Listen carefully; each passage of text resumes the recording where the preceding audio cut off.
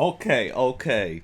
Whoa, what is this? What do you mean, what is this, Mustachio? This is Soulspeak Light Episode 1. Time for the intro. So, for I those like of you who are my here, name's Mike. Wall of Awesome right here. Thank you, Loot D. Stop, I can't get too caught up in chat. I gotta run the show. Can the mods please do some shout outs if you'd be so kind? Alright, so, introduction. Basically, I run Soulspeak, and that's geared more towards like philosophy and I guess more Okay. profound subjects, stuff like that. But I wanted to do something to touch on entertainment, gaming, social media, content creation, the lighter side of life. So Soulspeak Light was born, and that's what we're doing tonight. And tonight we're gonna be discussing gaming. Thank you for that, host Loot Demon. We're gonna discuss gaming, and not just like our favorite games and genres, though I am looking forward to getting into that because that's about the extent of my knowledge in terms of the topics tonight. But we are fortunate enough to be joined by three individuals who, when we introduce themselves, you'll find out more about them. Who actually work in game development, software engineering, stuff like that. And we got the best Turok player in the entire world here. I'm just saying. I'm just foreshadowing the amazingness. But yeah, so we're gonna be talking about a lot of stuff tonight, and throughout it, I encourage you guys in chat to ask questions, make comments. I won't address them immediately, but I will be taking notes and writing stuff down. So when it does come time to address them, we'll have them all lined up for you.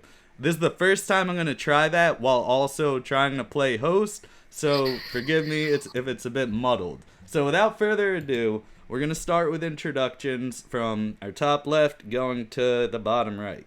So let's do that. So me starting, I guess. Yes, sir. All right, I'm McTravDad. I'm a game designer, and I've been developing games since my sophomore year of college. There were groups there that I could take part in. Let's see, what gaming means to me. Gaming is simply to exist from the earliest ages. Like, it's the most basic intuition is to play games. To quote Kojima, it's the primordial basis of imagination and creation. So, really, gaming is just part of our essence, I suppose. I love it. That was Oh, beautiful. McTravDad, I love that, and I'm sorry to interrupt, and I'm glad you did what you did because that was a folly on my end. I asked beforehand, I gave them all an itinerary. With the introductions, each panelist will be going over who they are, their relative background info, what gaming means to them, which McTravDad very beautifully explained, the first game they ever played, and what game they have the most hours into. All right, sorry about that. Continue, McTravDad, please. Oh, you're good. You're good. I don't really know what the first game I played was, but my earliest ones are like Candyland, Ocarina of Time, Mario Bros, Sunset Riders, and Duck Hunt. As far as the most hours, that one is RuneScape that I have 1,800 hours in on just one account. Oh my goodness. That's what's up. I can't do that. Yeah, that was really the only way I got along with my stepdad when I was young. So we would go questing and stuff together. So we played that a lot. I like it. Nice. Okay, is it me next? Yes, All it right. is. Hello, everyone. So my name is TheoryOfBelle, or you can call me Belle. Some background information about me right now. I am currently a computer science student in college, and this past summer I worked at a really big game studio called Blizzard Entertainment. I don't know if you know it, but God damn. I did. Name dropping. I was What do they do? I was a software engineering intern there as well. And I worked on the web and mobile side of things. I'm not actually a game developer, even though I am quite involved with the game development scene within my college and also the esports scene. So spent a lot of time with that. I've made a few games, and I think that's really what made me decide not to go into game dev because I don't think I enjoyed it as much as I thought I would. So I like that in between of being like within gaming, in tech, but not actually a game dev. So what gaming as a whole means to me. I think to me it means community. A lot of the friends that I've made, the closest people that I have in my life, and just a great way to sort of like communicate with people is through gaming. I think it's just an instant connection. I think if you meet someone that likes the same game as you, and I don't know, to me, since I'm not a super competitive gamer, it's a great way to just sort of hang out with people. So the first game I ever played, I don't know the exact first game I ever played, but the one I remember receiving was the That's So Raven game on the Game Boy Advance. You did That not. shit was great. You did not. That's not a real thing. No, it is a real thing. I'm telling you, it is a game, and it was amazing. It was literally the first game I've ever gotten. So I got it when I was 6 years old for my 6th birthday. I got my pink Game Boy Advance, and That's a Raven game, so it was great. Oh my god. And the game that I put the most hours into, I would say it's between either Overwatch or Call of Duty Black Ops back in the day. That's what's up. So I get to go next. My name is Shiny Shoes. I don't have really much going on in the gaming industry. When it comes to game, I kind of run a nerd-themed podcast. That's about it with that. What gaming means to me, it's kind of an escape. And ever since I was little, I mean, I didn't necessarily always have a lot of money, but family always got me a gaming system of some sort. And I remember when I was little and I got that Nintendo and we'd play Super Mario Brothers just over and over and over hours until you get to the end of the game. Then you learn all the secrets, you find out how to get the warp whistles and all kinds of other stuff. And I think what's really big about gaming is everybody has those stories from when they're playing games and they become greater than what they could be in real life. Like, you do something in a game that you're like, wow, this is an accomplishment for me. Hell yeah. I kind of live on the opposite side of that spectrum of TheoryOfBelle. I really enjoy competitive games and kind of going into that whole aspect of it. I love just playing, and that brings it into my first game that I ever played. I remember my uncle bringing over, it's the fighting game that was for the Super Nintendo. Striking Vipers X. I wish it was Striking Vipers X, but no, I don't know why they remade it just recently. It had TJ Combo and Orchid and Killer Instinct. Killer Instinct, yes. Ooh. I remember my uncle bringing over Killer Instinct and just destroying me. I was like 4-year-old kid getting beat by a grown man, and he's just living it up. Then finally I played it enough and I got good enough to beat him at it, so that kind of brought me into how I played. The game I played the most of is Halo 3. They didn't actually track time stats, so in order to figure out how long I played the game, we took the average length of a match, which is about 9 minutes, times it by how many games I played, and I played 7,800 matches. Oh my god.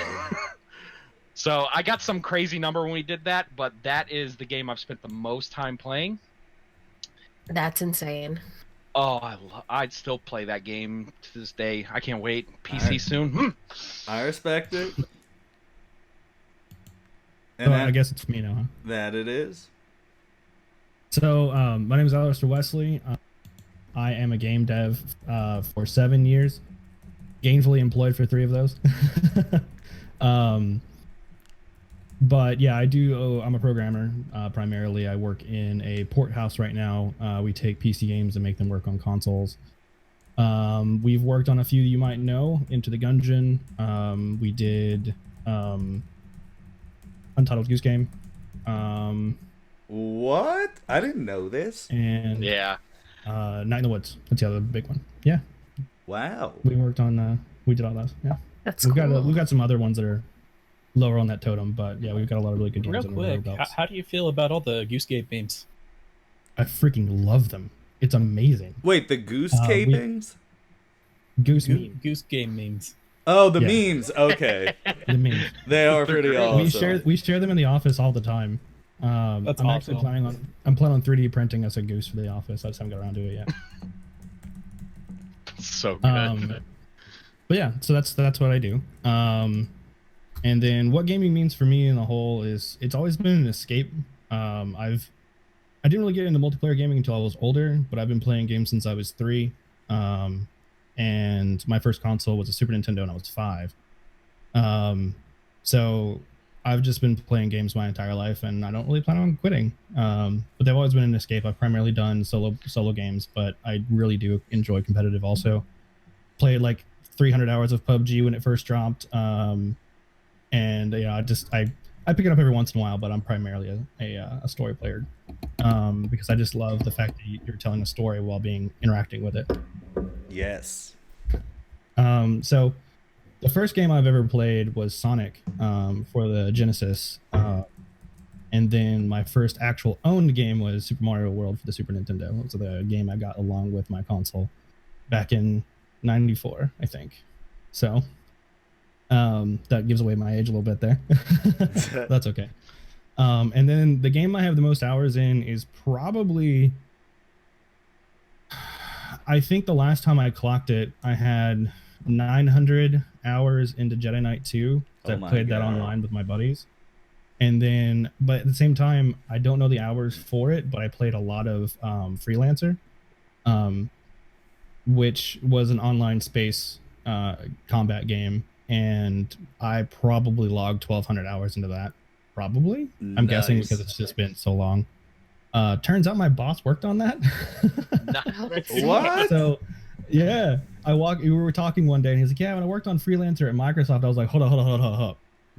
That game was my life for 4 years.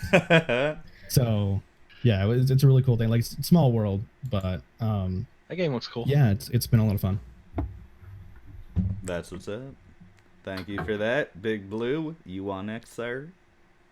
Yeah, well, what's up, guys? I'm BigBlueD. I don't work, like, as a developer or anything. My primary job is trying to keep Slurp Glurp out of trouble, and I fail at it daily. Sure. I'm not connected, by the way. I just wanted to, join everybody and look cool. I don't actually need these. I'm not hooked up in any way. So, what does gaming mean to me? Gaming has always been like an escape from reality. Whether you're having a bad day at work, school, whatever, like gaming was always there as like an escape. And it's also a great way to communicate with your friends or family that you normally wouldn't be able to, see in person because of maybe distance or whatever. So that's really like why gaming is important to me, whatever. But the first game I played, this is gonna show my age, Pong. Pong was the very first game I played. It's valid. The Intellivision was the very first system. I didn't. It wasn't my system, but it was like the family's system. My first system was the NES, and Super Mario Brothers was the first game on that. Game I spent the most hours on by far. It's funny. I was going to say Assassin's Creed Odyssey because I spent a year streaming it, and then something Shiny Shoes said triggered something. Oh my god! I can count multiplayer game.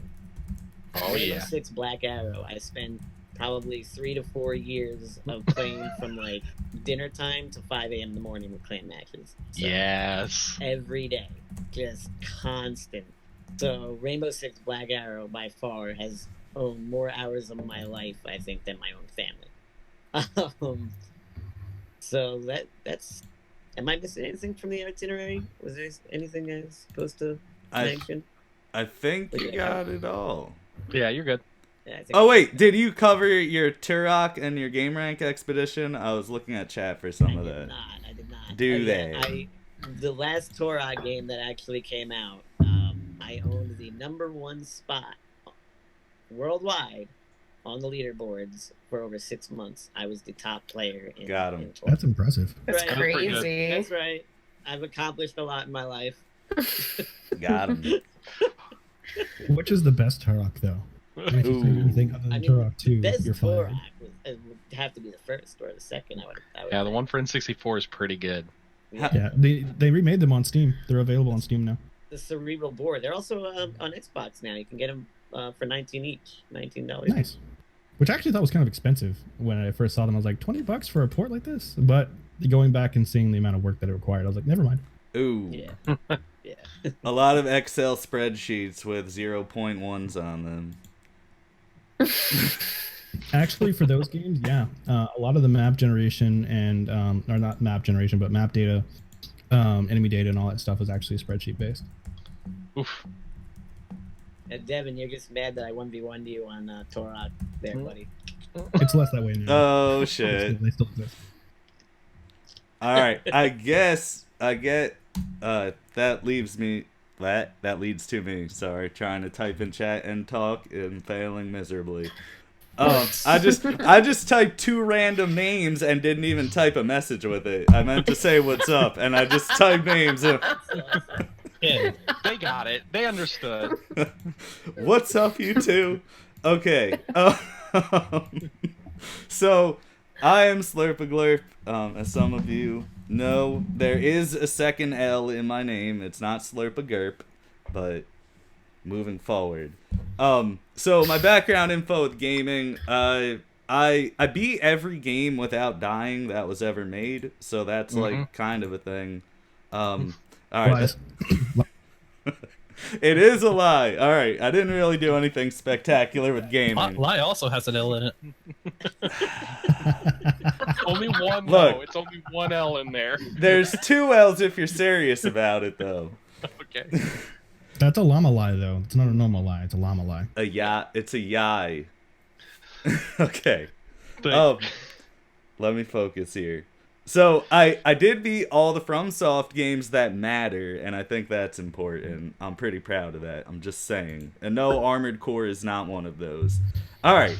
But anyway, gaming as a whole, it's kind of a little bit of what everyone shared so far. Like, I could use it as an escape. I could use it as a means of meeting and connecting with people. And those are both very important. Like, I get a break from reality. I get to immerse myself in awesome worlds, go on these adventures that I can't do in real life, obviously.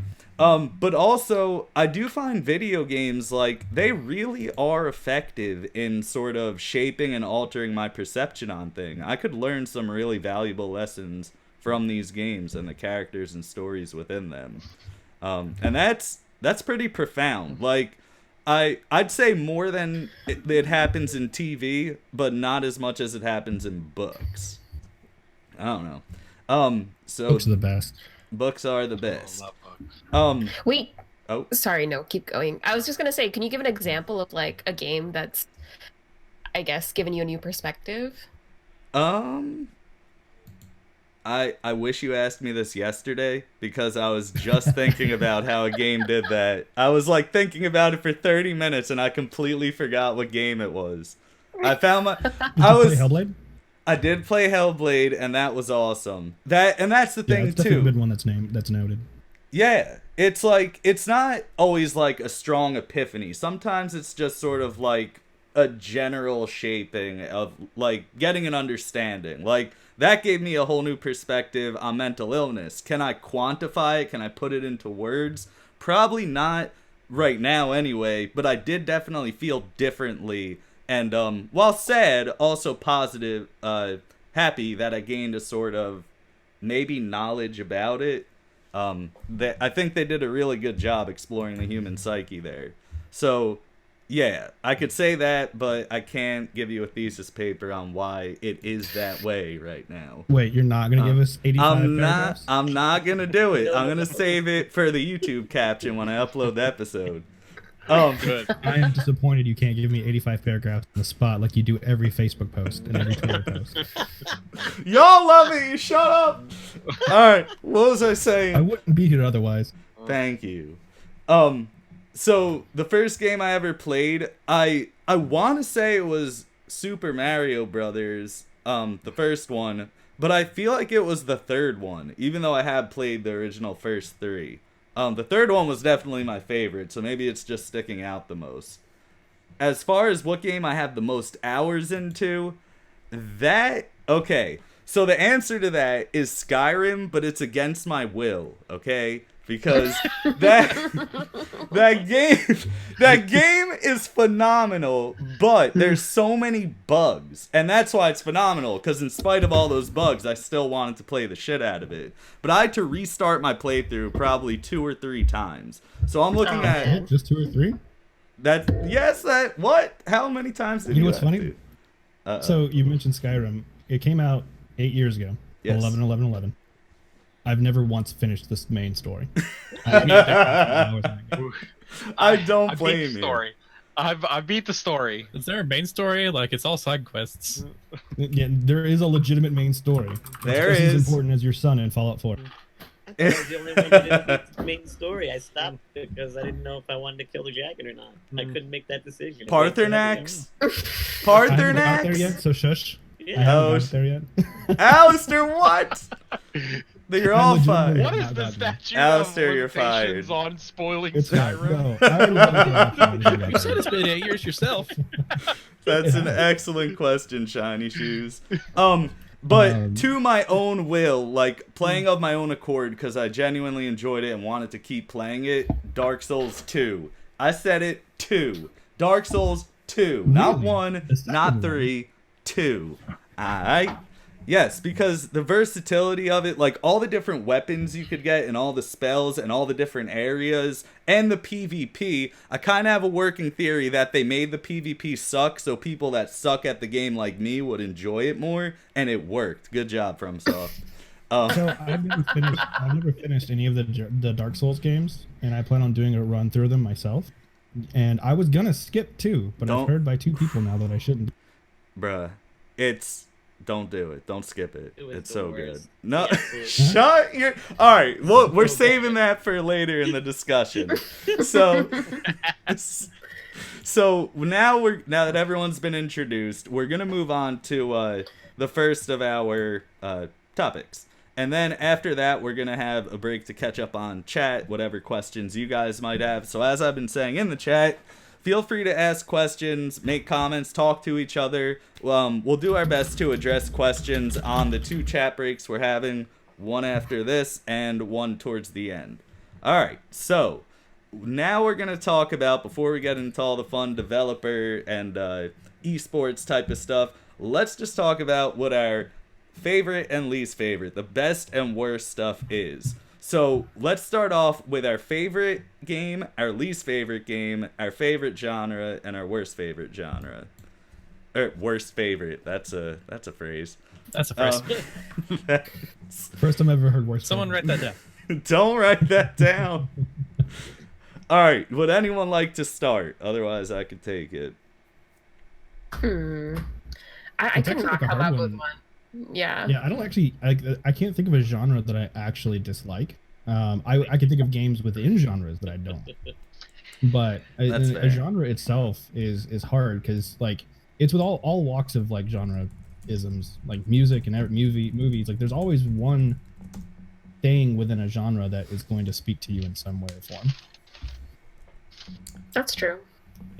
Yeah, racing games are not a genre that I particularly enjoy, but I really like the Disney's Cars. So, All right, you can leave it. Is that a racing game? They made a Cars Yeah. racing game. yeah, it's on GameCube. Nice. Oh yeah, I have the one on Wii. I think it's great. Yeah, it's actually a lot of fun. Fair enough. So with probably genre that I really have enjoyed, I guess I wonder what this one like could be. I really like RPG as games, but not. I really dislike the same category of like the JRPG. So like when it's the story ends up with the same kind of model of, hey, you're a kid and you know something bad happens and you get mystical powers and go out. It's hard for me to really enjoy those and like push through that game. But the newer age RPGs, like what we kind of consider RPGs now, like the Dragon Age, the Mass Effect, the Skyrim, like that almost open world RPG, I think I get lost in those for hours and hours at a time, and those are the games that I don't want to be necessarily like be live with because I just want to sit there and get lost in the story and just kind It of definitely is. enjoy that. It It's definitely a hard situation. Like being live when you're playing has been challenging because it's definitely one of those things like I could sit here for 15, 30 minutes in my inventory just cleaning. Yeah. That ain't entertaining at all. And like when those RPGs, like when they become very linear, that's not enjoyable for me as much as, hey, I'm doing a bunch of different things and my decisions impact what's going on. So I guess I would like RPGs. I dislike specifically JRPGs. Well, so Shiny, you like action based. Correct. Yes. Okay. Shiny, I think it's important here that you do lead with your favorite game series. My favorite game series is Dragon Age, and I have put a lot of time into those games. If you want to hear someone ramble like a madman for an hour about half of the lore of Dragon Age, let me know. I'll send you a video. I love it. So oh man, I love it. I hate Dragon Age. Ooh. And it hurts my heart. But I really do. I own all what's three the of them. reason? It's I know boring. I've heard you say this before, but I've never. It's incredibly boring. Oh my god! I played. Ooh, I put 30 hours. I put 30 hours into the first game, and I still have no idea what's going on. See, you really gotta. It is a game you have to pay attention because there's a lot going on, and he's There's saying even more pay more so. dialogue in that 30 hours than I've had in my entire life. You know. So. Well, no, we're gonna have less dialogue between us. So that's right. That was my plan all along. No, I get it, and I'll never tell someone like, "Hey, you have to play this" or it's anything, because not every game is for every person. Like, I got impressed like that fantasy aspect of it, and then you jump in and like. I love the characters. I love the premise of what Dragon Age is. But the amount of times I've had to sit there and go through 15 minutes of information that I'm going to forget in 5 minutes just to get to something to continue. And I'm like, okay, you just talked about dwarf politics for 45 minutes. I have no idea what's going on. I don't care.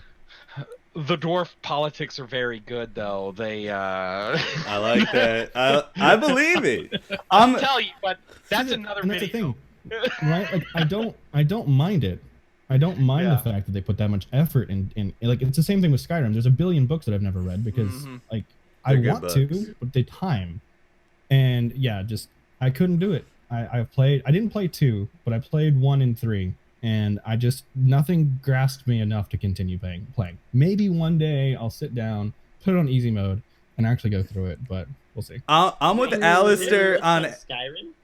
No, in Skyrim, like in game books. Oh, yeah, I read all those. They're good. They're pretty good. But they're good. But I am with Alistair, except for 2 things: hating it, and I do love me some dwarven politics. I'm not gonna lie there. I love it.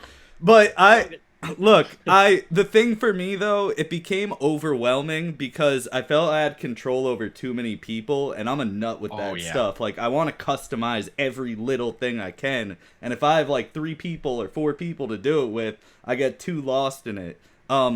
But I do want to give it another shot. I need to finish Inquisition, but Inquisition was really good. I like it so far.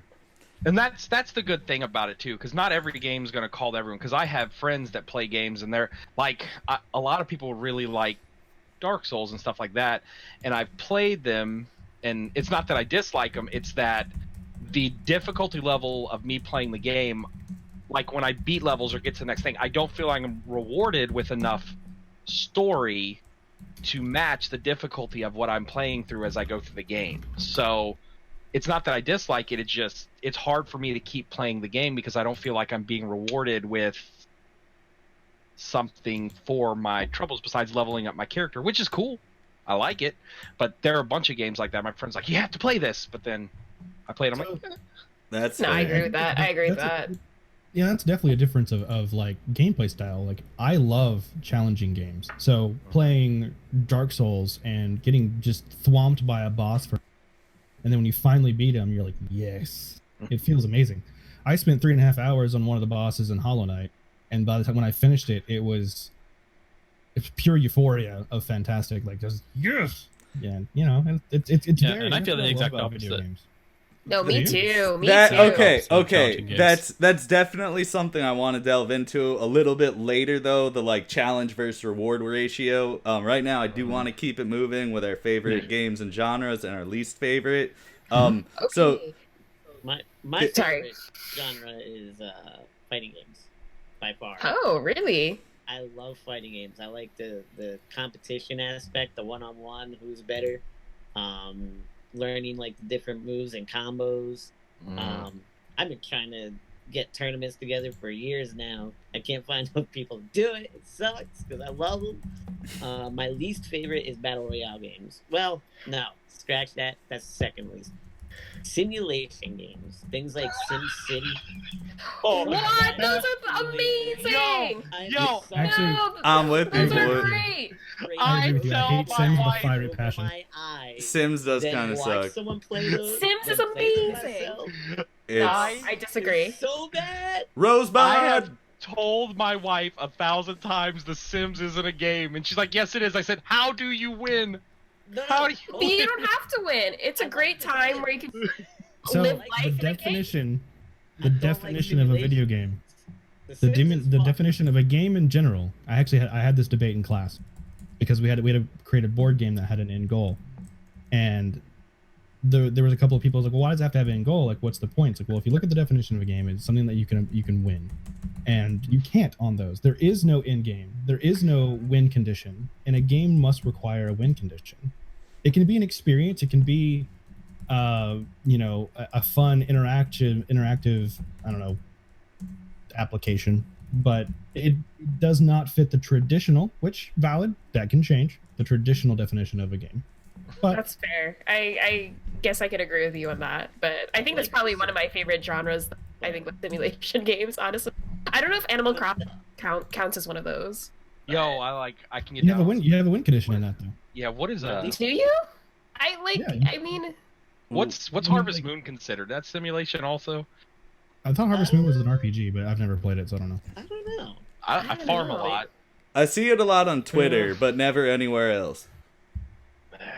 it's my like least favorite game series is Call of Duty by far because it's garbage.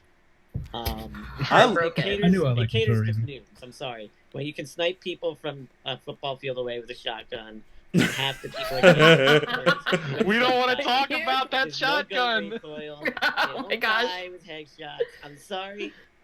I let my nieces play a Call of Duty game when they were 10 years old and they were pulling off headshots with shotgun. It's so bad. They never picked up a controller before.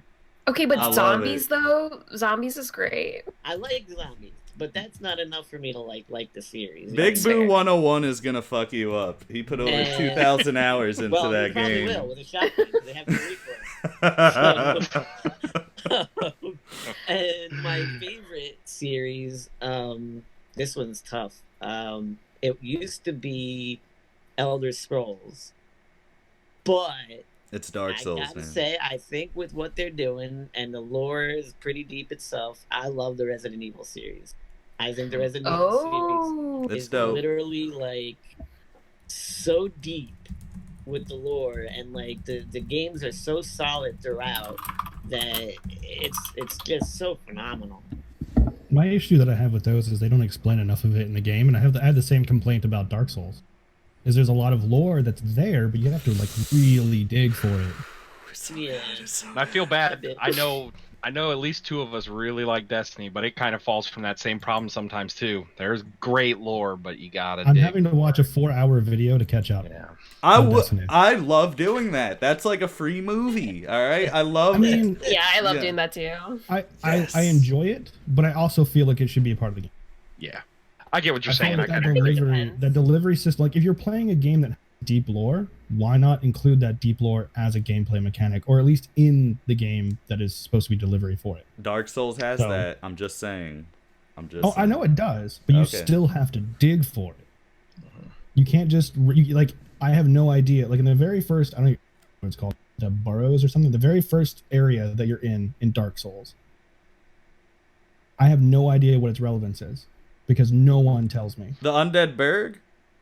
Yeah, I have no idea why is it existing? Why are they there? Like, that world I- building doesn't exist. I want so bad to explain it to you, but we can't focus on that right now.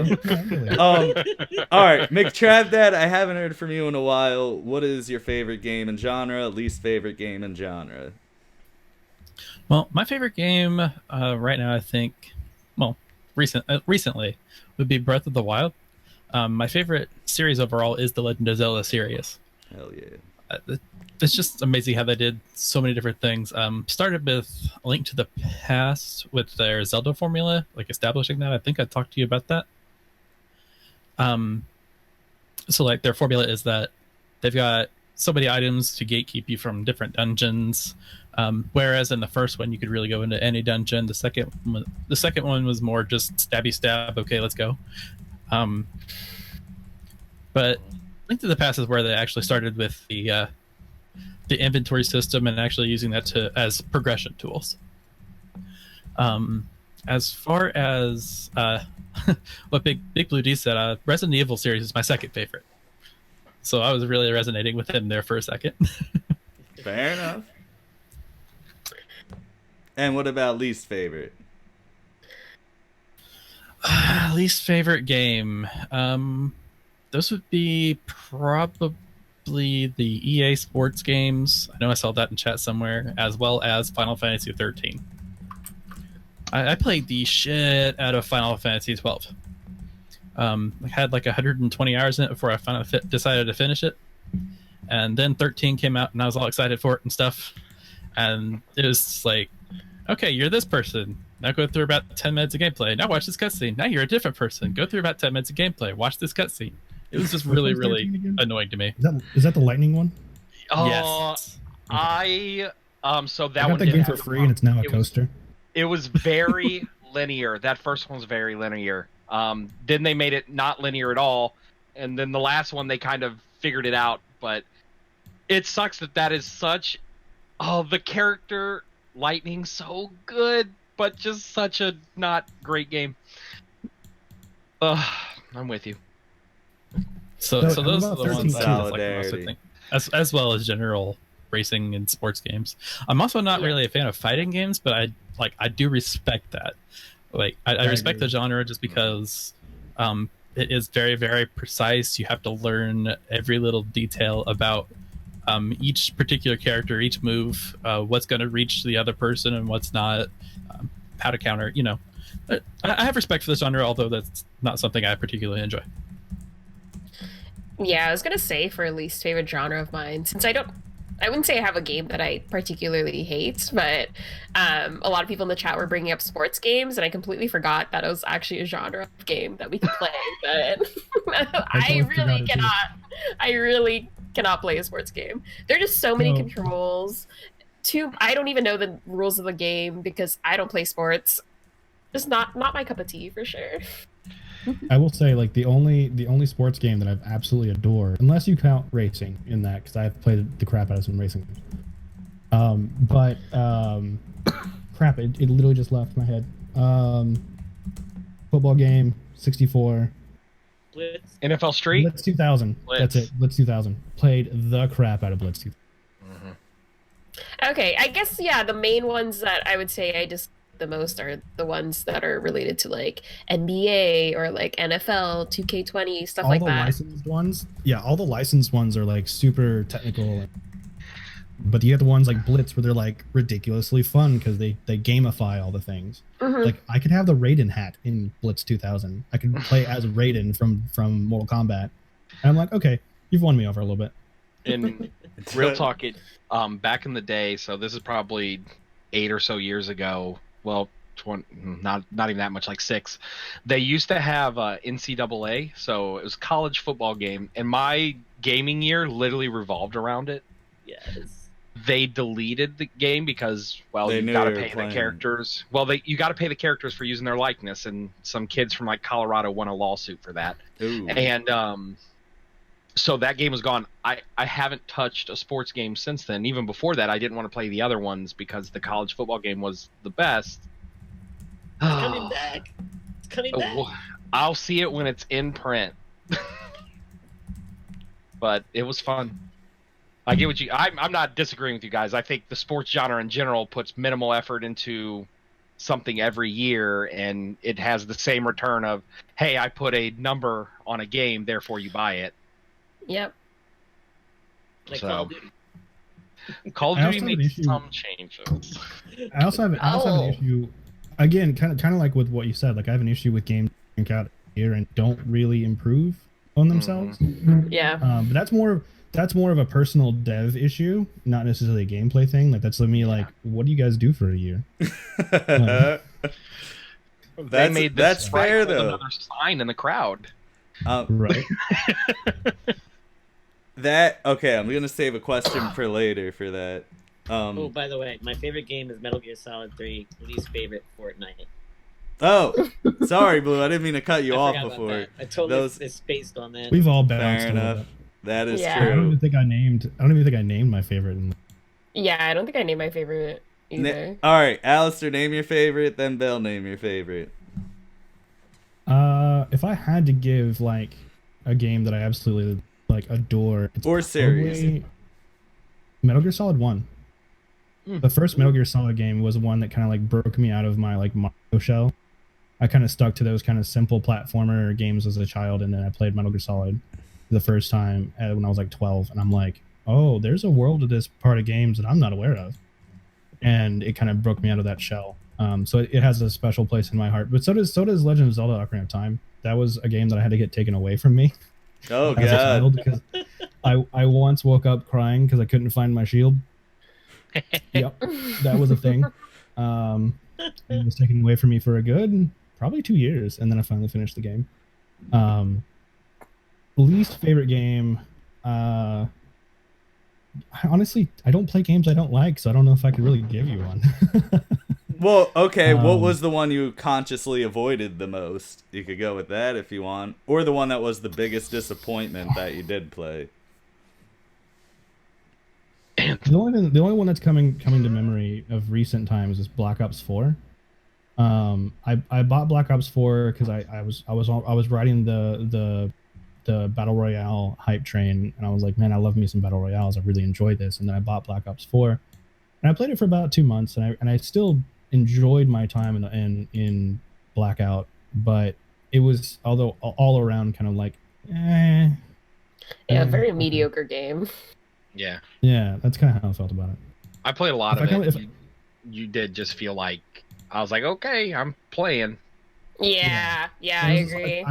I was like, I kind of wish I didn't spend my 60 on this and just continue playing PUBG and get that.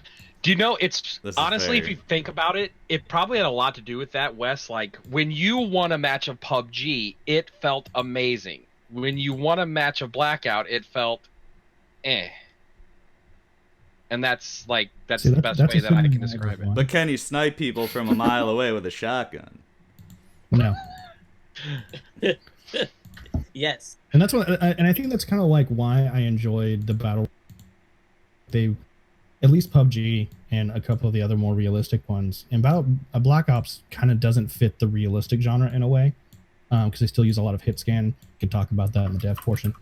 But PUBG has bullet drop, it has ballistics, and that ballistic simulation like really makes you feel good when you get a good headshot from a long distance. Fair enough. Makes sense. Okay, I know I've rambled so a lot. I would say, my favorite game series would be the BioShock series, Yeah. minus BioShock 2 because I never actually finished that game. but I think it's safe to say I love BioShock 1 and Infinite enough to call it my favorite series. It was absolutely amazing. I would say changed the game for me in terms of story games. I now understood like why people enjoyed it so much and why people enjoy storied games so much, because I don't know, it was just an experience. It was amazing. I've never had a game make me like feel that sort of way after I played it, you know? I don't know, it was just I'm great. dumb. I'm so dumb. Favorite Wait. game of all time now has been Kingdom Hearts. Mm. I just Oh, finished true. I mean, yeah, Kingdom I feel like your branding is like Kingdom Hearts. I was so shocked. That's Hearts. fair. It's funny. I didn't even mean to like make that a whole year long thing for me, but it just turned into one. Like I played from Kingdom Hearts 1 to the final game of 3 over an entire, well, it took me 14 months. And it's just been an emotional, fantastic ride. So yeah, I'd put that. It's definitely my top 5 of lists. There I you need go. to play Kingdom Hearts. I really do. Everyone Played should Kingdom play Hearts that. once the first time. Oh, nice. It's It first was- one though. It was good up until the end. I technically still haven't finished the boss fight just because I'm lost in Hollow Bastion, but you know. Finish the boss fight. That doesn't. Yeah, it's not hard. It's not hard to get lost. Look, actually anyone. what- I'll give you a tip, guys. Anyone who is struggling through Kingdom Hearts 1, just keep your hope alive, because Kingdom Hearts 2 gets crazy. That's where things, Oh, the roller yes, it coaster starts like really taking Really? off. I'm missing Kingdom Memories though. Look, Oh, look, there don't are fuck. like 8 games in between. Yes, Wes. Nobody look. knows how they all stack Yes, up. there are a They're lot great. of games in between, but you can't really start judging the series, I feel, until you play 2. I think. I agree. Yeah. So Kingdom Hearts 1 definitely sets the premise. Kingdom Hearts 2 or Chain of Memories plays with it, and they definitely made some mistakes and they learned. But it was also a Game Boy game initially, so that kind of is another reason it was kind of but I actually really enjoyed Chain of Memories for what it was. The story portion of it was great. The gameplay was well, actually the gameplay part was cool too. It was the world that kind of sucked because it was always the same thing over and over again. Just a That different layer of paint. yes. So gameplay mechanics great, storyline great. The world itself was just boring. You are talking about Chain of Memories, right? Okay, just making sure. Yeah, Chain of Memories, specifically the PlayStation remakes or the remasters of them, where it's actually 3D and not the Yeah. Game Boy. Gotcha. Now, TheoryOfBelle, I feel like you keep getting cut off. Were you done? I'm sorry if you were not. Oh, no worries. Yeah, I mean, I would say, like, genre. Well, I don't have a favorite genre, but right now, the thing that I'm most into is MMO. I don't know. I got super into World of Warcraft and Final Fantasy 14 recently, so playing some of that. It's so good. I haven't played much of it though, but the whole environment and the experience is just beautiful. That's fair. But I already talked about my worst genre, but I would say the games that I sort of avoid are like the Dark Soul types. I'm sorry to everyone in here. I'm with you. I They just are difficult. yeah, because I'm like I said before, I'm really not a competitive person. So if something's really difficult in the game, I will just not play it. So That's actually a good point. Like competitive, we talk about competitive gaming, and most times people associate that with player versus player. You yeah, can be competitive, a competitive game, and have the game as your opponent. And I exactly. think Dark Souls is definitely one of those. that Okay, fits that. guys, I have a Well, firstly, before I make this confession, does everyone feel they've adequately expressed what their favorite and least favorite games and genres are? Yes. Yeah, are we gonna have to ban you? No, what? No, don't ban me from my own channel again. Okay, see, my favorite series is Dark Souls. So here's the thing though, like Yeah. I did beat all the FromSoft games that matter: Sekiro, Demon Souls, all the Dark Souls, Bloodborne. Sorry to all you Armored Core people, all right? I'm sorry, but it's not for me. But here's the That's thing. older, too. Yeah. Or Kingsfield. But anyway, here's the caveat. I summoned for help in a lot of those. I did it, and it was worth it. So TheoryOfBelle, what you're saying like about the game being too competitive, you can make it a lot easier on yourself if you take advantage of that summoning mechanic. And I think that was a really cool feature they implemented. That way, there is an easy mode by summoning people. I mean, it could be hit or miss. You could get an asshole or someone who just doesn't know what they're doing. But with the help of other people, thank you for that, Sin Trigger. Oh my god, that was real loud. Oh my god, No, that it was wasn't. You're fine. You're good. No, not my voice, the sound that went off. Oh, Oh. I didn't hear it. Guys, let me know in chat if that was too loud for you. Thank you guys. Thank you, Game Corner, Sin Trigger, both of yous. Alright, so basically what I'm saying is everyone does tout Dark Souls as like this hard ass game, and it can be to some people. It was for me to some degree, but a lot of that I won't get so much into why it kind of isn't, because a lot of it is like pattern memorization and just taking advantage of your equipment. But the summoning thing really mitigates the difficulty. So anyone in chat, anyone here who is struggling with a game like Dark Souls that does offer the ability to summon other people into your world to help you, take advantage of that, because the game is phenomenal. Okay. Once the actual like so that I've only played Dark Souls on PC, and Dark Souls on PC initially did not have a functioning summoning system. Ooh, was it down, or they just didn't have it? It just didn't work. Like, trying to get summonings of your friends or anyone that you knew was incredibly difficult, and getting summons to actually work was incredibly difficult. It's one of the things they fixed with the remastered version of the PC version, which was already a somewhat of a remastered port from the PlayStation version. Fair. So, Still haven't been able to get there were the mods. circuit There were. list of this thing. I forget what the mod was called now. I know it's like Dark Souls Fix, DS Fix 1 or something like that, that fixed a lot of that using a different routing system for the ports. Oh, wow. And it fixed, it was a complicated situation, and that's why like that itself was its own complication that a lot of people just didn't want to go through. So I'm speaking from that perspective, the fact that like we didn't have that very well. So it's been fixed now, like I said, but That I didn't even know that. I didn't know mods could help with like server issues or like connecting issues. That's pretty awesome. The specific tool I'm remembering, it was like it was its own kind of like server connection browser, peer-to-peer thing. So it like routed all the traffic from Dark Souls through it. Gotcha. Okay. So my brain just got reset by these loud ass alerts. Thank you, Rubber Pig.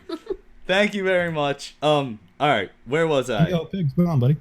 You talked about your favorite game. You like the Yes. FromSoft games. Shiny, stop telling me how to live my life, okay? There's Take off that tie. my favorite genre is action RPG. Full disclosure, guys, I forgot to mention this earlier. For about, I'd say, a good 29 years, I thought JRPG meant junior RPG. I still can't believe you thought that. I still cannot believe you thought that. What is considered a junior RPG, like, in your mind? Because look, I always It's look. not full size. Yes, yes. It's No, like- really though, the style, like everything's always smaller, like cutesy. The 150 and... hours it takes to get through all of these is so small. No, So minor, so junior.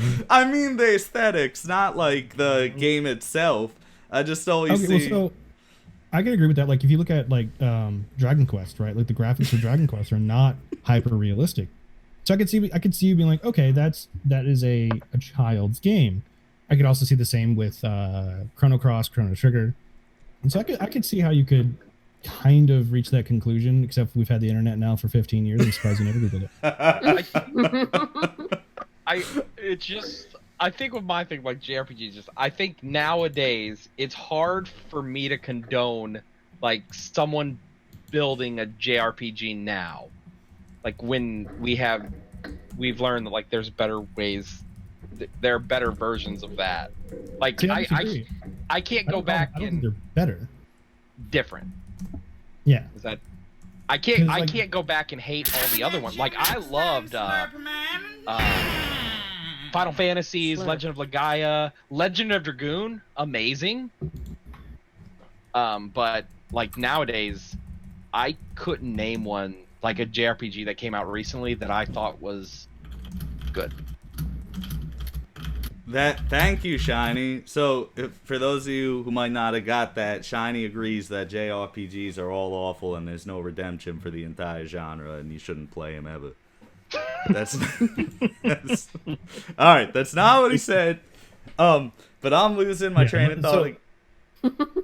Again. So to touch on that, and Tanky just brought it up. Like Legend of Dragoon is one of my favorite time. Oh, and yeah, it's amazing. JRPG. I never played it. I always heard good things though. It's fantastic. The magic system in that game, the lore, the action, like, so it's a little different than most JRPGs because you do actually have action inputs during the turn-based combat. So you'll select an attack in the menu, and then you press it'll do the animation, and during the animation you have another button to press to continue your attack. So it's kind of like the Mario RPG, because in Mario RPG you can do one of your special attacks, jump, which, I mean, it's Mario, and he jumps on a character. Well, if you press the X button, I think it's the X button, whatever the Super Nintendo bottom button is. I'll talk about that in the dev section too. Whenever you press it again as he's landing on another enemy, you can continue your jump. Now, the special thing about that one is it can go on forever. What? You can actually continue. You can continue with pressing jump over and over and over again, and continue doing more and more attacks. The problem is it keeps getting faster and faster, so it gets harder and harder to hit. Wait, so we could actually do this now? Like, I'm talking about the Mario RPG for the Super Nintendo. yeah, so you could hit Especially an the seven opponent stars. forever. Yeah. Well, until they're dead. Well, yeah. But yeah, you can continue. Like, if you hit the super jump, you can continue hitting them till you miss a hit. And Jeez. which I thought it maxed out at 100. spots. Does it max at 100? I've never got that far. So Yeah, I thought I it was don't- Why would they choose 100 to make him max Because- out? They're probably like, that's enough. Fair enough. Because- We're over it. Okay. But like that's an action game challenge. So A what challenge? I sit corrected. that's an actual in-game challenge. Is like one of the Oh, people in there tells you do this many things and I'll give you this reward. that makes sense, Oh, actually. I don't remember that. Such a good game. Cricket. It's a fantastic game. All right, where was I? Okay, so favorite genre, I'd say action RPG. So I guess in the vein of like Soulsborne, The Witcher, right? Yeah. Okay. Which is good. Now, my secret love is tower defense. If I could find a good tower defense Dude, game, it's so good. yo. Yes! It's hard to find a great Pixel one. Junk Monsters, guys. If you have not played Pixel Junk Monsters and you love a good tower defense game, look into that series. I've streamed it a few times. It's not very popular, but I love playing. As long as it. you don't say Plants vs Zombies, we're good. Dude, no! The first Plants vs. Zombies was awesome. It wasn't as good as Pixel Junk Monsters, not by a long shot, but I liked the first Plant vs. Zombies. Would you consider All Orcs Must Die tower defense? Oh, what must I? Orcs. Oh, orcs must Oh, die. Orcs Must Die? It's yes, because it's an Yeah. inverted though. It's an I inverted love tower. that game. It's a great tower defense game. Fair enough. And That's a sentence I didn't expect. what? Fat Princess is my stuff, and I Oh my gosh, Fat Princess was amazing. That was a Wait. great game. Wait, Fat Princess is tower defense? I thought you I like don't know have to eat the most cake in 12 minutes or something. That's what they... that's my Saturday night. Yo, yeah. Real life goals Alistair, there. I just pictured you in the prettiest pink dress running around eating cake, and I'm so satisfied right now. What are you doing, Wes? That's why I don't I stream must on eat all the Saturday cake. That's I've only got 4 minutes. a different website. Oh man. I think that realm in general though is pretty underrated, I would say. Realm? Genre, like tower defense games, and also I guess real-time like strategy games in that sense. Like I started playing a lot more StarCraft 2, and I really like games like that. I think they're super duper fun. RTSs are great. One of my favorites Yeah. was That's gee. that's the Supreme thing with Pixel Junk Monsters. It's tower defense and RTS. I mean, they do kind of go hand in hand most of the time, I think. Yeah. But this really I delves would say into that both. A tower defense game is kind of like a slimlined version of an RTS because you kind of Yeah. have materials and stuff to take care of. Build. You gain them over time, etc., etc. Gotcha. I would love to hear your guys' take on what you think that genre is for Pixel Junk Monsters. I think you guys would really enjoy it. I wrote it down. I'll have to look it up. Thank you, Seth. My least favorite game. This is a tough one. Look, because I'm a streamer, I'm gonna say Fortnite. I'm sorry. Yes. I'm sorry. Like, I'm not really sorry, but like now it's just so saturated because it could have just been like a game I'm not interested in, like whatever. But now it's like it's fucking everywhere. I feel like it's dying down a little bit, but it's shoved in my face. It definitely has died down a bit. And what's Yeah. funny is like mechanically and world-wise, that's a great game. Yeah. Like if you take away the community, the game is fantastic. We're getting to Mechanics communities. work really, really well. Yeah. I will say, so like, they did something really smart. They innovated. And then they made really good business decisions. Non-predatory kind of loot box system. They gave you a skill that can make you good at a game that you might not have never been good at. I can't tell you how many times I've played Fortnite and I've got killed by someone, not because they are good at shooting, but because they can build better than I can. So they perfected that side of the aspect. And I would never say like I hated Fortnite because I just thought what they did was great. Now, am I going to tell you that I love it? No, I think it's a mediocre shooter at best. But when they add the building aspect and everything else, they made some really good decisions. So And I think you like sorry, the go building ahead. aspect. I do not like the building. I am the confused. As a player, I don't like it. 1 second. Yeah. Papa, I think it's cool. Yeah, it's Papa cool Frank, as a 1 second, Shiny. Sorry to cut you off, but Papa Frank, thank you very much for that sub, sir. I very much appreciate it. I can't harp on it too long, but we're gonna give you a shout out. Thank you again. All right, sorry, Shiny continues. Yeah.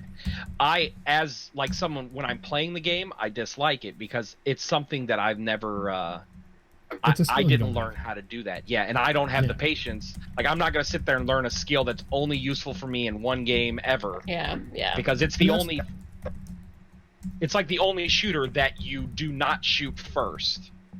No other shooter works like that. You shoot first in every other shooter, so...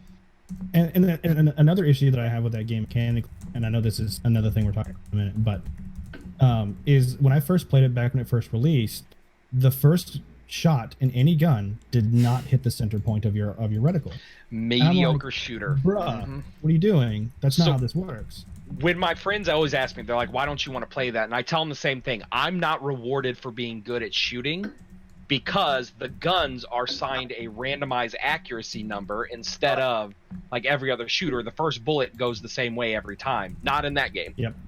Which is it should be, and that's one of my issues with the game. And I believe no matter what tier of rifle that you have, white, blue, purple, whatever, the first bullet should always hit the center point, and then after that you can have your spread, metric, whatever, affect your gun shooting. But I have a huge issue with that mechanically. Other than that, though, I think the game mechanically is fantastic. I think the game could actually be well improved if they gave a way for those who don't build to counteract those who do. But I don't know how much of a meta change that would be and how much it would break the game. Yeah, and anytime they do something like that, everybody complains. Of course they do. Everyone complains about everything.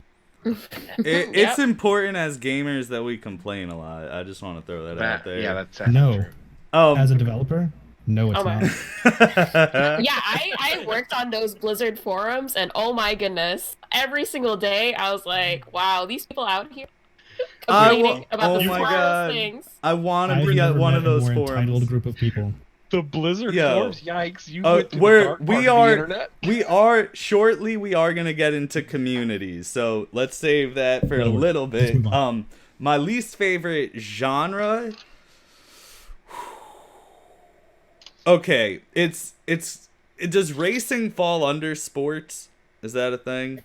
I consider them separately. Yeah, I consider them separate. Thing. What do you guys think in chat? Does racing fall under sports? I mean, I wouldn't consider... Well, yeah, even like Mario Kart, I guess, would be... I love Mario Kart, though. Yeah, that's like racing. The way you say Mario is hilarious to me. But, I also liked NFL Blitz when it first came out. But largely, I hate sports games. And racing games tend to equate to the same sort of emotion that I feel when I think of them. Forza and Need for Speed. Yeah, I'm not a big fan of it.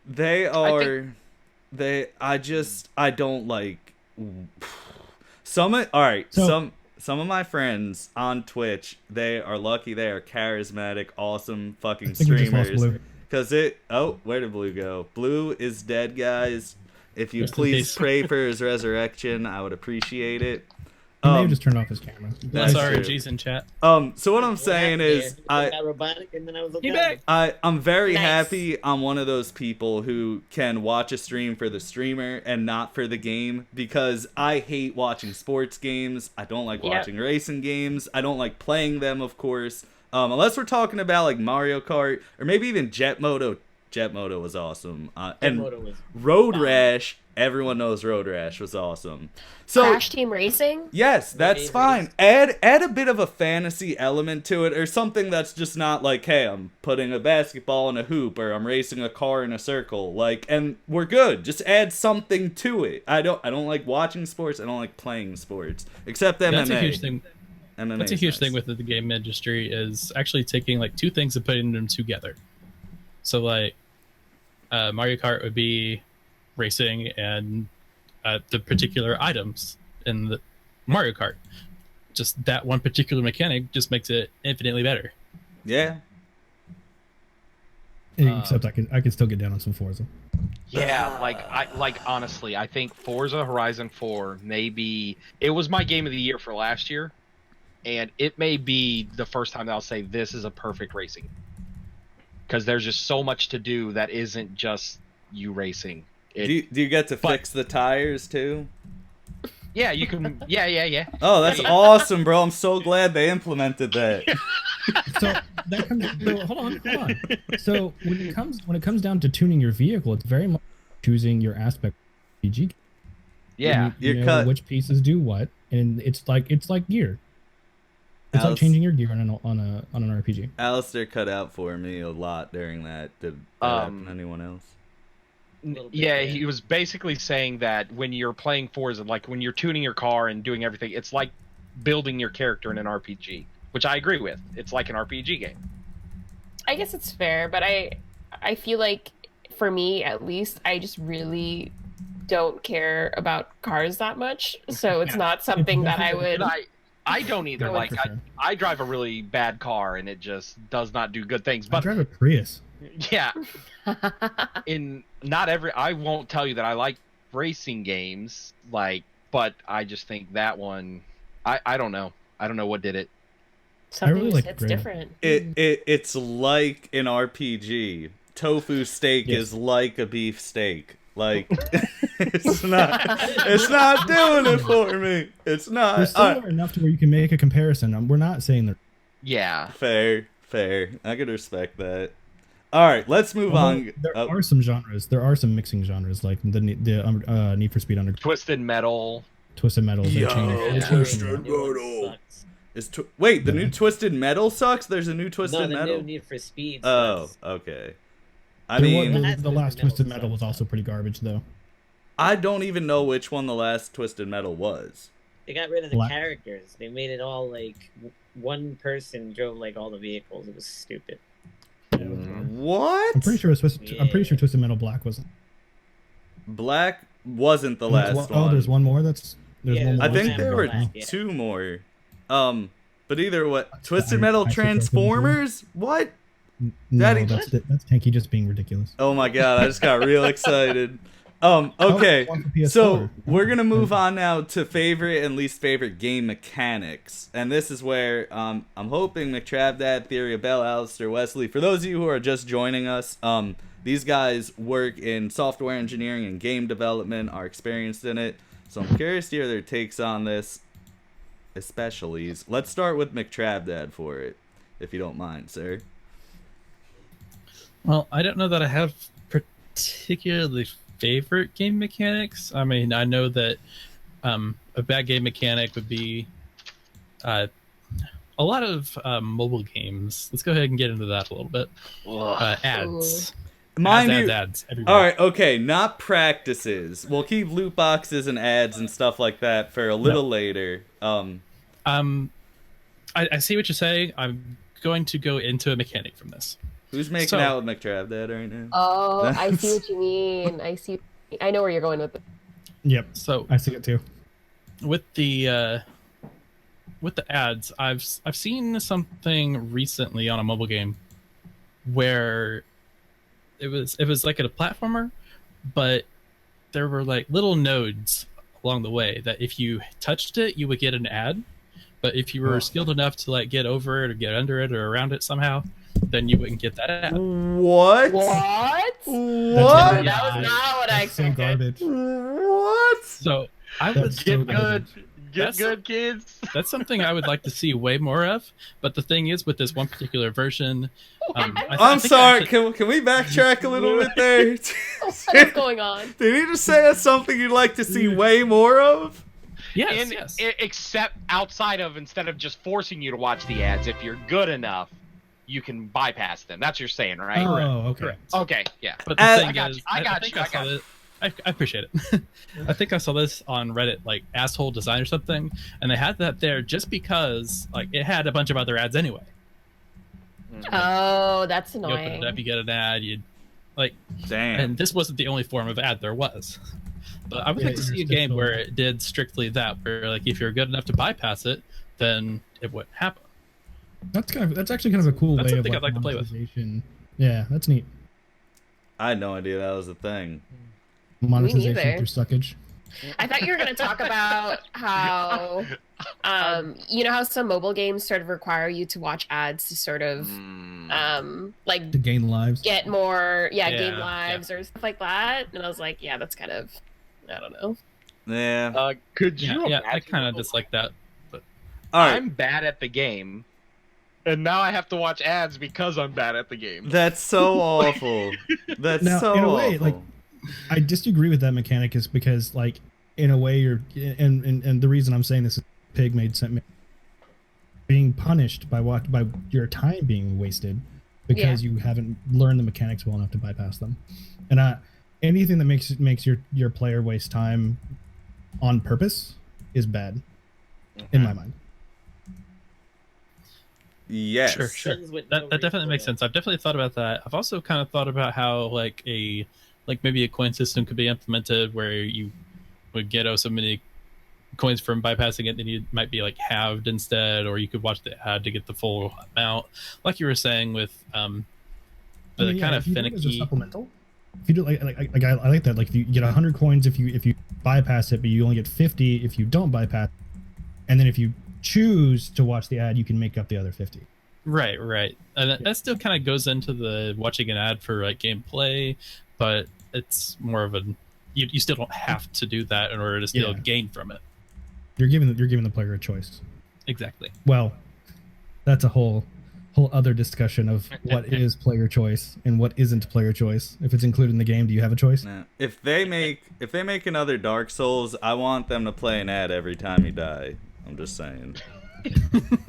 Absolutely not. Actually, you know what I hate? I hate that you can't always manually save in a game. I think manually saving should be like a thing in every game. Oh, And versus I like noticed getting to checkpoints and it auto-saving there. Yeah, because So- like for instance, I was playing the new Star Wars game, and No it- spoilers, It's please. very much like Dark Souls. That whole game is like Dark Souls and Sekiro. Really? Yeah, I had no and idea. Right down to the control system and the shrines, basically. Like you save at like shrines, and I got to this one shrine, and I was coming to the end of my stream, and all I wanted was to hit one more shrine so I could end and save. And I kept dying and having to go through this whole long area all over again. And it was just like, all right, you know what? Like, this is ridiculous. I'm just ending it because I would have been great if I could just been like, okay, I'll click save halfway through and, continue on my way next time. But instead, they force you to do the shrine thing, and it's so stupid. You just figure out So- the shortcuts. You'll be good. You can So bypass enemies. I can talk on that when it comes to the back end portion. Yes. The reason a lot of that is done that when you're saving a game, you have to serialize out you have to serialize what items you have, what stats you have, what enemies you've killed, and that's just top level stuff. There's multiple underlayers that you have to go through. And when you have fixed points in the game of where you know your state is going to be stable, saving at those is the most proper. Which is why a lot of games save after every scene. Like in some of the stuff we've worked on is whenever you finish a scene or you finish a level, it saves automatically there. And it's done that way in order to be stable, because the moment you start introducing saves on a willy-nilly kind of basis, you can introduce some unforeseen state, and that can get gross. Like what? Like what would happen? Exactly. Well, so if it's hard to give an example without like an explicit, but one thing that I've seen is we were working on, I can't remember which game it was now, it was a long time ago, but we did an interstitial save just for testing purposes to get to a specific, like, hey tester, play from here, because we need you to play from here to test something else later on. And in creating that save, it missed a state, and that state changed the test case that we had. So the test case was failing. They're like, we're not seeing the issue. We don't have the issue. And like, blah, blah, blah, over and over again. They tested like 10, 15 times. I can't get this to happen. And it turns out there was a state difference between and this is actually, I guess, a positive version of this, but there was a state issue that only propagated when you started from the beginning of the game and progressed through it and killed certain things to cause this other trigger to happen. So the trigger was being missed because you didn't have that state from the expected save point. Can you confirm this, McTravDad? Which game was this? I was more listening to like the detail of the mechanic. I couldn't tell you anymore. It's been a while. True. Well, that's what I meant. It was one of the ones we worked on. I didn't mean the specific game. I just meant the dynamic of this feature in general. Yeah. I mean, I don't know enough to speak into it. Sounds right. Fair enough. I mean, if there's an issue with the save states, I mean, obviously that's an issue. Like, well, I'm not sure how big of a one it is. I mean, until Alistair just broke it down. So I was wondering if you or TheoryOfBelle had anything to add, maybe. And it's definitely an issue. Like, it's something that you quote unquote should fix early on, like fixing the state being able to be saved at a point. But there's so much technical debt that comes into making a game that you can't really do that on a stable basis. At least in my experience. Gotcha. There's just a lot of variables that, especially with the stuff that I work on, because the stuff that I work with is primarily indie stuff and it's small teams, and a lot of them make these grandiose moves and they expect things to happen one way and they may not later on. So it's like, well, how do we fix this? It's like, well, we have to go back and rewrite an entire year's worth of content. Oh boy. Or just kind of figure out how to band-aid it. I've actually seen issues where saving in Skyrim, like you can save it anywhere at any time, right? Oh god. Yeah, you know exactly where I'm going with this. Like, one person actually had like an auto save over their stuff where they were just falling forever. They'd fall to their death, and then they fell to the death, and then they fell to their death. It was just you can go on YouTube and just watch thousands of videos of people in Skyrim like saving, and then they come out of the save, and now they're fighting 3 dragons for every save they try to come out of for some reason. Yep. Yeah, and that lends down to the multi-layer of the game. And that's how you get 1,000 hours worth of. I mean, wow, I can't even talk. I'm glitching like Skyrim. That's how you. That's how you get 1,000 hours in a game against your will. All right, fucking Skyrim. They did it. So yeah, I would say that was one of my favorite mechanics. Is basically when you die, you just start over again. Like, I wish more games would be able to do that, although I don't think they'd be capable of it, I suppose. Like, I just recently played VVVVVV. What? For the first time. Oh yeah! No, my fuck! It's like 6 What? V's in a row. What just happened? Say what? I just had Macho Man Oh. screaming in my ear. God damn it. God damn it, Tuggy. I'm gonna tug you. I'm gonna tug your sword. I'm sorry about that, guys. That just, my ears are dead. Okay. Where were we? So I don't even remember. I'm fucked. I was playing 6 V's. Like, I don't even know how to say the title. But there are checkpoints literally everywhere. Like, there may be 2 or 3 on a given screen. But when you die, when you get hit by something, you immediately go to the back to the last checkpoint. So instead of wasting a bunch of time with having to load and go through the motions in order to get to the game again, there's no interruption of play. Like, I feel like that's one of my favorite things is when you are interrupted for dying. Yeah. Okay. Yeah. I agree. I hear that. What about you, Shiny? So one thing that I really dislike when game, this is just someone who plays games. I don't like when people are like, okay, well, we're going to give you, harder games, stuff like that. I don't like it when instead of making the game challenging from an aspect of like gameplay, they just make it to a point where it's like, hey, we're going to give you something else, but we're going to half the damage you do. Or, hey, here's all new content, you now do this. Like, you do so much less damage. I don't feel like that's inspired. Like, I guess good way to look at it is, and we don't talk a lot about Anthem, but like Anthem. So Yeah, when you We don't speak of it. when you get to the end game, like their thought of end game was running the same thing you did before. They just gave the bosses more health every time. No. You would get more health. That's not fun. And like that doesn't feel like something I'm rewarded for. And I know me and Wes have had this conversation before about like a lot of times I get made fun of because I play a lot of PvP in games. Like there'll be stories and stuff and I'm just trying to play PvP all the time. But the reason what brings me into that is like as a programmer, you can't program character thought, like human thought. So PvP is a puzzle. Like it's a puzzle all the time. And I understand that as a developer, you can't give me that experience like on your game because characters are going to learn. Like if I fight a creature out in the wild in like Dark Souls or something like that, that creature is going to have a set amount of moves and it's going to do this and this. In order for you to make that harder, you can give it a bigger move pool, or you can give it more health or make it where I do less damage to it. But in PvP, let's say like I'm playing Call of Duty, as Blue was talking about earlier, and I know that someone has a shotgun that can kill me from across the street. Well, I'm going to try to fight further away than across the street now. And like humans can learn that a lot of times, and it's hard for at the current level of AI we have for games on that. That's why I like that aspect of gaming, like when you add PvP to it. But not all games should have PvP. But that's again what draws me into it, because humans can learn a lot of the times.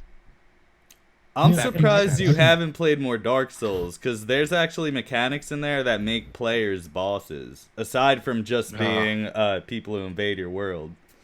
That would be fun. That they integrate PvE and PvP at the same damn time, and it's awesome. It's actually one reason I kind of like Gambit in Destiny 2. I just played Gambit for the first time on Friday, and it felt good to have like unknowns come in. Now, granted, we got stomped because people were using ridiculous heavies, but that's a different story. But it felt good to have. Good to have players be that other combatant to make it more difficult. You can see in chat now, everyone's like, get rid of it. But yeah, AI is hard. AI in general across the board is hard. In games, it's even harder because everything has to be calculated within. If you want 60 frames a second, you've got to calculate everything for every second, for every frame under 16.6 milliseconds. So that's what gives you 60 frames a second, is having all of your calculations done in 16.6 milliseconds. So if you're writing an extremely complicated AI that takes 15 of those, guess what? You're not running at 60 frames a second. So it's a very complicated problem, and it's why like a lot of games are nothing but smoke and mirrors and some very, very magic-y state machines to make AI be what it is and be quick and fast. Do you think quantum computing is gonna boost game AI like real nicely? Potentially. I mean, quantum computing is such a new thing that like we're not going to be a lot by the time it's actually functionable for a consumer base. But I could see like the faster our machines get, the faster we can do, or the more complex computations we can do, and quantum being something that,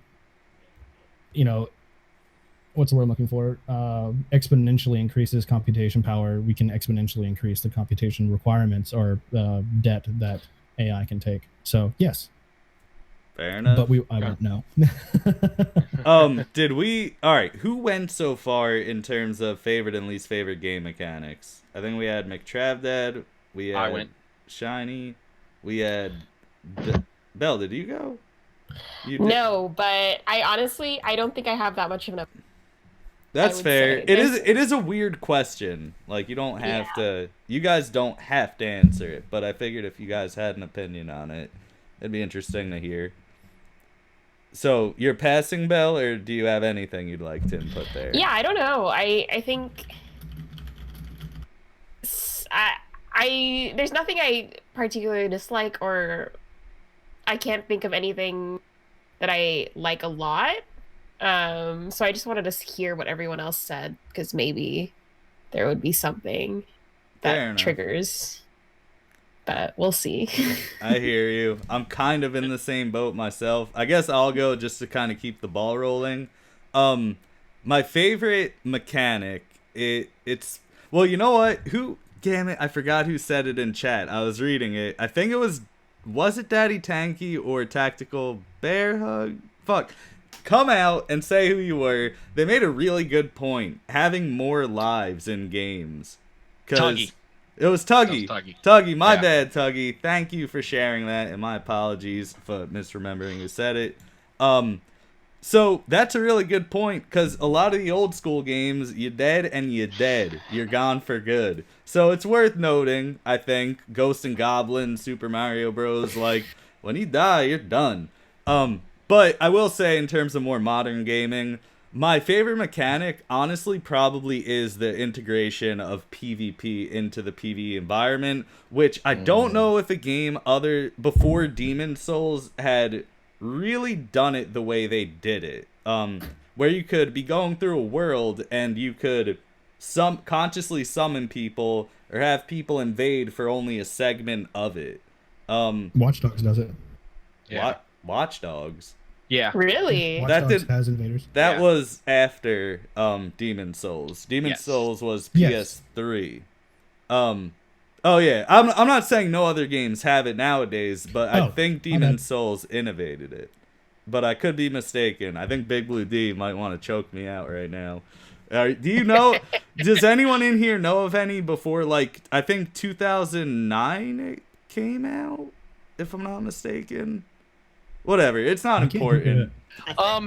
You know, I proved you wrong on that one in our 900 reply thing. You did no. I'm pretty sure I did. One thing that a lot of people don't remember this, but Super Mario Brothers 3 had a mini game mode where you would play against, like, the computer would send turtles and other things at you with the levels, but you would be fighting against another player as you were doing that. Yeah, and like, oh really? I don't know if you remember that, but like it was a local, of course.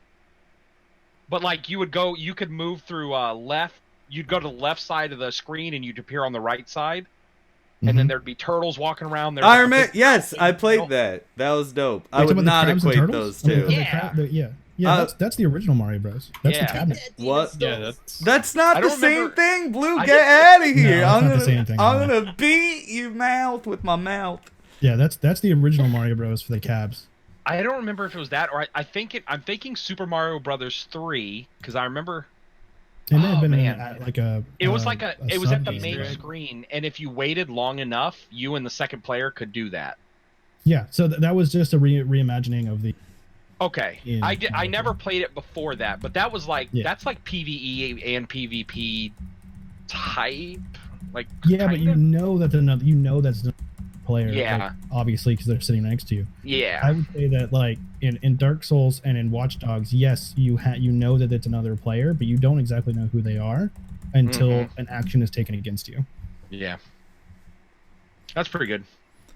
Also, my favorite game mechanic is the stuff like becoming human and Until Dawn, where your decisions actually have ramifications on the story, and depending on what ones you do, like it changes the branches of the story. Yeah, that's Oh yeah, I like that too. that's kind of BioWare big thing there. Like they kind of, well, can't say that they pioneered it, because didn't some of the decisions you made in like, what was the? Well, you can go the back to like 80s Baldur's text Gate games. Yeah, Baldur's Gate kind of did stuff like Yeah. that too, right? Well, I don't. All the old, I mean, old 80s text-based. we don't- Never mind. Go ahead. We don't need to talk about the originators of these mechanics. That we could get. That's a whole other can of Yeah. worms. If you want to just give like examples, that's fine. My bad for delving into that. I just I was trying. No, to... that's good.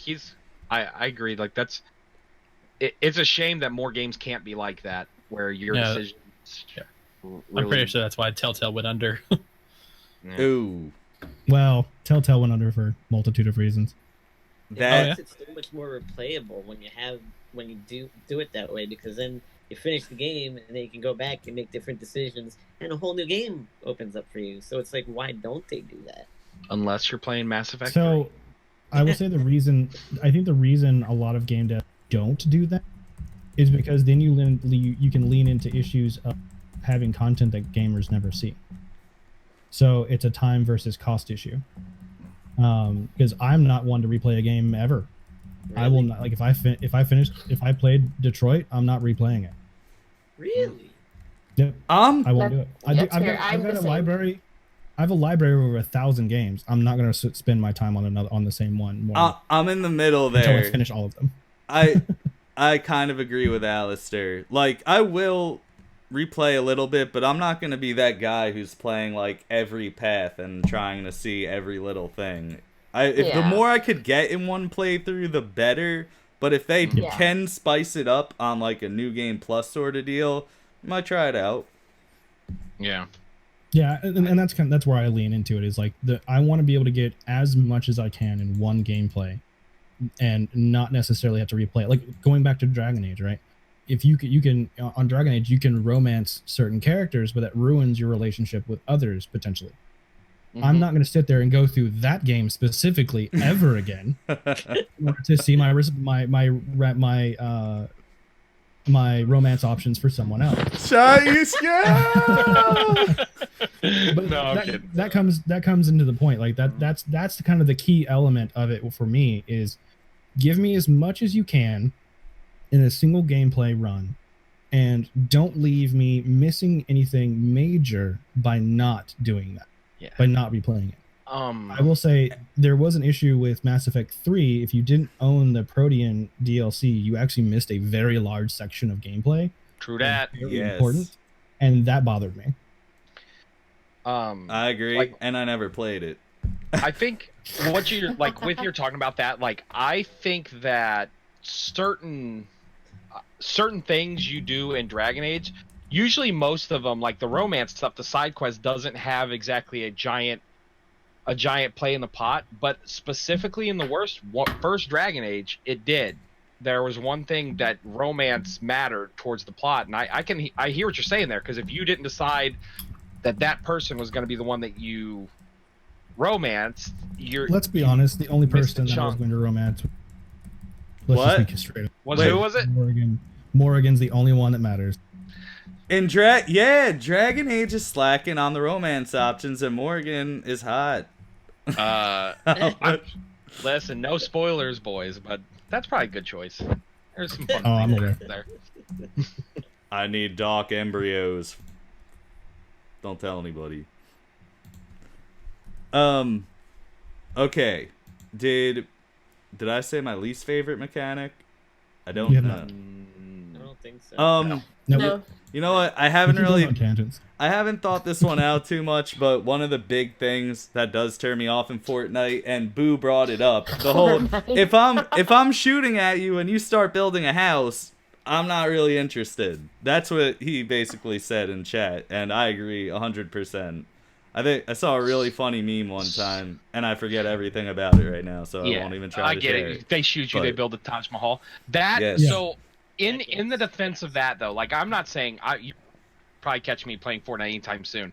But again, that the reason what made that game like stand out, what made it good, is because there was 2 ways to do everything. Like, I spent years being good at shooters, and then I play Fortnite, and kids that spent a year being good at building can now compete with me on a competitive level and beat me because they learned how to do that, and I didn't take my time to learn how to. There's 2 ways to go to the bathroom too, so I'm just. I prefer saying, sitting. It's both ways are excrement. Sitting backwards on the toilet, is that? Oh You gotta my have- god. you gotta have somewhere to put your Oh my book. gosh. You've got to have somewhere to put your book. Yeah, that's right. Innovation. Innovation's key in the industry. I agree with Tanky. Don't miss. Don't miss the forehead. But how can you get their forehead when it's like 600 miles in the air? I'm just saying. Don't take shots you can't hit. That's shooter 101. That's fair. All right. Yeah, but if you don't take the shot, you'll never Yeah, know. I'm on the opposite end of the spectrum when it comes to all the different pathways. Like, I like to replay a game over and over and over again just to experience every little thing and to be able to Yes. deconstruct it in my own ways. One example I'd like to bring up is Undertale. Like, I like watching and playing through each given path of that.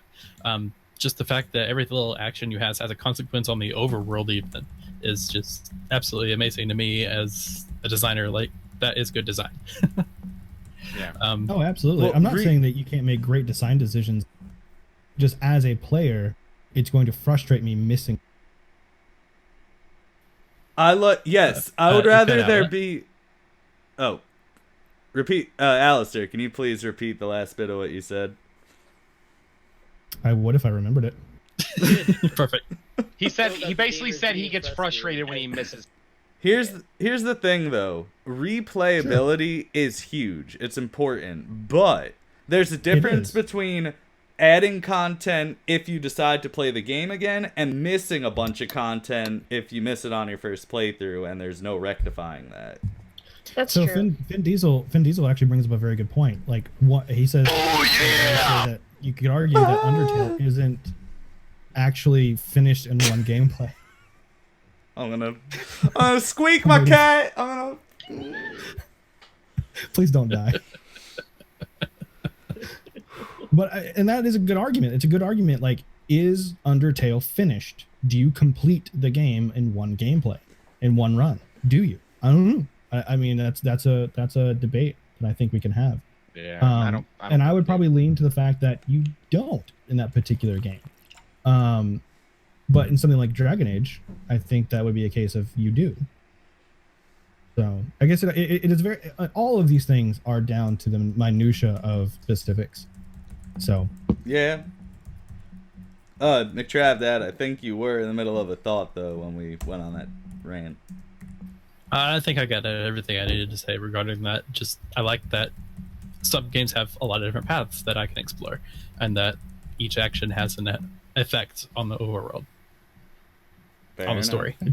I definitely do like overworld manipulation based off. If you help the orcs versus you helping the goblin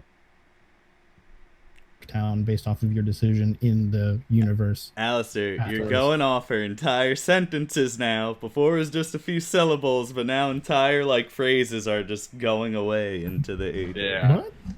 Yeah, I you're turned you're down still and cutting out everything. just a little bit. Well, a little bit more. You using that audio ducking? You on that audio ducking the Slevs man told you about? Is he selling No, you audio ducks? If I found out Slev and Culebra selling you audio ducks. No, I'm using straight audio. Weird. I love you, Slav. Where are you? He's probably playing Star Wars right now, the jerk. That's a completely fair option. I'm not gonna lie. Look, Yeah. like So what did you not hear me say? And I'll repeat it. A lot? can you even ask that question? Is that Everything. what? What were the words in between whatever all you just said? Well, now I don't remember because we're laughing about it. Sorry. Oh, I was saying, like, when it comes to like overworld manipulation based off of decisions being made, I really do enjoy that. Like, again, if you make a decision to help one type of character or race in an RPG, and then seeing them built up in the generic overworld hub, whatever you want to call it, versus the other is definitely something that I think is visually appeasing to the progression of your game. I think that's great. Well, I think Monster Hunter World does that pretty well. You know what a game also really does that well? Dragon Age. Oh, I'm sure Dragon Age got does him. well. It's too bad they have Got him. they have too many other garbage mechanics.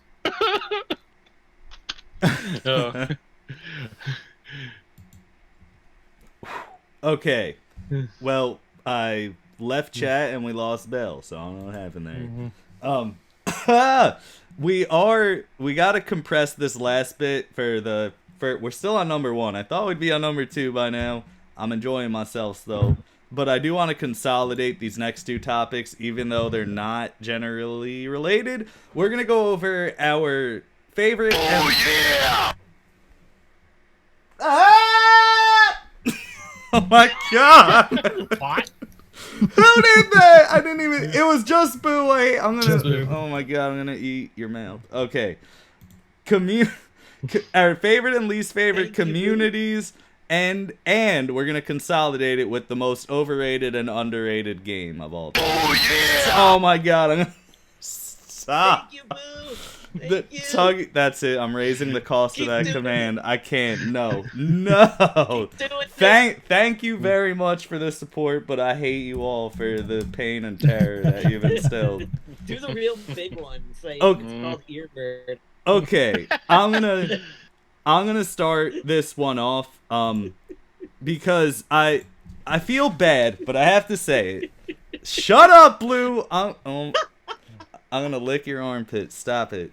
Okay, so here's the thing. Oh, that feels so good. McTravDad, you're on the goddamn show. You can't do that. You can't do that.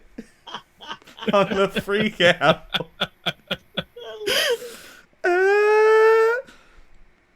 Got him. My least favorite community is actually the Dark Souls community. Still my favorite franchise of all time, but I'll tell you what, 50% of those motherfuckers, and mind you, I'm allowed to say this, because I've been in the Facebook groups for years, I've been in the Reddits, the subreddits for years, like, these are my people, okay? Okay? And there's some really cool ones out there, but some of them are very gatekeepy. They're very, like, if anyone asks for help or says, like, oh, I'm having trouble with this, it's always, get good, get good, get good. Like, you know what? Shut up, Rudolph. I don't care if you won only drinking one of your Estus flasks using a broken straight sword. Why don't you do more all day than play Dark Souls for 23 hours and 45 minutes? So I love you guys in the Dark Souls community. There's some really cool, generous people. There's people who have came to my world as an enemy to kill me and saw that I was a piece of shit player and were like, hey, here's 1,000 different items that you could really use. That was awesome. That was a connecting moment. But there's some of y'all out there, okay, that you just gotta calm your egos a little bit. I'm just saying. Just, we're all human beings trying to play games and have fun out here. Let new players come in. Let them enjoy themselves. You're not the king of the world because you could beat 12 people at once in Dark Souls. I'm sorry. Okay, so that's it for the community. As far as underrated and overrated games go, overrated just because I've been seeing it a lot recently. And I cannot understand the appeal for the life of me. I'm going to shy away from Fortnite here. And I'm going to say it. I'm going to say probably Forza. I feel like there's a lot of unwarranted love for it. I don't get it. I just don't. Like, I won't bash it. I'm just going to say I don't understand the appeal for it. And a lot of people seem to love it. So, that's for overrated series. And series, yes, not just game. Every game in that series, I don't understand the appeal of. And then for the most underrated, that's a tough one. I'm gonna give it a tie between the Soulsborne series and and Kingdom Hearts. As popular as it is, the reason I'm saying Kingdom Hearts is because there's so many people out there, especially in my age range, a little bit younger and a lot older, who say, oh, it's Disney, it's gonna be fucking stupid. That might change with Disney Plus coming out, and it's not so prevalent in the content creation community. There's a lot more open-minded people with that sort of stuff, with, like, genuine, I guess, gamers in general. But you have a lot of people on the planet who see Disney and they're immediately like, oh, this is for kids, I hate Disney, it's gonna be stupid, blah, look at me, I'm all cool, and I won't play that shit. And it's sad, because it's an amazing series. And it is very popular, and rightfully so, but there is that large demographic that is really vocal about missing out on it. And I do say Dark Souls, and I know some of y'all probably think that's an overrated series, but trust me when I say, well, at least in my perception of it, there's a lot more hate for it than there is love for it. That's true. I would definitely say that's the case. So no, they're not like the most unknown series out there, but they are my favorite ones, and I do see a lot of hate for them. So that's the end of my spiel. Just to reiterate for you guys, we are going over our favorite and least favorite communities and our most underrated and most overrated series. I can go. All right, Shiny. All right. So I'll start with communities. Favorite communities, kind of a tie between two, but honestly, I think they kind of had some of the same fandom. So, the Pokemon community, I've always found to be like really nice. No matter what you're doing. So like, you're playing the games, you're playing the card games, everything else like that. Like usually the people you meet playing Pokemon are pretty just nice people, and even like you'll go in, you'll do Wonder Trade. So I'll put up a Rattata in Wonder Trade, and I'll get back like a mythic Pokemon because somebody didn't need anymore, so they just traded it off for someone to win. The Pokemon community is mean towards the developers, but not towards each other. Ooh. So Yeah. I'm responding to what Tuggy's talking about in chat. Yeah. Like Twitter's been awful. Yeah, they are Oh my ruthless goodness. towards the developers, but I mean, there's very few communities that aren't ruthless towards developers, unfortunately. I mean, I know that look feel. at it. Like the Sonic So, Studio. Yeah, so like Pokemon Go, like think of that. Like when Pokemon Go came out, I still remember to this day getting in my car as a, like, what was I, 27-year-old man, getting in my car and driving around till 2 a.m. with friends trying to catch Pokemon. Woo! So like that, I just thought that was really good. I will piggyback onto something that me and Tuggy talked about. So I want to say Smite, but I might just talk like MOBAs in general. The Smite community, my God, are they? So it's a team-based game. There's a lot of tactics to it. A couple of the problems. So like the biggest streamer for them, or one of the biggest streamers, he likes to troll a lot. So people watch that, and then they start to troll. So like you get into ranked games, and everybody's playing like mages in roles where it's supposed to be tanky characters. Oh. And instead of like owning up, they're just using the voice chat to blame everyone else.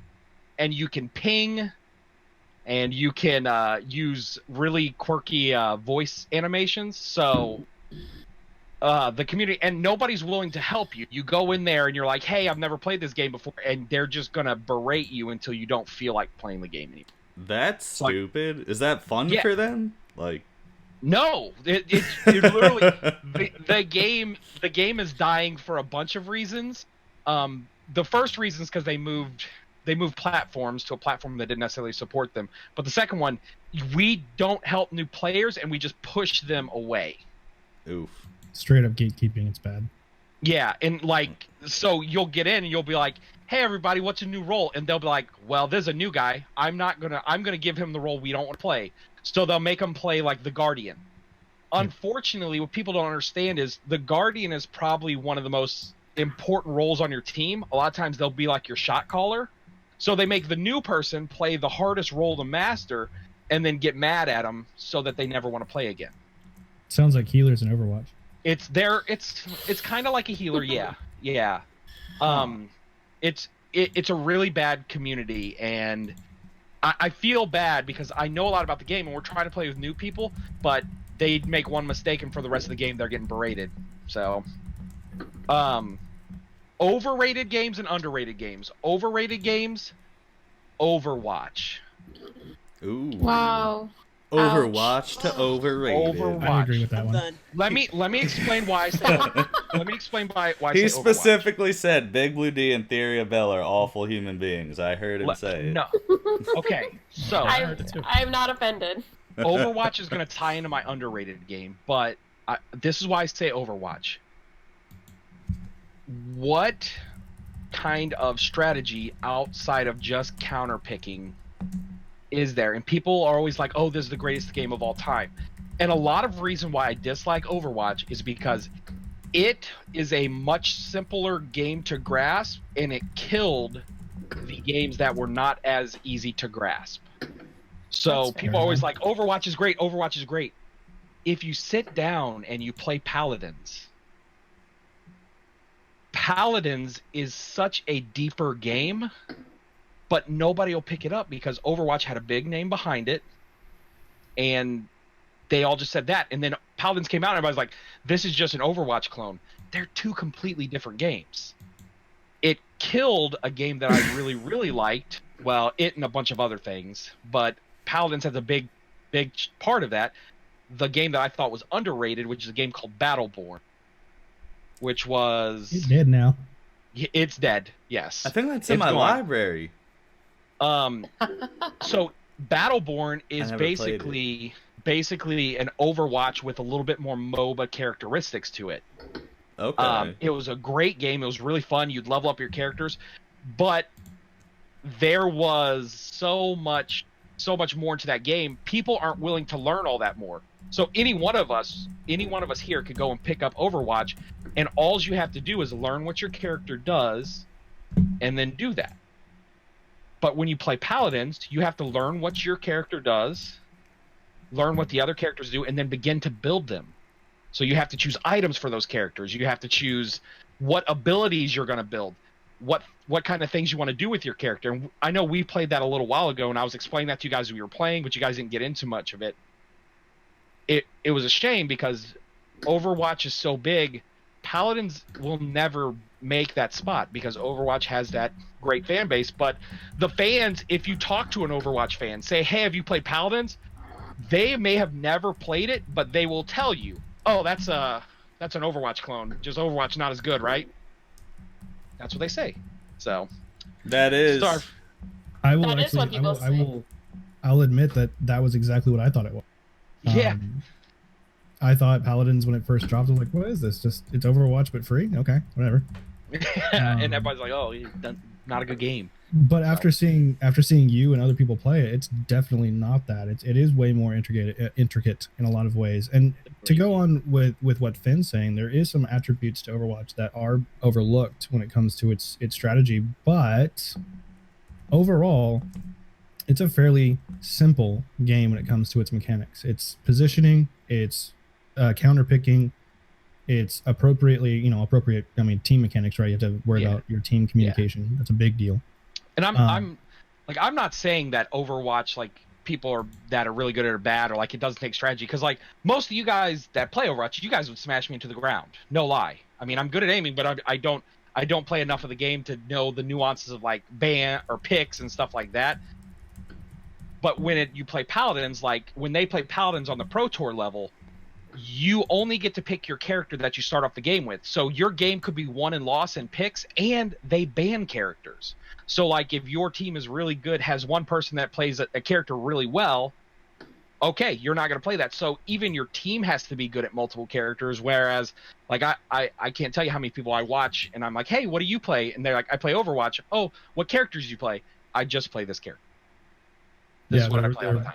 One-trick ponies. Yep. So. Yeah. Now, don't be wrong. Some one-trick ponies can be amazing. But Me, BigBlueD. Shiny, thank you for your insight, sure. Let's keep it moving. Who do we got next? Who wants to go next? I'll go next. All right, Blue, give us your. Do you know what you're talking about? Yeah, overrated, underrated game series and games, right? And your favorite, And the communities, I mean, yeah. Yes. Okay, so overrated community, definitely I would say the COD community. But I would also throw in the Friday the 13th community and the Fortnite community as well. I think all three of them are just full of trolls, people who just are nasty in general, or they just don't know how to play the game that they play all the time. So it gets frustrating to be around them. Most underrated, probably the I would say, believe it or not, Madden community is really underrated. The Madden community, a lot Wait, of like not underrated and overrated community. Favorite and least favorite.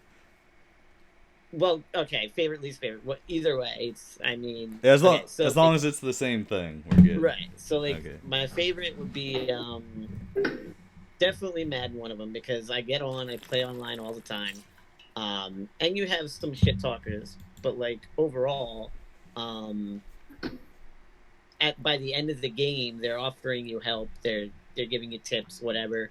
They're sending you friend requests. Like, they're really supportive.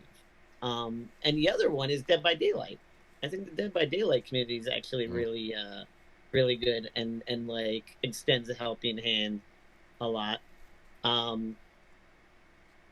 But if I had to go, and I don't play this game. Let me preface this. But what I have seen is the Magic the Gathering community. Oh yeah. Magic's tight. Amazing. Yeah. Community. Amazing community. I play a lot of Magic. A lot of Magic. I did that all Friday night. I go up to things. You talking about physical or digital, or is it both? Both. I'll play both. I love both. Oh yeah, my I was God. talking about the digital, but like I don't understand any of it. Like I try and I just it's. I love Italian. Magic. Well, no, I just haven't played in 10 years. It's like Greek. I hear you, Alistair. I'm in a similar boat. Yeah. For game series, overrated. Don't kill me, Alistair. The Kingdom Hearts. I think it's severely overrated. No, you didn't play I'm 2. sorry. You didn't That first play game, 2. I can't get past You it. didn't play Awful. 2. It is so You awful. didn't play So 2. bad. Didn't play it. I won't disagree. You The got- first game is rough. Like, the whole reason I didn't into Kingdom Hearts when it first dropped was I got lost in the first game and I didn't know where I was going. It And happens. then when I picked it up on stream, obviously whenever I got stuck, I had the fans that were in my community. They're like, okay, you need to do this now. And I was like, I was able to get past the parts that I was stuck in. That's nice. That's nice. Yeah, Blue gets a Blue, you get a little too mad when you can't find where you're going. Look, worst case scenario, and I get bored. No, I definitely agree. There's a point in Kingdom Hearts 1 where you, it's actually part of Traverse Town, where you have to go behind one alleyway, and if you don't know where you're looking for, it can get very frustrating. And It took me forever to find it. Yeah, and every time you transition into that area again, the enemies respawn. So you can't just explore; you have to fight, and then by the time you finish your fight, it's been 30 minutes or however long, and you're turned around again. And I feel that. I do.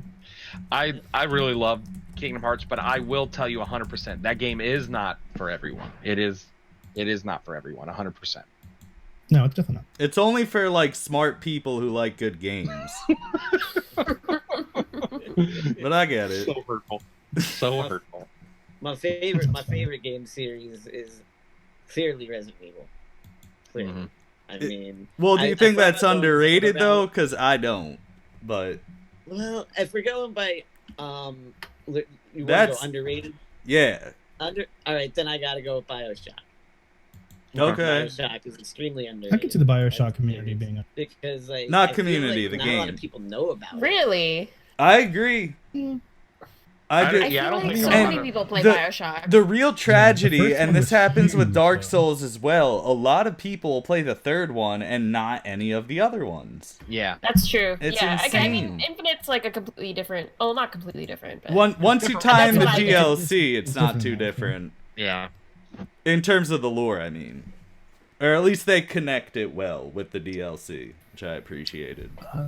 I'll get there Talking eventually. second about Resident Evil 6 in particular, I'm a Resident Evil 6 fan myself. I know that 4 kind of deviated from more of the horror aspect that went into a shooter, and 5 and 6 kind of kept up with that. But I still really did enjoy each game. Like, they were good games, although they still felt different. Like, even at one point, Resident Evil got so out of hand, like with their combos, and they inserted swords at one point. They actually turned Resident Evil into Devil May Cry. That's where Devil May Cry came from. Is a Resident Evil game. oh, I remember hearing this. Was that you who told me that? Possible, but I watched a YouTube they video. but like 4 through 6 are vastly different from 1, 2, 3, the subs as like Outbreak and stuff, and 7, just because it just started taking on a different direction. It's still fun. I never played never 6. I also I've didn't only play played one 6. Resident Evil game. 6 was like my second pre-order ever. I want to try it. Only the Leon stuff was good in 6. The rest was trash. Was there a gameplay variation there, or was it just... Oh, yeah. Oh, You okay. can play yeah. It was the massively 6 was different. fast. characters. 6 was fast paced, right? Well, I don't... It- Yes. Reasonably, I yes. don't just Part mean of with it was, 6, yeah. though. I mean, like, Leon versus the other characters. Was there a Yeah, game? Leon was more classic. Oh, like, the zombies, slow survival horror. Then you had Chris, which was more balls to the wall action. And then See- you had Wesker's son, who was like, I'm superhuman. I'm just gonna That's- over monsters. That's a But- fucking amazing concept, though. They had one game with a bunch of genres in it. I love that. I No. love it. Yes. I want It's to really try. cool to do I that. want to play it. And that also It's gonna goes be dope. to kind of the replayability and the different pathways you can do. So Okay. See, Now- touching on that though, like I feel when you have different characters with different gameplay mechanics, it's almost kind of like what we discussed with Undertale. You don't finish the game until you've played all those. Like that, there's not a complete Right. until you play those. Yeah. So And like when you have all those different mechanics, do you ever find yourself being like, "Oh, I really like this part of the game, but not this part because this part didn't Oh, play yeah. how I wanted it." Oh yeah, absolutely, 100%. like Of course. since we're talking about Kingdom Hearts, in Kingdom Hearts Birth by Sleep, you play as 3 different characters also. Mhm. And those 3 characters have pretty different. I mean, the gameplay like overall is very similar, but the way the characters handle themselves is different. Terra is pretty tanky. He's very slow to attack.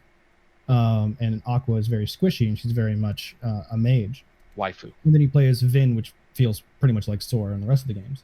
Yeah. But those 3 divergences you don't have a choice in. You have to do them. Mhm. So there's definitely a point where like if you play them if you don't play them in the order that is quote unquote recommended, you can feel like, okay, this was like I played Vin, Terra, then Aqua. And when you play Vin first, you kind of get back into your old like adages of play style, and then you go into Terra and you're like, oh, this is slow and hard. So and then you get to Aqua, who does wrap up the game. You feel really squishy because you just played as Terra, and you're like, okay, I can take hits, but I'm really slow. And then you go from really slow and taking hits to not being able to take hits and going really quickly. So it's that's definitely hard. That's a very good point. It doesn't just fall on to how much blending you could do, like how many different mechanics you could throw in, but how the game guides you through addressing them. For instance, It reminds me of last night, Detroit Become Human. I just learned this sequence where like you press R2 and then you have to like move your analog around to find the path you want to go down, and then you hit X to compute it, and it does an auto animation of you doing it. Then a huge chase scene comes up, and the same initial thing comes up where like press R2 and see the paths you go down. and I'm sitting there, but the clock's still going down while I'm chasing a guy, and I'm going off of this tutorial that I just went through, but they switched around all the mechanics without telling me. I had to actually run there myself. None of it was automated anymore, and I fucked up that chase pretty much. So it's very important, you guys. You gotta hold our hands, but not too much, because I love Dark Souls. It's not even so much as holding your hand, it's just being explicit with your mechanics. When you're changing something up on a player, you have to communicate that. And if you don't communicate it, well, that's your fault for making bad decisions. That's what's up. Alistair, with that said, would you like to share your communities? Okay. Anyone else want to go next? TheoryOfBelle. I think Trav's last. Oh, yeah, me, I guess. Yeah, Am I the last one before Wes? I think so. Okay, cool. Or did you go, Trav? Not yet, no. Okay. Oh, do you want to go first? Either way. Okay. Well, since I'm just talking, I'll just go ahead first. So, best and worst community. I was gonna say Pokemon also because for best one, but since Shiny already talked about that, I think one community that's definitely really, really awesome to be in is the Animal Crossing community. I still play Animal Crossing New Leaf a decent amount, and everyone's just super giving. I think a lot of people just open their towns up for like raids. People can give a lot of like free furniture, fruit, everything. And if you're looking for a certain character, you can just post it in Facebook groups. And people are willing to just help you out, and it's super duper cool. And it's definitely one a lot of people don't think about, but I think overall it's just a very wholesome community, and I like it a lot. Worst community, I would say definitely Overwatch to me, because oh shit. Yeah, it's one that I've seen the most, at least, and everyone's just very toxic, and especially after working Blizzard over the summer, I think a lot of people just sort of assume and make up a lot of things that don't actually have any factual truth to them. Like, for example, with the new thing coming out with Overwatch 2, a lot of people are just making assumptions, and like, we don't know anything about the game except for what they showed us. Like, I don't know, people just tend to pull a lot of shit out of their ass, and I don't appreciate that a lot. And even in game, I think competitive can bring out the worst in people, and especially since you can't actually win a game, or it's like really hard to win a game based off like one person's skill, and it's very much a team-based game, so everyone just tends to blame everyone else, and it just becomes a shit show. And I just always mute comms because it bothers me a lot. I hear you. Yeah, it's rough. It can get really, really sad at times. Get very discouraged. I know this because Blue and Wolverine do it to me all the time. I get verbally gangbanged every time we play. He's lying. We make fun of him in every game, not just Overwatch. It's the worst in Overwatch. I don't think I've ever seen you play Overwatch, Slip. We played it a few times. I enjoy it. Where's my ability button? I don't remember all the buttons. Oh my god, I'm sorry. Okay, I play a lot of games. Slurp a Glurp variety stream, Amazon Prime. Thank yous. Have you heard about Twitch Prime? No, it's very fair though. I feel like it's a lot to keep track of, especially when you play it often. Like, it can get overwhelming. You're right though. People do get shitty with each other. Like, I get it with Blue and my friends and stuff. It's largely just banter, but people on the internet, they're real quick to be assholes, and if they have their mouth in your ear, it's nothing compared to the old Rainbow Six lobbies. Yeah, we've changed a lot. Mean. I think a lot of that comes like you see the same thing in Destiny, and not to derail, but I'm going to mindfully. In Destiny 2, when you have Crucible and stuff that requires getting certain things done in them, people get really angry when someone messes up that sequence.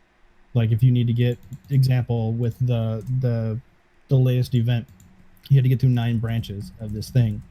Well, if someone screwed up and you only got to 8, people get really angry about it. So it's like, bro, it's just a game. It took 30 minutes of your time. It's okay. It's true. People get way too tilted on these things, and Yep. a lot to deal with. It's a game, guys. Oh, People always McTravDad. forget that. Yeah. I mean, most people have already touched on the kind of thing, but my answer is going to be League of Legends.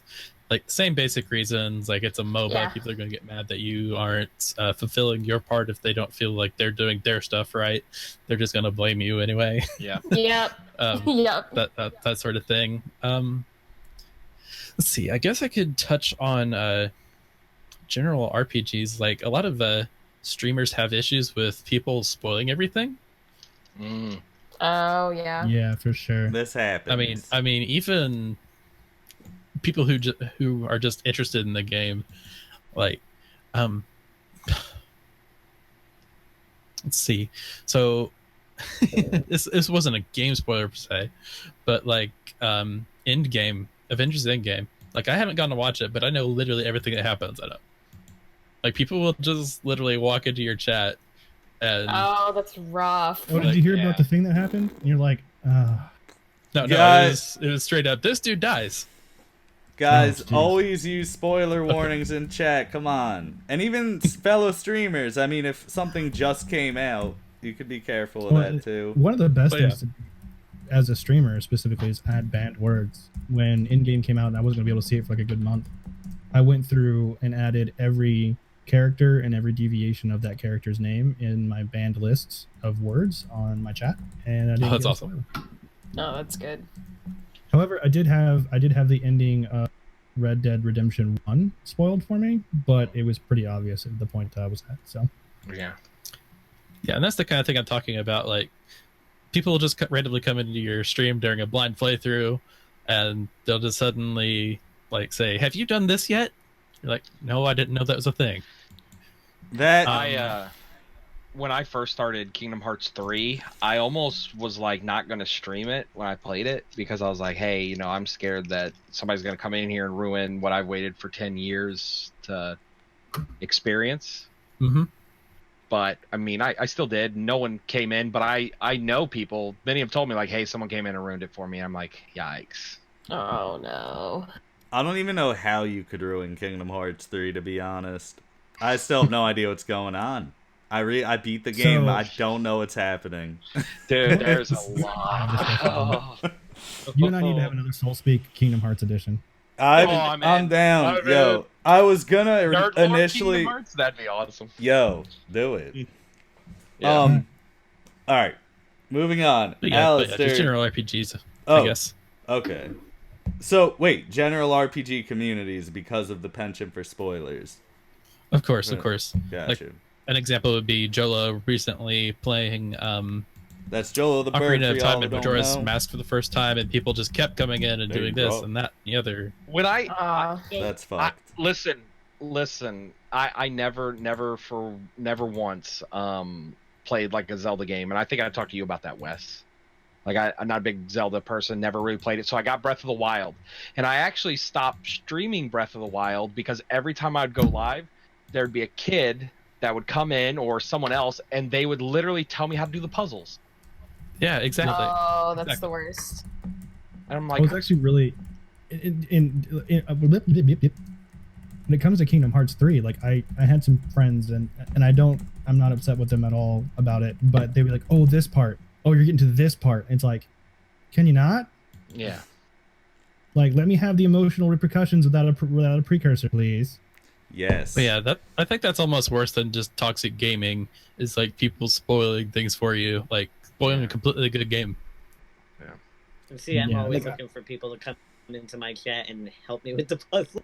Just tell me. Well, look, helping you There's with a- a part of a game is different than spoiling it.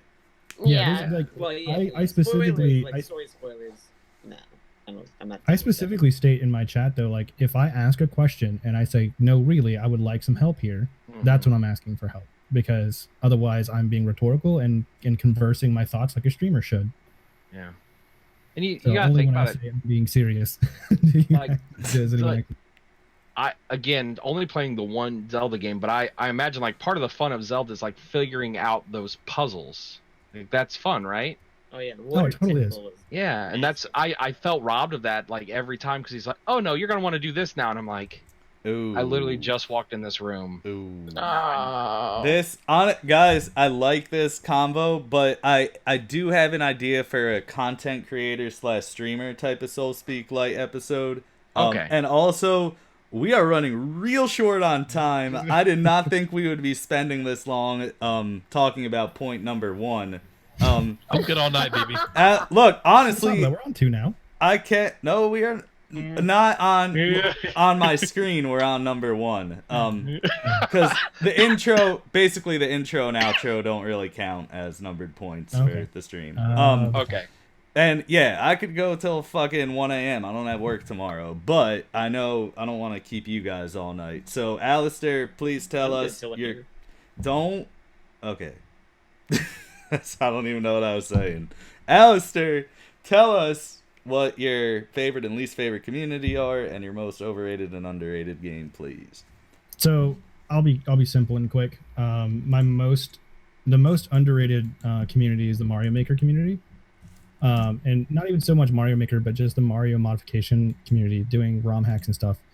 I'm not in that community explicitly, but I watch a lot of Grand Pooh Bear, and he's like, just seeing the community, like, they want to help people get good at making levels for Mario Maker. They want more people doing really good ROM hacks, and they're all very, very supportive of each other. It's fantastic to see. Most overrated community, I'm gonna get something for this one. Gamers in general. You're right.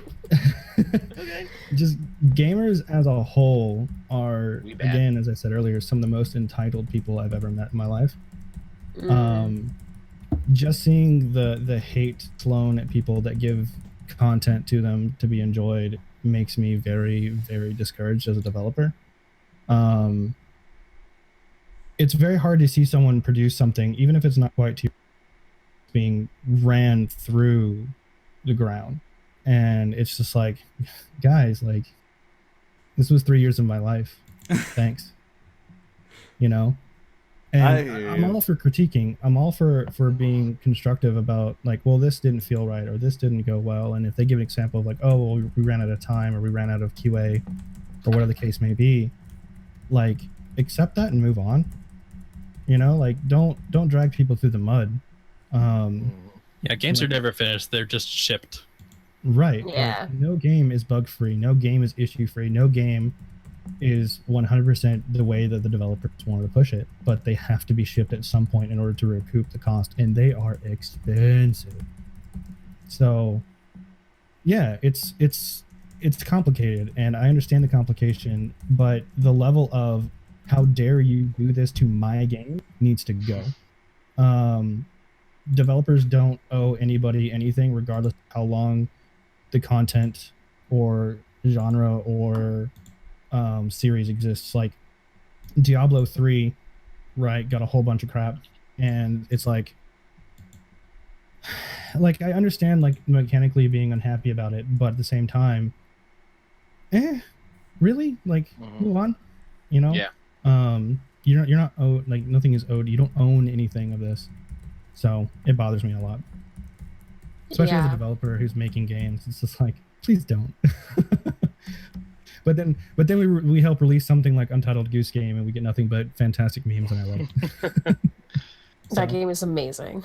I love It's that game. fantastic. So good. That's fair. We were laughing all the time. But and then you said, what was the other option? The other part? I was focusing on Overrated those and two. underrated games. Yeah. Oh, games specifically? Yeah. I mean, everyone's pretty much touched on all of them. Nothing that came to mind. Oh, was there not is the ones that I've one. already spoken of. There's one. I didn't say any like underrated or overrated games, but there's one thing that I wanted to bring up.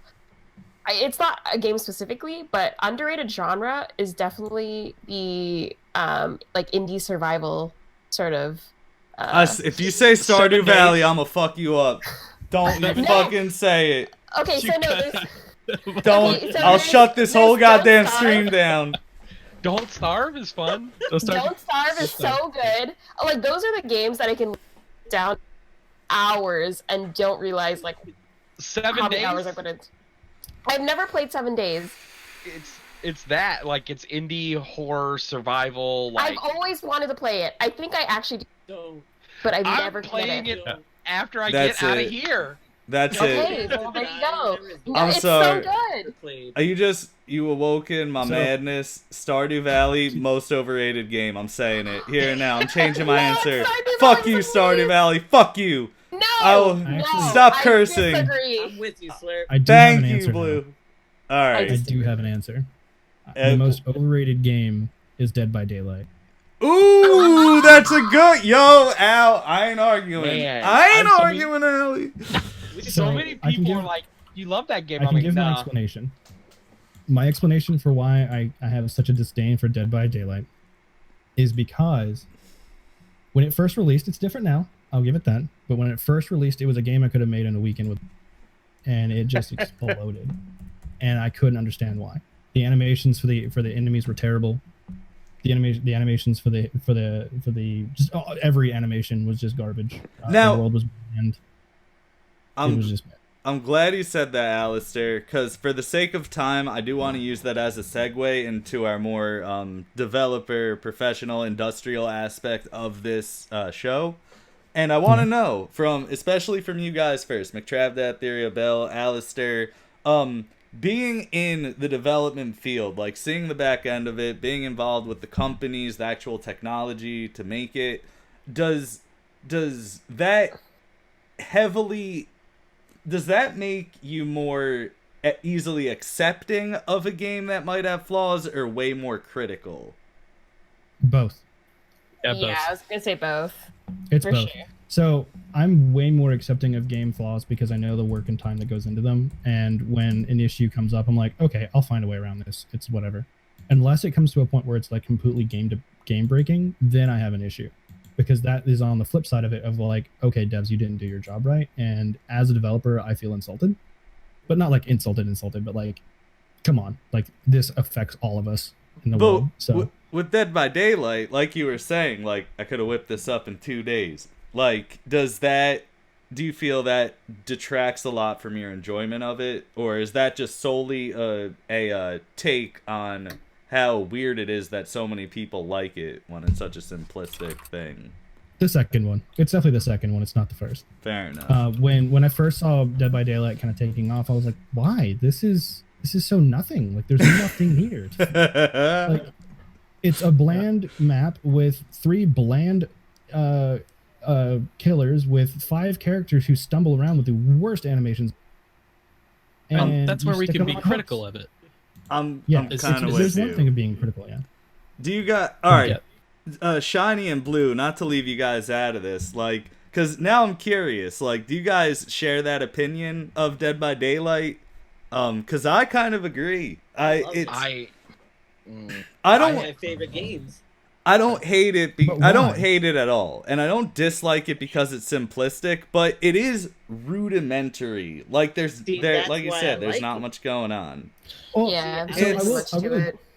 I like it because it's simple, but modern. Like it harkens me back to like old school games from like SNES and whatnot, where it doesn't bombard you with all these like things you have to remember and build up and level up and. What do you mean? They have all these like stat You trees have- and perks alright, you and But the shit. thing is, but you don't I have. think to what do it's getting at is you learn as you go. Yeah, like you're just there for the experience, and you're there to like. It's Do what you redundant. gotta do. You It's have a an redundant objective as a experience. survivor, which is you do the generators, and then you got to escape while avoiding the killer. That's it. That's all there is to it. And as the killer, you have one objective: fuck people up. It's like you don't get much better than that. You know what I mean? Like, So, it's simple, but it works. It's a magical formula. It's simple in I that think your objective Stardew is Valley simple, stuff but there's I so many different ways to go about it. I think I'm in that category of people that doesn't like Dead by Daylight. I'll watch people play it, but as I'm playing it, I get what you're saying when you go into that where it's just like it feels like generator simulator, and that's what I've always called it. Like, I'm gonna spend time trying to fix a generator. I hope I hit. It's a simple thing. I just hit the space bar whenever I need to exactly do what's going on. My biggest complaint, I guess, would be with it is when I do get to play the game. So I have played it with friends, and we get in there. I am not high level in the game. So being low level, I play against low level characters. Low level killers in the game are single-minded focused. So what they'll do is they'll catch one person, they'll put them on the hook, and then let everybody else pretty much escape while they camp that one person on the hook so they can't get off. Those are so yes, they are. That's what I'm saying. Exactly. And that's where I fall into, because I haven't played the game a lot, so I get matched against those. So if I'm that one person, and you can be really good at the game, but still the killer has such an advantage on you that it's hard for you to just juke them forever. They've only got to hit you like twice, and then they put you on the thing, and then they just stand next to you. That's camping. That's a camping. Yeah. And it's not all like that, but a majority of the games I played ended up like that, and it was kind of like, do I actually enjoy what I'm playing here? Whereas I could play that, or I could go play any other game. Yes, better and options. I'm enjoying it. You should play with me and Navi. Like, when we're killers, or at least when I'm the killer, like, I run around just killing everybody. But see, that's the thing. Then Shiny or me or anyone else is having fun hanging out with you and Navi. We're not having fun like, yeah, Dead by fucking Daylight. Yeah, that's like, for me anyway. And well, here's the thing: you play with friends. I'd love to play with you and everything. But here's the thing: I come and play with you, and like you said, you just kill everything. Your skill level is so much higher than mine in the game right now. You kill me, I get up on the hook. Okay, I get down. You hook me a second time. Cool. I get down again, and hopefully I don't get hit the third time, because if so, then I just did a whole match, and I don't feel like I won. And even when I do win, I feel like I'm only a small part of that win. I never played it and felt like, oh my god, I am the reason we won the game. I always feel like, I helped. That's fair. Yeah, it's definitely a team effort. I feel the same way. I mean, it's a 1v4. Yeah. It's meant to be a team effort. Yeah, and I get that. But like, so you go into like that shooter game or any other kind of game like that, and sometimes you get that feeling, or like League and stuff like that. You're like, I am the reason steamrolled this team. That I did that. So I don't know.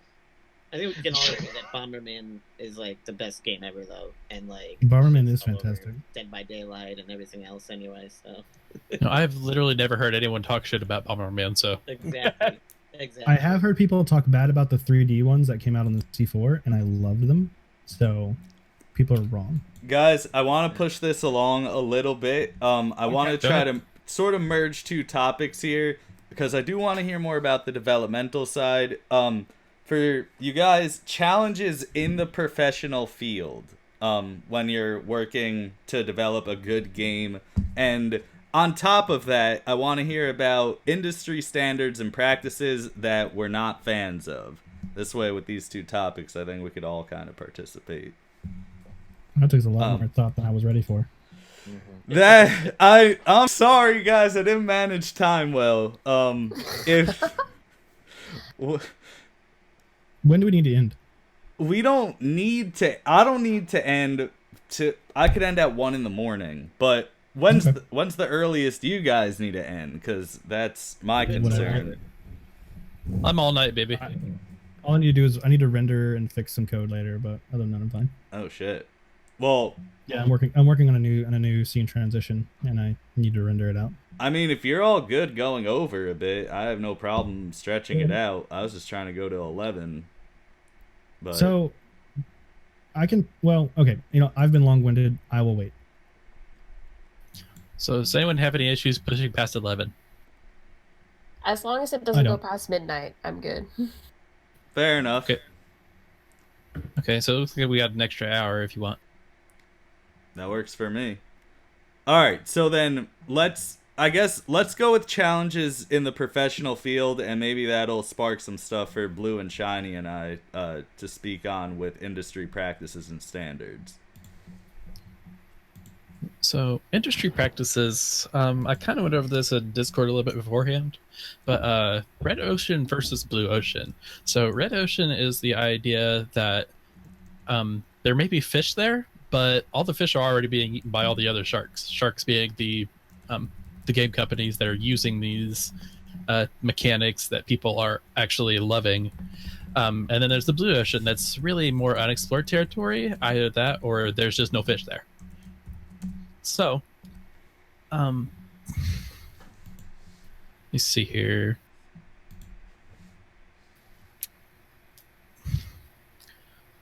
So that red ocean versus blue ocean is kind of a huge issue for us, because if you're not catching any of the fish in the red ocean with the practices that you know that people love, then that's still just as much of an issue as making something completely new and out there in the blue ocean that no one's going to like, because you aren't going to get that kind of revenue going if you're a smaller company. Yeah. Yeah, and that definitely comes into like why the indie can like really take a lot of risk, is it's a much lower cost. So like you see a lot of wild indie titles because they have the opportunity to take those risks and test those blue oceans. It is also frustrating to deal with the red ocean of just like how many versions of XYZ do we need, and no iteration, no innovation on the AAA companies' side of things. And they do innovate, but they innovate very slowly. And typically they only start innovating once they see numbers drop. It's true. I think a lot of people also don't realize like how long and how much time it takes to make a game in like a AAA studio. So it makes sense why a lot of the bigger games tend to be sort of repeats of a lot of popular things that are out there already. So, but yeah, I'm kind of curious overall to see how the indie game space sort of evolves in the next few years, because with how like the industry is going, especially with all the new like streaming services that are going to be coming out as well. So I don't know if people have thoughts about that. I kind of also went to a different topic there, but it's a valid one. It's a valid bridge to build. Because that's kind of purple ocean, if you ask me. Because a lot of and I would think like the PS5, the new Xbox coming out, they're going to, like the consoles, they're going to want to get more into that streaming market, I think. Because the streaming platforms are getting pretty damn big. So I could definitely see the next PlayStation and Xbox integrating some sort of streaming service to where you can actually like import textures and content on top of to do overlays and stuff built into the game, and being able to move stuff. Like I could totally see that happening. Hell yeah. Yep. And I would be very excited for that, even as someone who does PC streaming. I'll be very excited to see consoles be able to be more streamer friendly. A bunch of people are gonna be like, don't let these console streamers have access to nice things. Like I said, gamers are the most entitled people ever. You're right, Alistair. And you're right, Blue, because as much as I hate to admit it, PC is the master race. Though I do love gaming on my PS4. Yeah, but their communities. What's funny about that is, up until I had this job, I really didn't care too much about console. And not in the sense of like, I obviously own plenty of, but I never really cared about like what the mechanics behind all of them are. And I still feel like people don't understand the limitations going from a PC title to a console title, and developing for a console title, and the limitations within those. That kind of comes into the challenges of the professional field, especially with my work, is we'll get titles that are like, oh yeah, it runs at 90 frames on my PC at home. It's like, well, what do you have on your PC? Well, a 1080 Ti or a 2080 Ti and an i9 9900. It's like, bruh. Yeah. PlayStation 4 does not have that. The typical conversion rate that we talk about is whatever frame rate you're seeing on PC, divide it by 4 for a PlayStation, divide it by 5 for an Xbox, and divide it by 10 for a Switch. That's the performance rate. And it takes a lot. It takes so much work to get a game with decent fidelity to work on any of these. Like if you look at Overwatch coming out for the Switch, you'll notice that all the characters and all the environments are much lower poly. You'll notice that they don't have all the particle effects and shaders. You'll also know that in handheld mode, it's running at 540p. No, I'm sorry, that one's running at 720p handheld and 900 docked. So How much harder is it to go from like console to PC than it is PC to console, or easier, I should say? How much easier it is? Well, it depends. So if you build your game with console specifically in mind, you're going to be using a whole bunch of integrated plugins and APIs meant for that console. So taking that game from console to PC still requires you it's basically what I do in my job, to reinvent those or recompile those and those to work with the APIs meant for Windows or Linux or Mac, whatever. So it's not necessarily easier to go in either direction. The only thing that will be easier is your graphics computation, your AI computation, all that will have benefits on the PC. So your graphics can look better, your game will run at a higher frame rate, etc., etc. But the actual work does not change. Gotcha. Anything to add to that, peeps? Nope. No. Fair enough. All right. Industry I keep steamrolling. I'm sorry. No, that's okay, man. So I'm learning shit You here. have the opinions. I it- can't. actually, I can't it talk just- on building games. I've never built one.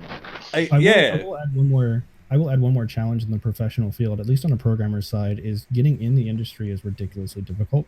Ooh. One of the very first projects I ever did at college was, if you could change one thing about your industry, what would it be? It was a presentation I had to do.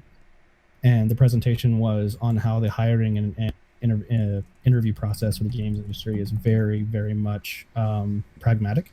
Not pragmatic. I'm sorry. What's the word I'm looking for?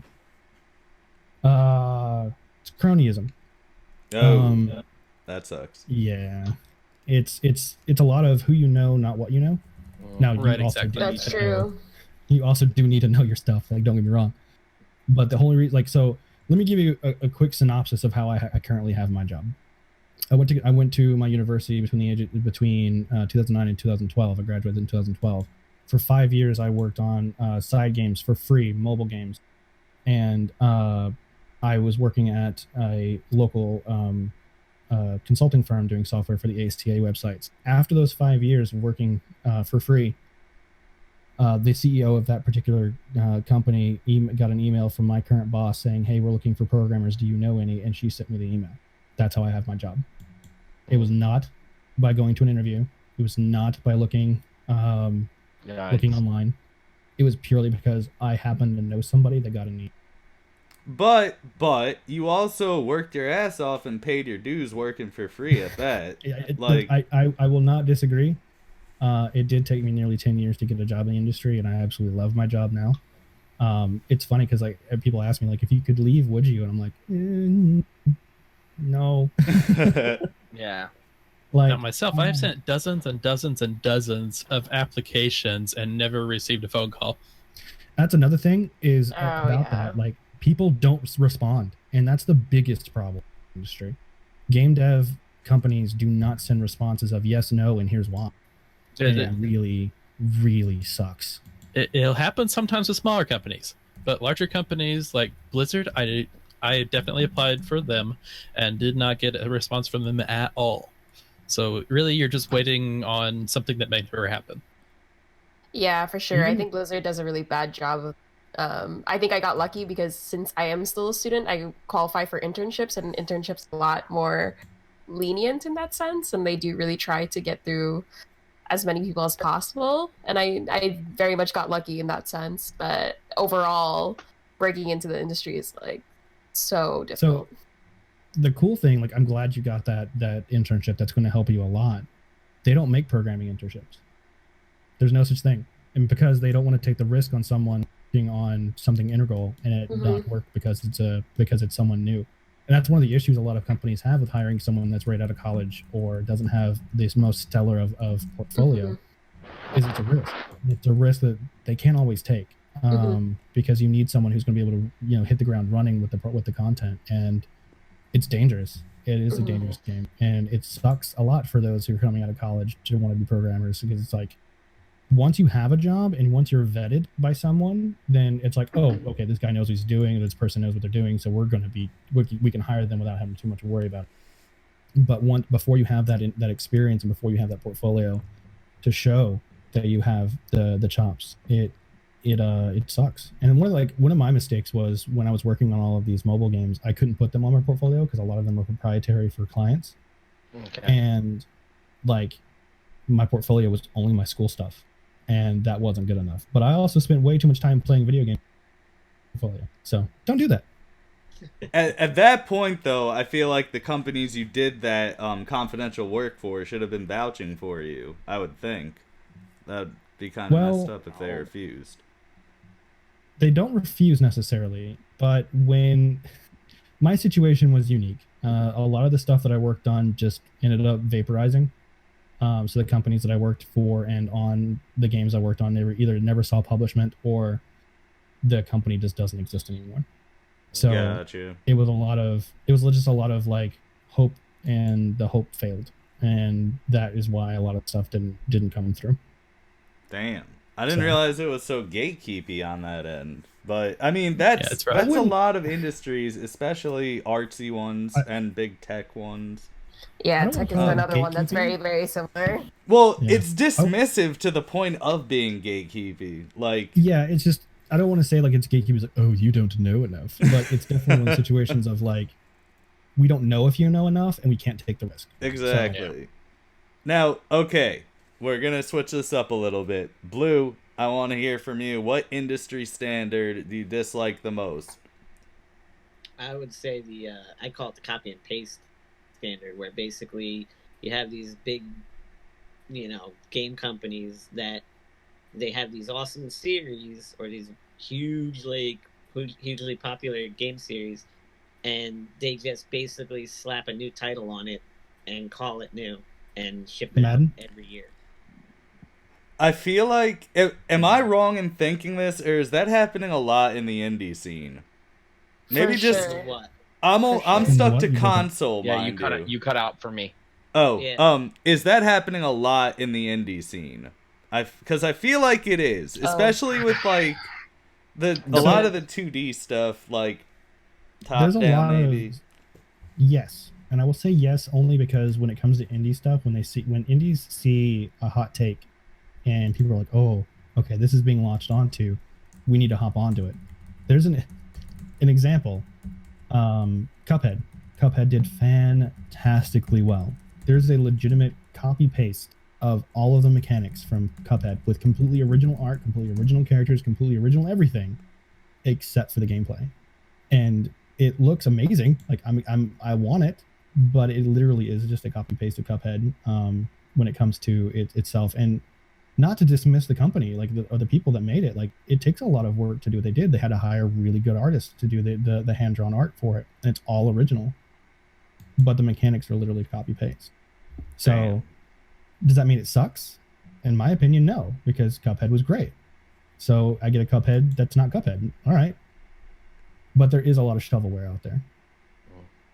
I hear you on that. It does. I think it has to reach a certain point. I forget what the proper phrase is to define that, but I agree with Blue, because it's never like a one-time thing. Like you're saying with this copy of Cuphead, now we're gonna see like 7 more of them in the next 2 years. I know it. Especially if that copy of Cuphead does well. If that copy of Cuphead does well, we'll see 15 of them.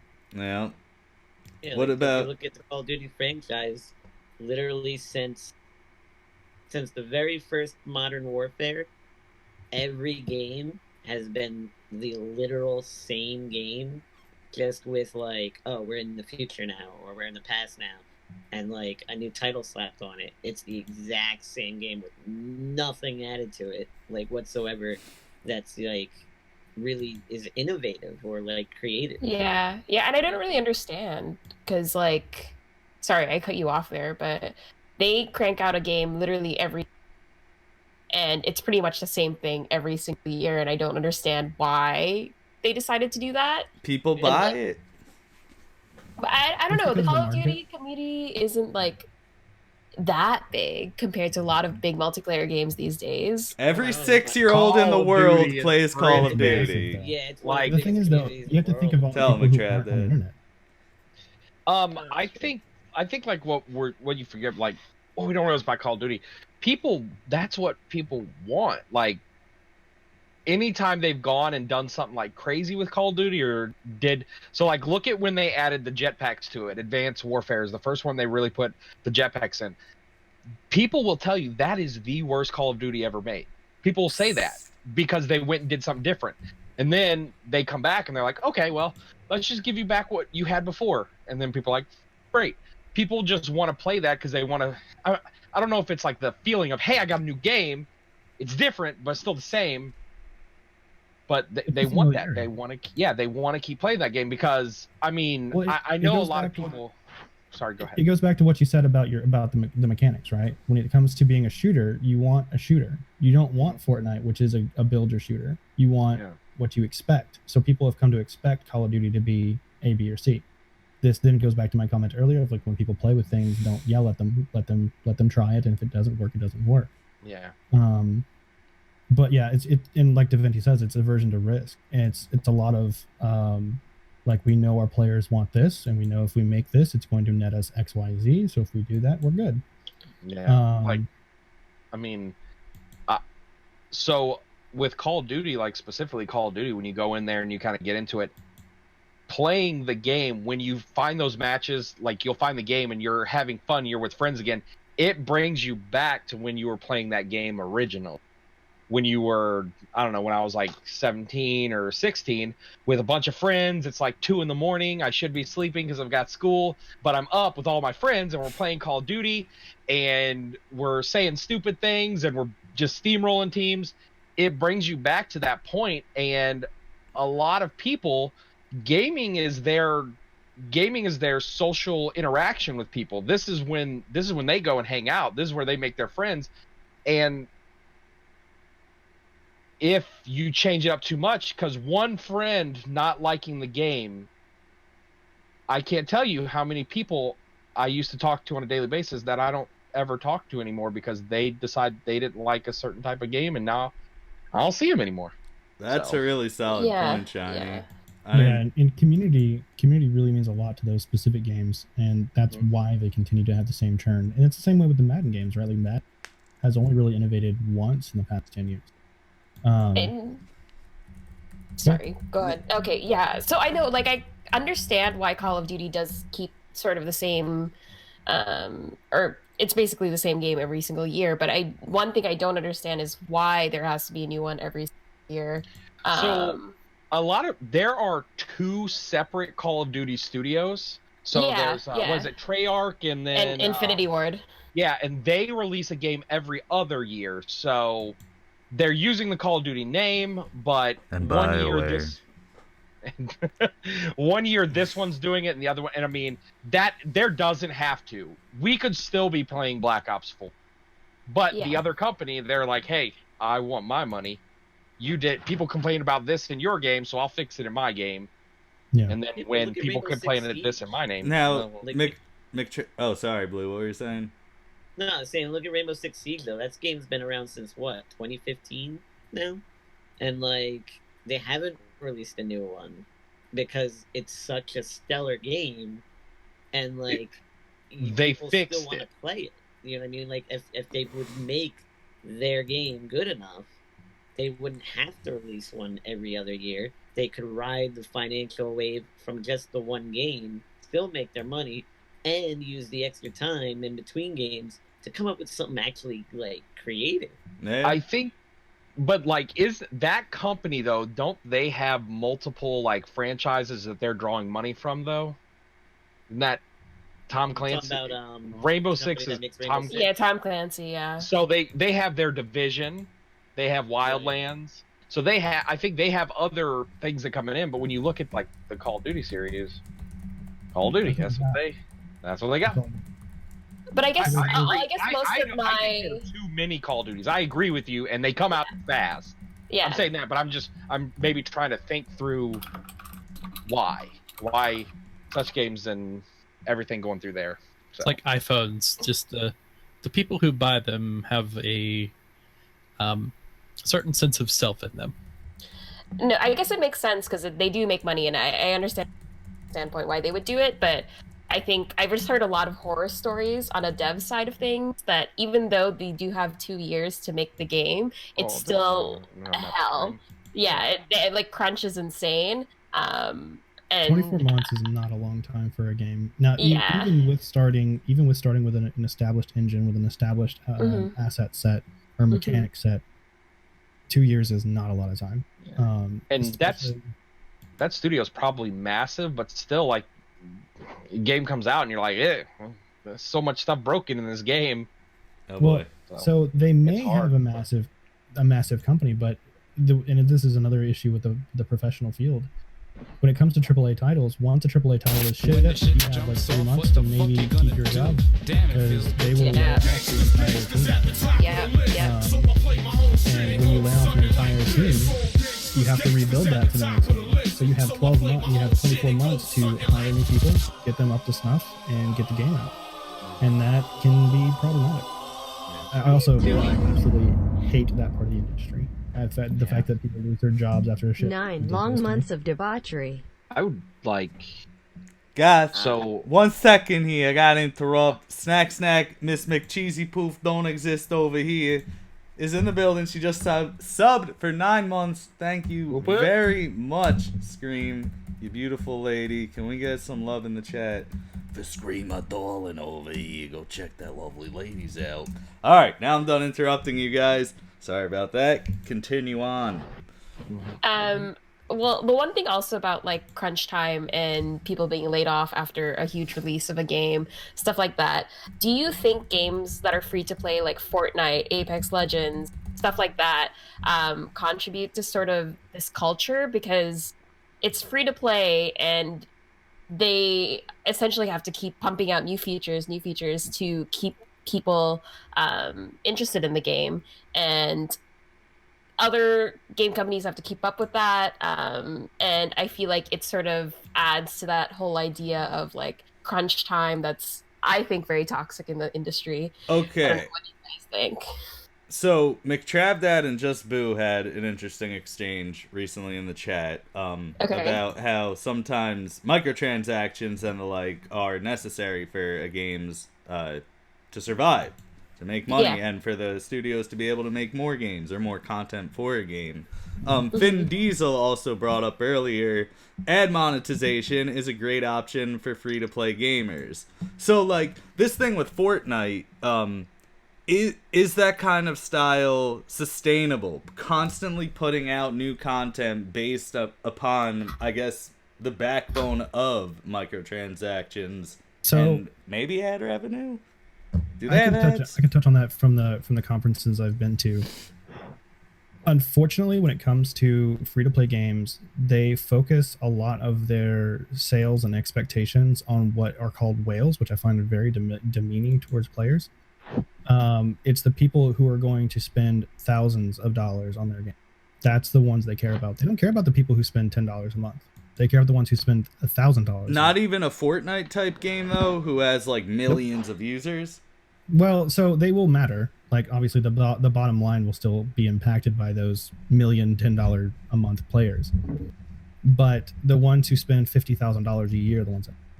There's no way people do that. Oh yeah, it happens. Oh, are you kidding me? Look, Clash of Clans, which is a mobile game, there's people who spend like $5,000 a year.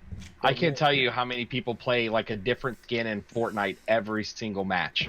They just bought like 1 million of them. Why would they do this to me? Because they want it. It comes down to people who have more money than time. So people will spend $100 on loot boxes to get whatever they want because they have the money for it. I do have major issues with the style of loot box and their mechanics. We saw the most absolute travesty of them in Battlefront 2. But the way the way that they're presented to our, and that's like why government is, they're very predatory, they're very gambly, and in that is, in my opinion, very wrong. You should give the option. I've never liked the idea of a loot box. I don't want something random. I want to be able to say, I want this. Give me this for $4. Give me this for $7. Like, let me spend my money the way I want to, not randomly. Now, I will say, like with Overwatch does a pretty good job of giving a loot box every level. I think the leveling is a bit predatory in its own way because it is too slow. When you're giving someone that does cost money, but you put it behind 100,000 grind of whatever time, however long it takes, because you want them to go, well, this is taking too long. I'll just spend $2, or I'll just spend $4. I find that incorrect, and I think that's a big issue. For me, I don't like loot boxes in multiplayer games. I think it kind of like gives people an unfair advantage over people that don't spend money. But I am entirely 100% on board with loot boxes in games like oh my god, what was the Lord of the Rings game I spent so much damn time on recently? Shadow of War. Yes, Shadow of War.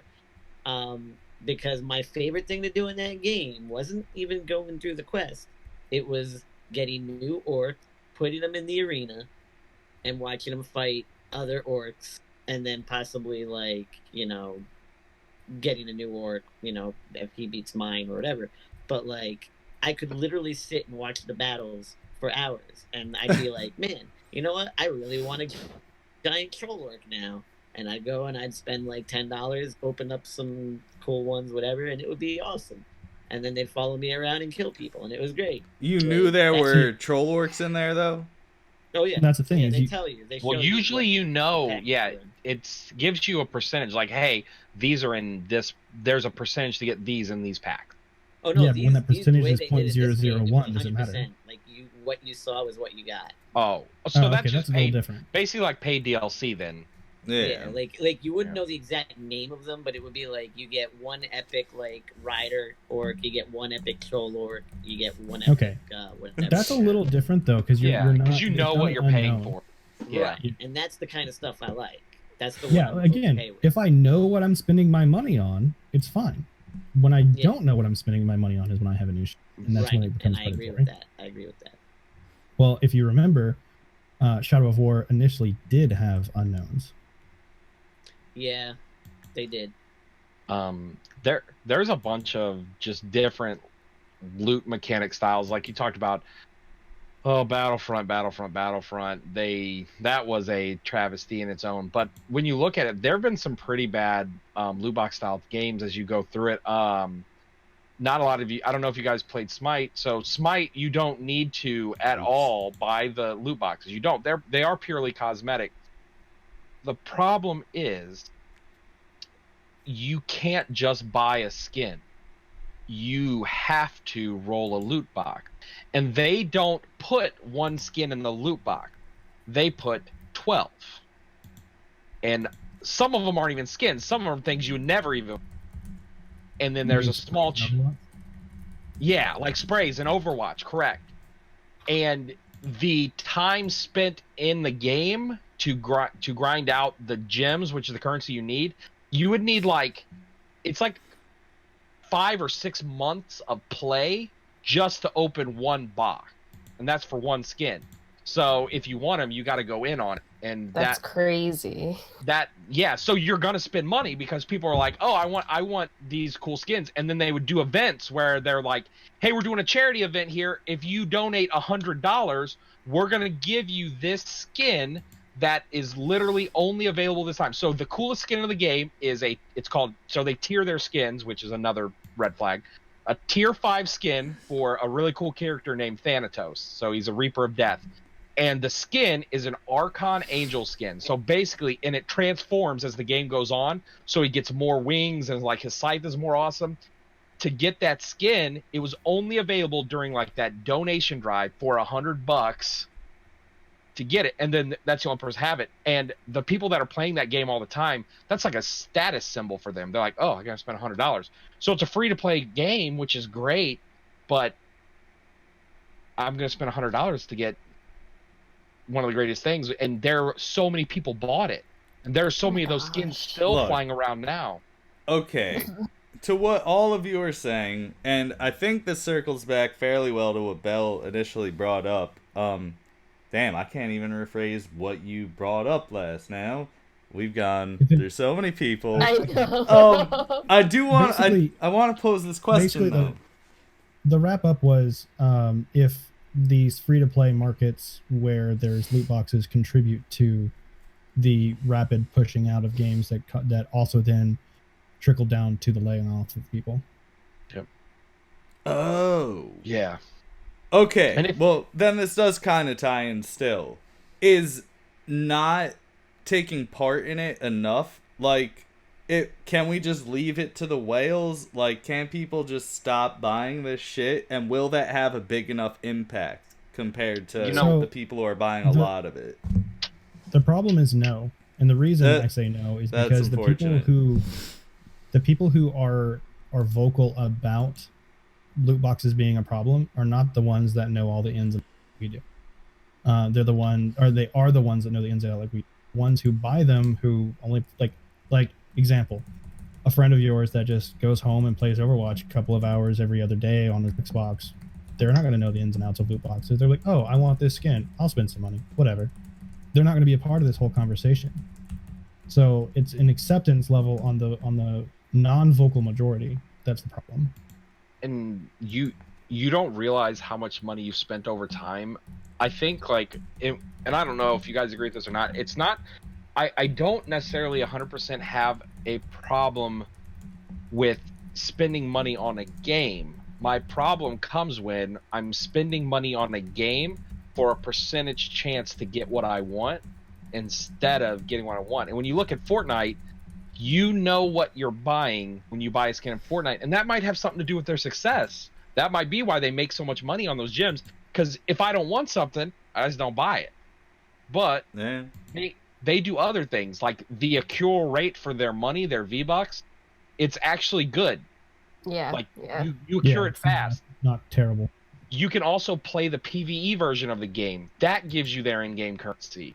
So they give you multiple outlets, and I have cousins, and they're literally they play a lot of Fortnite, and that's what they do. They play they grind PvE to get V-Bucks. They do the challenges to get V-Bucks, and then they use that to buy the next battle pass, which gives them more V-Bucks. So it's a roll in currency. It's not I run out and now I have to spend money on it to get it back. And I mean, I know Wes has been playing a lot of Destiny. I've been playing there too, and they've moved their whole economy around. And there's been some looking into it. So it used to be before you could buy things with Bright Dust, but your Bright Dust accrual was pretty fast because you would buy a quest and you do that. Now you have to get Bright Dust via. You have to max out. You have to buy quests from vendors, and it's like 10 Bright Dust each, and the amount of time to gain Bright Dust like you used to is a lot bigger. And people are looking at it now like, I used to be able to spend a bunch of Bright Dust and buy stuff from the store. Now it's not as much. I don't have necessarily a problem with 100% because it is all cosmetic in that game of the sense. But when you look at Call of Duty with their loot boxes, or when you're spending money, when there's an advantage to spending money, on a game that you've played, that's when it becomes a big problem. Yeah, when I heard Call of Duty put red dot sights and stuff like that inside their loot boxes, I was like, bro, no. They put guns in there. That's crazy. They put guns in there. Guys, I need to use the bathroom really quick. I'm perfectly fine leaving you guys up talking while I do that. Okay. Or I could put we'll keep going. All right, fair enough. I will be right back. Yeah. So that's the thing. When you put mechanics behind loot, he's gonna put. When you put mechanics over.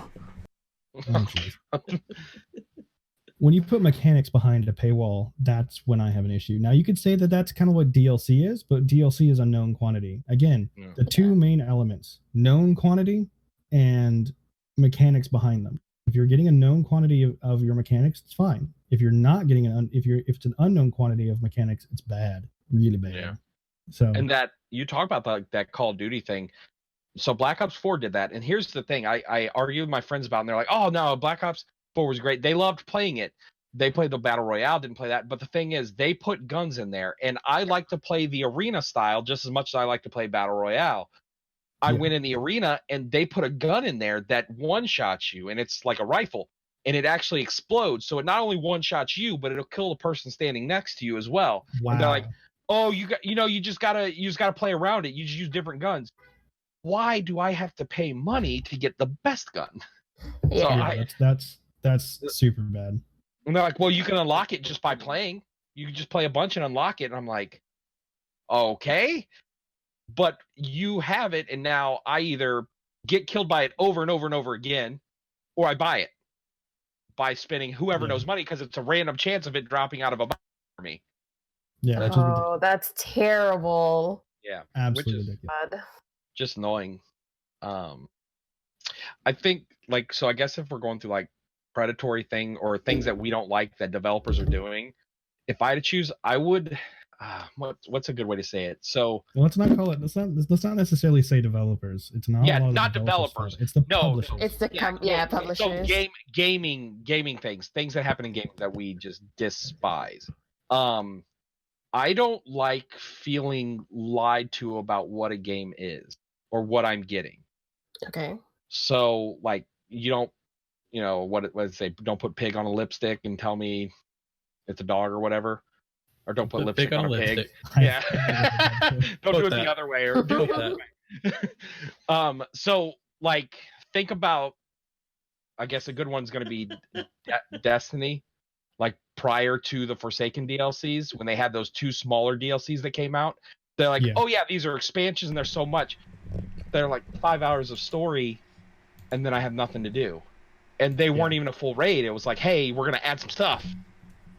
And then I have nothing to do. But they made me pay $20 for it because they were like, "Hey, there's a full expansion." That wasn't an expansion; it was like a single story. You wasted my time, we could bash Anthem the rest of our lives. Anthem screwed the pooch, and I knew they were going to. I'm proud Anthem's of a it. good example of the overpromise, underdeliver. I mean, Peter Molyneux is known for it, right? So Fable was amazing. Fable 1 was amazing, but Fable 1 was also half of what was promised. And once again, it was half of what was promised. So it's an overpromise of an underdeliver. It can still produce a good game, but you're still going to be telling the players or the expected players, like, hey, we're going to give you X, Y, Z. And then X only comes out and you're like, what happened to Y and Z? Where's the rest of it? Now, again, that goes back to my comment earlier of where I'm very forgiving when it comes to that situation because I understand the crunch and I understand the limitations that there can be, especially back then on that Fable 1 with the original Xbox. Oh, boy. Yikes. Even if they don't deliver it later, then it's still okay? Yes and no. It's passable because of this of the technological issues. It's not acceptable, if that makes sense. Yeah.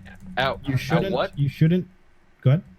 At what point do we go back, and how long is too long? So, who here's gonna play Fallout 76? Nope. The developers just talked about pretty much starting Anthem all over again. Who's gonna play Anthem 2.0? I'll give it a shot if it has a free to play. Yeah, I bought it, so maybe if I get that. But yeah, there's some games you'll go back to. Like I went back to Destiny. I left after the first 2 DLCs of D2. I really did, and I was like, probably not gonna play this again. I went back and I play it now weekly, all the time. Give me that. What is that? What is the statute of, hey, we're going to give this game another chance? And like Destiny, biggest thing about Destiny, what probably brought a lot of people back is, Bungie was like, hey, we're splitting from Activision. And a bunch of people saw that and they're like, this is different. I think what comes down to is being communicative. Like when you're communicative with your community, say that 5 times fast, you can earn their trust back. And like that's EA a lot easier now when it comes to digitally delivered content. What's that? Like EA and Bethesda. They're very communicative with their communities, and everyone loves them now. Oh, I was like, you're being sarcastic, right? Yeah, I was like, So- hey, Hold let up. me- However, let me get However- in charge of... Yeah. I do think EA is learning. And the reason I think EA is learning is due to the Respawn games that have recently come out. Apex has done really, really well. And I think it's because EA said, hey, make a Battle Royale game-ish thing using your IP. Just go do your thing. And they're like, cool, we went and did our thing. It's fantastic. I think the reason Fallen Order is coming out as well as it did was because Respawn was making a platformer title, and EA saw it. They're like, they pitched this platformer title to EA, and they're like, this would work really, really well as a Star Wars game. That brings Star Wars game. That brings up a question. Because this happens a lot in a lot of different job fields. And chat, I want your input on this too in your line of work. I hear a lot, and I've experienced this too. Oftentimes, leadership and people in managerial or administrative positions will actually stifle productivity when they try to tighten the reins. Do you think that's a 100%. huge... Okay. All the time. All the time. No doubt. Yeah. Well, So not necessarily with my industry. Well, nope, never mind. I can't give you specifics, but yes, it does happen. So for a living, I teach Micromanaging, management. yes, next. I teach managers how to manage individuals. Shiny That is literally my specialty. job. That's what I do. He's coming in. There's a class that I teach that is 4 to 6 weeks long. So I have the same people in the class for 4 to 6 weeks. And one thing that I make very clear to the people in class is kind of two big things that are key for them to be good managers. The first one is you are nothing without your people, and not enough people understand that. Especially managers don't get it. They're like, they think they are top tier, whereas the people below them are doing nothing. But when you look at the efficiency and the flow of the work that's getting done, managers don't do much. The individuals below them do. If the individuals below you do not like you, they will not work for you. Therefore, you will be less productive, and it creates kind of a vicious cycle. So you think they're productive, so you fire them. More people come in. They learn that the old people don't like you, so you create a vicious cycle. The second one, micromanaging kills all productivity. You have to empower your employees to make decisions. If your employees don't make good decisions, that's something you learn over time. If you never give the ability to make good decisions and make them for them, what did you hire them for? What is their purpose in the company? They have none. You're wasting your time by telling them what to do all the time, and they will never grow.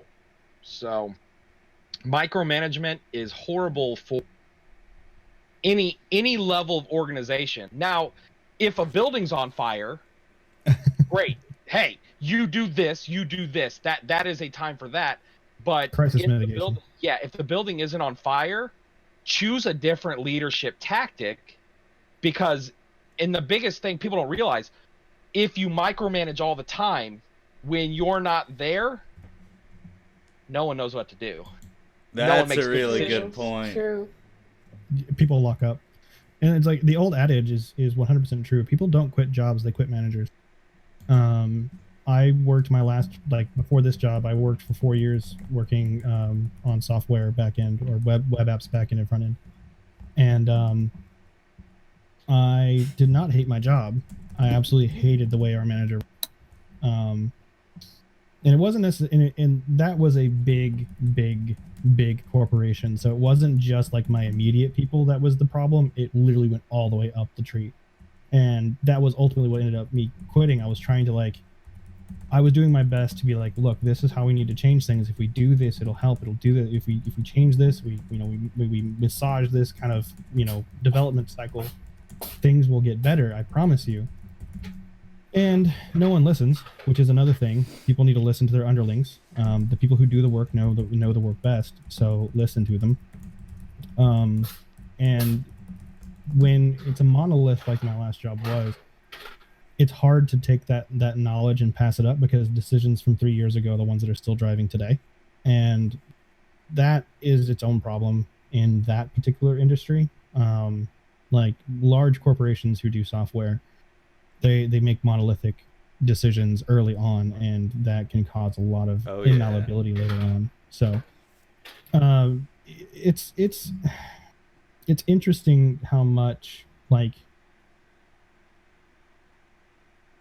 we've heard horror stories from everyone that publishers will say, well, we don't want to do that anymore, and that just causes nothing but strife across the entire teams. Not only from just local management, but like local management down to teams. Hold up. Publishers have, maybe I'm misconstruing what publishers are in the gaming industry. They actually have a say in what developers can work on, even after they're the ones that make the decisions.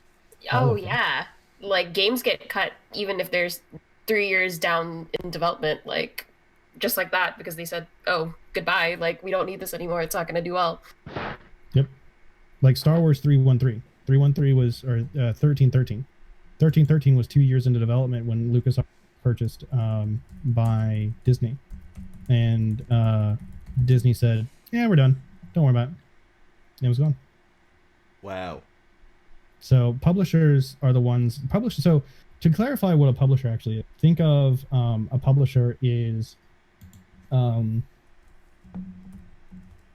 it's kind of hard when it comes to AAAs because a lot of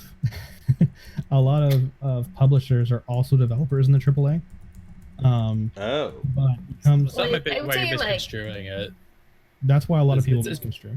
Yeah. That's weird overlap. I didn't realize that was a thing. Well, just like what Shiny was saying earlier, right? You've got the studio Treyarch and the studio. What was the other one?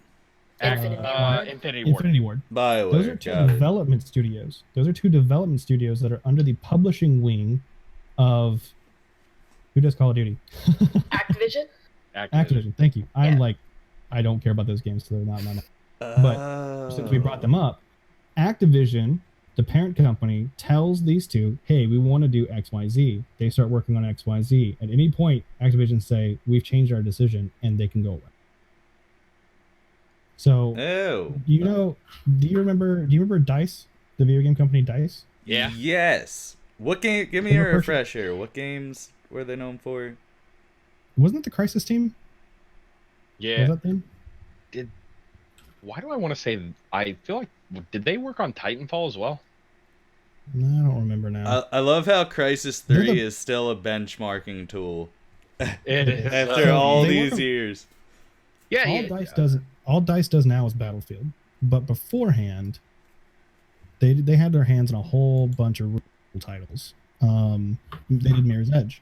They did Star Wars, Battlefront. Devin says Battlefield. What? DICE wasn't the example I was looking for. Hold on. Let me. EA. Yeah, they do all the Battlefields. Right. While Alistair looks for this, I do want to bring up something Devin said a few lines back. I didn't know this. Apparently, Microsoft promised that the Xbox One was not going to have any loading screens. What? They said that the next generation of consoles wouldn't have load times, wouldn't have like loading screens. Oh, what? They can take that out. They can take that and shove it. Yeah, that was back when the Xbox One was coming out. Oh, that was the thought. Oh, that's funny. Because they thought that the console was going to be that powerful. The only way that can be is that the only way that can happen is if they put $3,000 computers in a console. Yeah, and it's going to cost you $3,000. Like it's not going to happen. Yeah. So okay, one company specifically that EA killed, Pandemic. Pandemic made Destroy All Humans, Mercenaries, Full Spectrum Warrior, really, really good. And EA bought them, and they were like, "We want you to work with us. We want you to do our IPs." Oh no! And then it dies. No, the company doesn't exist anymore. EA is just like, we're done. Whole studio shut down. And EA is a publisher. EA is a publisher. EA is not a development studio. Okay. Now, back when it was called Electronic Arts, back when they did Medal of Honor 1, they were a development studio. What the fuck? Why do these publishers... Does this translate into, like, the world of writing? Like, people writing books and getting them published? Like, is there a similar dynamic that I'm unaware of? I honestly have no idea how that works. I'm curious. So when it comes to books, writers will take their works to publishers saying, I wrote this, or I plan on writing this. Yeah. Will you back me? And publishers will then say, yes, we'll pay for this, or yes, we want to publish your book under our title.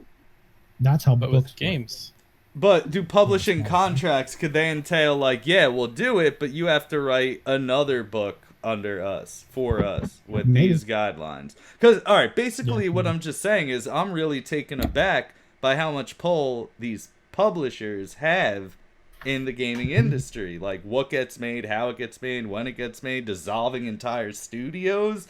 That's insane to me. No, I will say that's primarily in the AAA studio, the Okay. AAA industry. When it comes to indie publishers, like I work with Devolver Digital a lot, and they're the ones that did. Let me make sure I don't get my words wrong. A lot of fun games. I can't say the wrong thing, so. All right, so yeah, Devolver Digital did Enter the Gungeon, which I should have known, but I'm tired. So Devolver is very much like they have some say-so, but only say-so in like the managerial section. This is taking too long. We need to figure out why. That kind of stuff. They don't really stick their hands in the development too much when it comes to like what the game is being made from, because most of the time what Devolver does is they kind of do it the book way, where a developer will say, hey, I've mostly made this game, or I have made this game. We would like you to fund the publishment of it, so it gets pushed to Steam and blah blah blah blah. Yes. And then they split out some cut. That's how most of the indie industry works. Chucklefish is another one. Anyway, a lot of those indie publishers behave the way that the book industry does when it comes to being proposed, and then the proposal gets accepted and then shipped through under their name. AAA is not that way, and that's why they're so very different. AAA is very much again, the red ocean, blue ocean situation where the AAAs don't want to be risky. So when a game starts to do terribly, they just nix it, and then the whole industry can go down, or the whole company can go down. Oh my god. I mean, so that can the happen. idea That can behind that happen. is like, why waste more money down the road when we can just stop this now and lose less? Yeah, Like it's very much a know risk when to industry. play your hand, know when to fold. Mm-hmm. Industry and indie market can do that too. Like indies can totally fold after releasing a game and it flops, but it's not necessarily the publisher making that decision. It's just the fact that they didn't make enough money to continue. Guys, does anyone have any final thoughts for this topic? I talked a lot and I'm tired. Fair enough. Because what I do want to get into now, we got about a half hour to cover it, and I feel it can get pretty in-depth. We're going to go to our last segment before the closing, and that's going to be, where are we at? Hopes and Dreams. The Hopes and Dreams section. And chat, I really want you guys to answer. I'm curious to hear what all of you think. So our first question here is, where do you see gaming going in the future? What would you like to see more and less of? I know that last part's a bit loaded. Try to pick like one or two things maybe. But yeah, so where do you see gaming going in the future, and one or two things you'd like to see more or less of in the culture and industry, and even in specific like games, genres? I think gamer interactivity is where it's going. I think things like VR, where the gamer can interact with the game on a more physical level. I think we're going to see a lot more of that.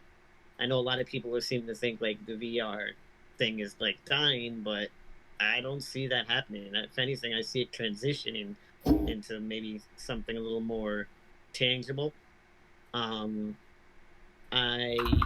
want to see a lot less copy and paste games and more risks being taken by gamer studios, because ultimately risks are what produced the first Resident Evil. You know, risks are what produced Halo. Risks are what produced. Hold up, whose keyboard is at 75 decibels right now? Sorry, that probably is mine. I hear the loudest clicking in my ears, making me so aroused. I'm sorry, I made a mistake of getting blue switches. Blue switches? What kind of streamer are you, Belle? I can't believe you. I gave up my blue switch keyboard a long time ago. Brown's a bus, Wong. No, speeds are bust. Get out of here. I never tried Back to the it, BBD. speeds. All right, sorry, Blue. Continue. No, it's all good. No, like risks are what produced a lot of the AAA titles that we love today. That started off, Legend of Zelda, even. Risks were taken. Someone said, "Hey, I want to do this. Let me make it. Let me do this," and it was made, and we were happy. And thank God they haven't done with those particular series the things that have been done with, Call of Duties and whatnot. But I want to see more creativity, more risks, and I want to see a lot less copy and paste. I like that. I think I'm ready to start into maybe something Wes is going to talk about. Me and Wes are in a bunch of Discords together. And my gaming hopes, I always post it, and every time he's like, "Shiny, you're an idiot. This is why you can't do that." Every time, but I'm always gonna post it. I'm always gonna say it. Just Boo hit on it. Crossplay. Oh my God! So Fortnite opened the door. Love or hate Fortnite. Fortnite opened the door. They really did. They said, Wrong. "Listen." Okay. Wrong. Tuna sausage. shit. Here it is. Listen up. Hold on, Herdy. I told you, Wes has already called me. All right. So, Fortnite came out there. I mean, they're a big company, and they were like, "Hey, like everybody's going to be able to play on our system. We want everybody to play together." That is an amazing concept, and everybody games for a different reason. We all game for a different reason. I am a social gamer. I want to play with other people. That's why, like, it's hard for me to always just sit down and play single-player story games.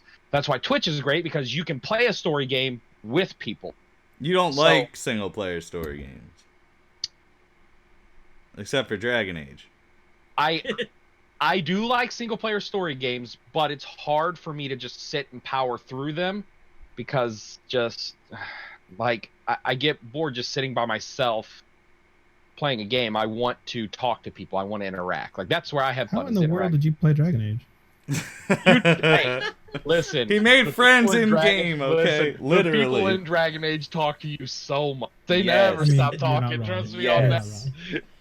So, here's the thing. I think we've all established that there are like special ones within each genre that we like. Yeah, there are things that we love.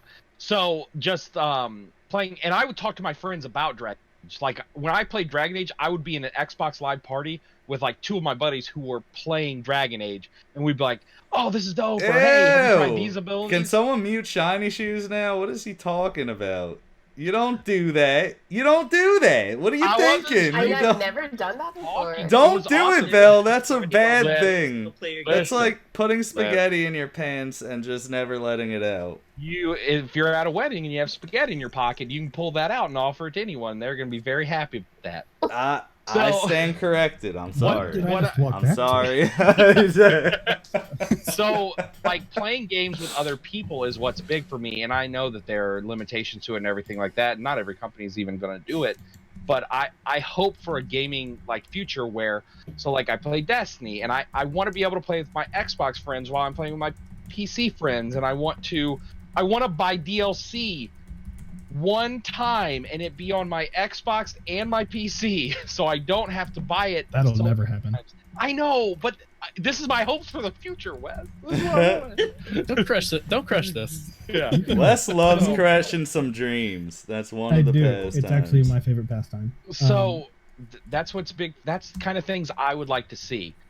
All right. Wes, you can tell me I'm a dum-dum now. So, to touch on that, like, I don't want to say that it's not something you should hope for.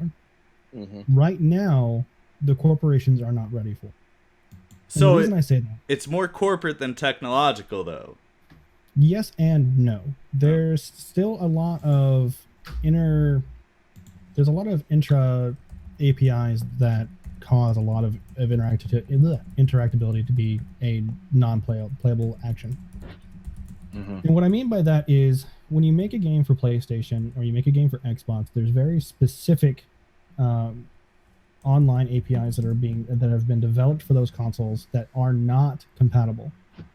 And that's one of the big issues of why it can't happen now. That doesn't mean that can't change, but right now, these APIs are not interactable. So, and I say not, without a lot of work. Obviously, that has changed when it comes to Fortnite, Rocket League, and all those who did the extra work to make this a thing. It's also not beneficial to the companies. What benefit does Xbox have by letting them play with PlayStation? What benefit is there? So on a corporate level, there's not a benefit to it. Again, I've repeated myself, but there really isn't any reason for capability, because at that point you're just losing the opportunity for someone to go PlayStation, go buy the game to play with their friends. Someone could make that purchase because their friends have an Xbox and you don't. As if you were like, well, I already have a PlayStation, I'll just go buy it for PlayStation. Well, Microsoft doesn't see any money. What is Microsoft going to get out of it? Nothing. So no, I think that's kind of wrong in a sense of them to think that they wouldn't profit out of it, because they'd have more friends playing these games and then want to actually go get it themselves for whatever platform they may be on. That's much less hard. That's much harder to quantify. Exactly. And we will never know until it actually happens, which, Yeah, like you're saying, I don't think it will, just because I of hope it does, but, the overall fact of it being hard to quantify that, as well as they don't think they're going to make any money off of that. Yeah, it's a mindset change. Like, I can't give you any literals, but in the documentation for these systems, it says that someone playing on my system cannot feel like they're being underdelivered. So if I'm playing, if an Xbox player is playing with a PlayStation player, the PlayStation player cannot seem to the Xbox player to be having a better experience. That's part of their documentation. So it's a mindset thing. And I think that mindset could change over time. The technological aspects of it are just because things have been built for so long the way they have been segregated, that integrating them is hard. So it would take a whole new platform to rise in order for that to happen. Can that happen? Yeah, I think it could, but it would require these companies talking together. And that's one thing I really like about Microsoft and Switch talking right now, or Nintendo, because they're very much on the whole like, hey, we'll work together.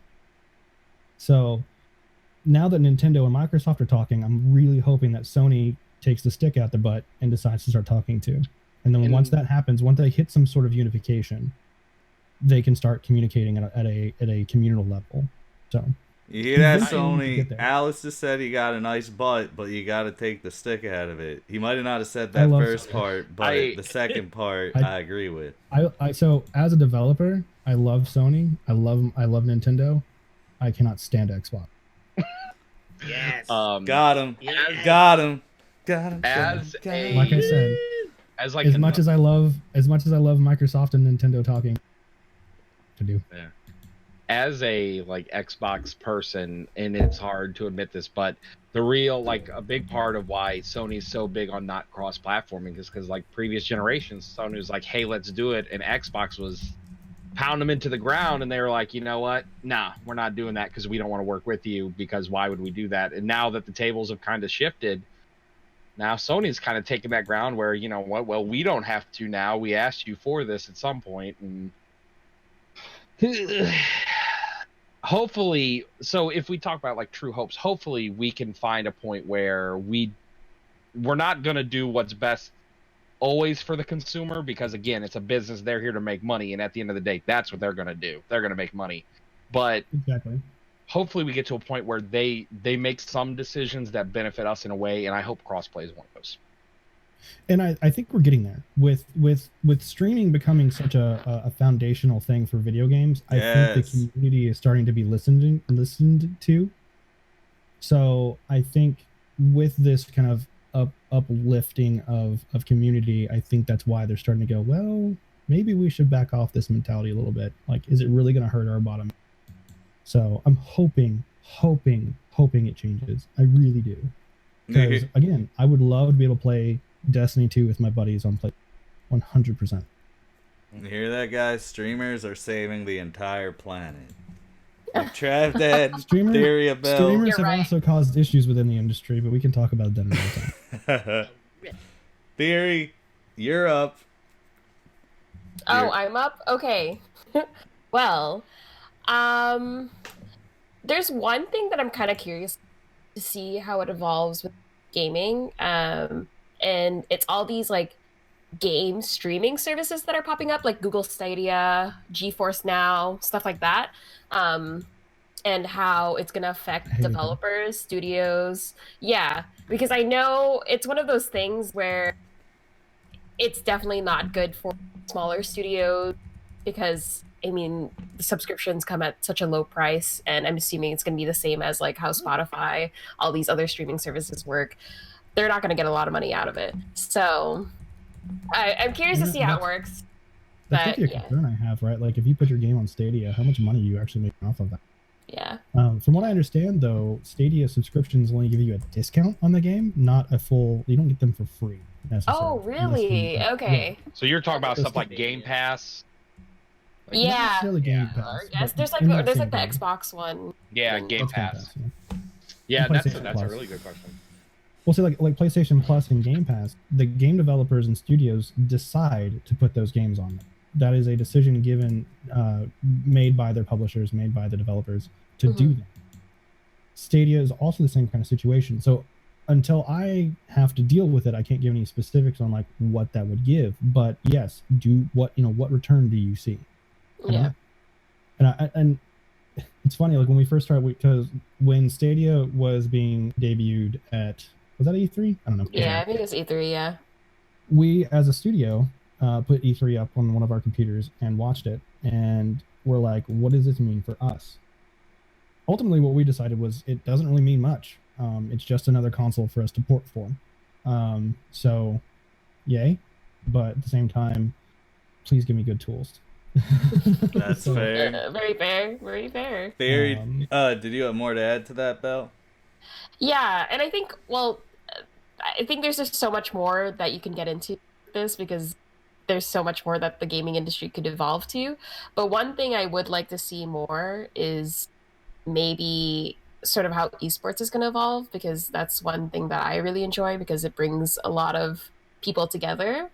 And since like gaming to me is a big part of his community, and now with esports being so huge, and I feel like it's a big reason why it's sort of becoming like gaming's becoming more of a norm. That's true. I'm curious to see how it goes. We'll see what happens, but I'm excited for it for sure. Oh, totally. If I'd have known esports would have been a thing today, I would have quit high school when I was 12. Oh my god. I played nothing but Counter-Strike for 14 hours a day. Never stopped. Oh my gosh, can you imagine? All day, every day. I can't do it. Like I like practicing games and stuff, but at that point it's a job. Like yeah. Exactly. But not good money.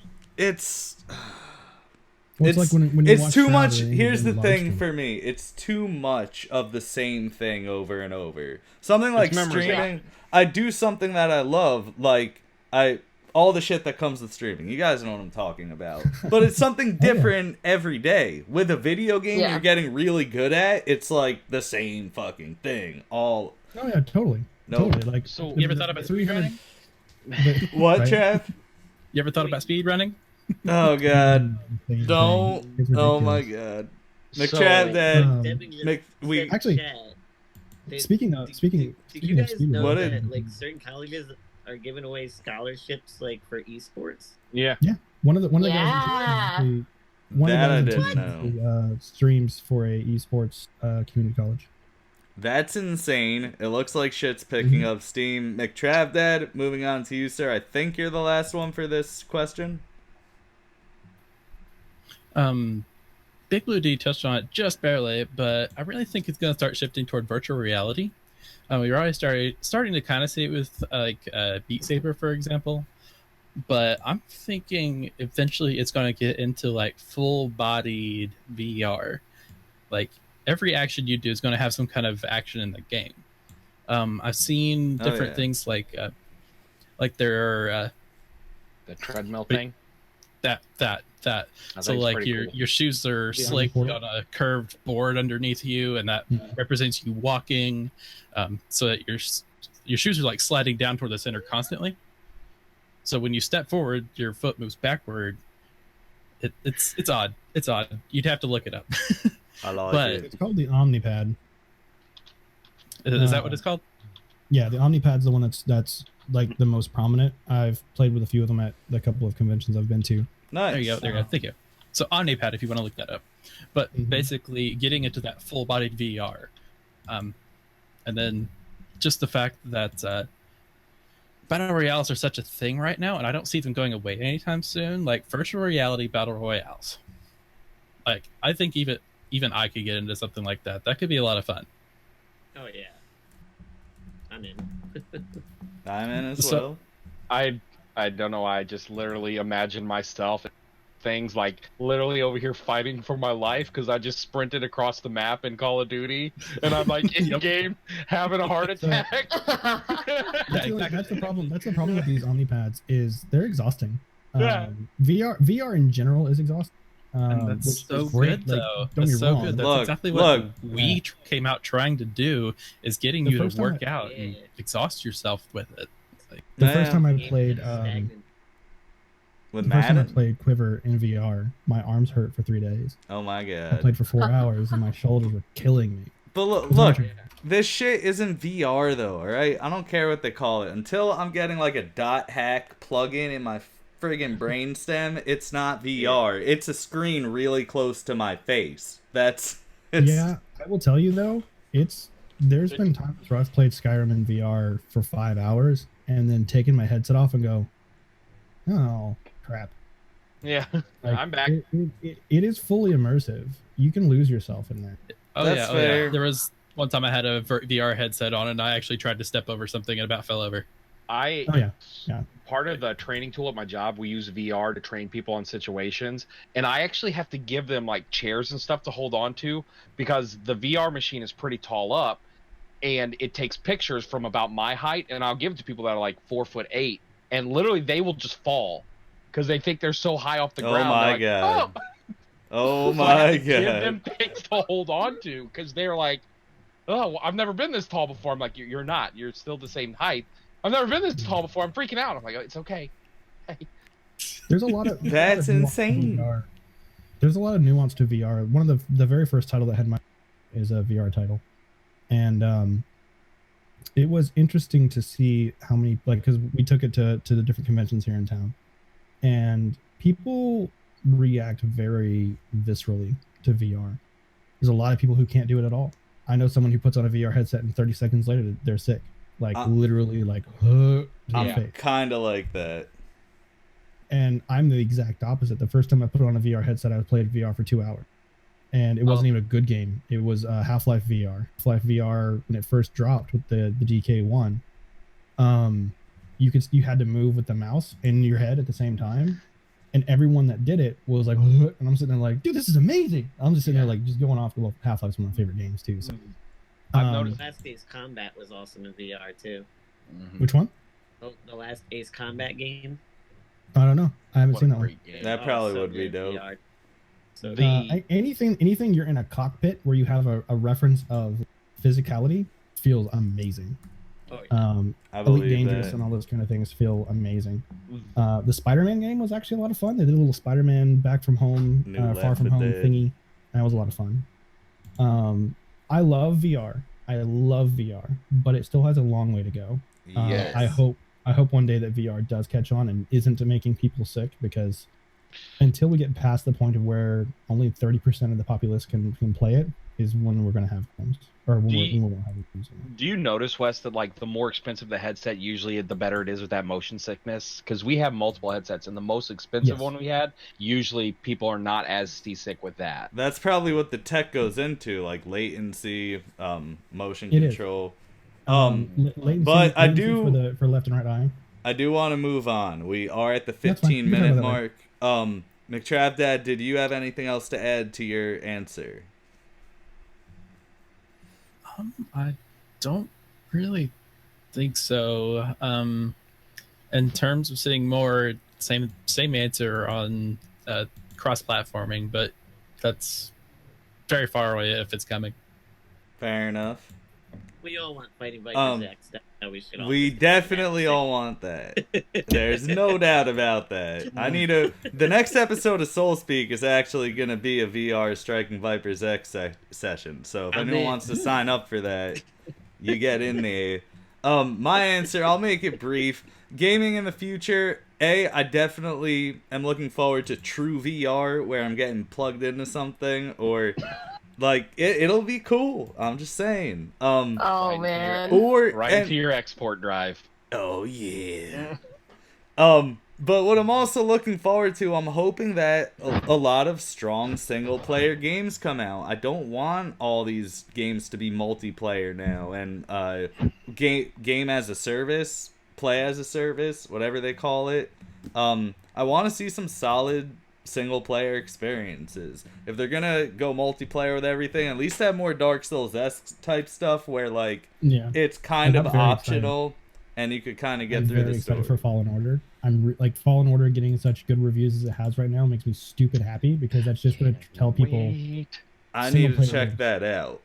I'm excited. So the next two questions I want to hear from chat, especially on these two. This goes for everyone on the panel. One, which established franchise would you like to see made into a game, and which type of game would you like it made into? And two, if you can make one game with contemporary tools, what would you make? 100 would be the thing I would make into a game for sure. What kind of game would it be? It would be a mix of like an open world action RPG like Skyrim, but also part survival game where you have to like maybe hunt for your food or find shelter when there's like electrical storms, whatever, So basically, it would be like half and half, like a half survival game, half action RPG open world.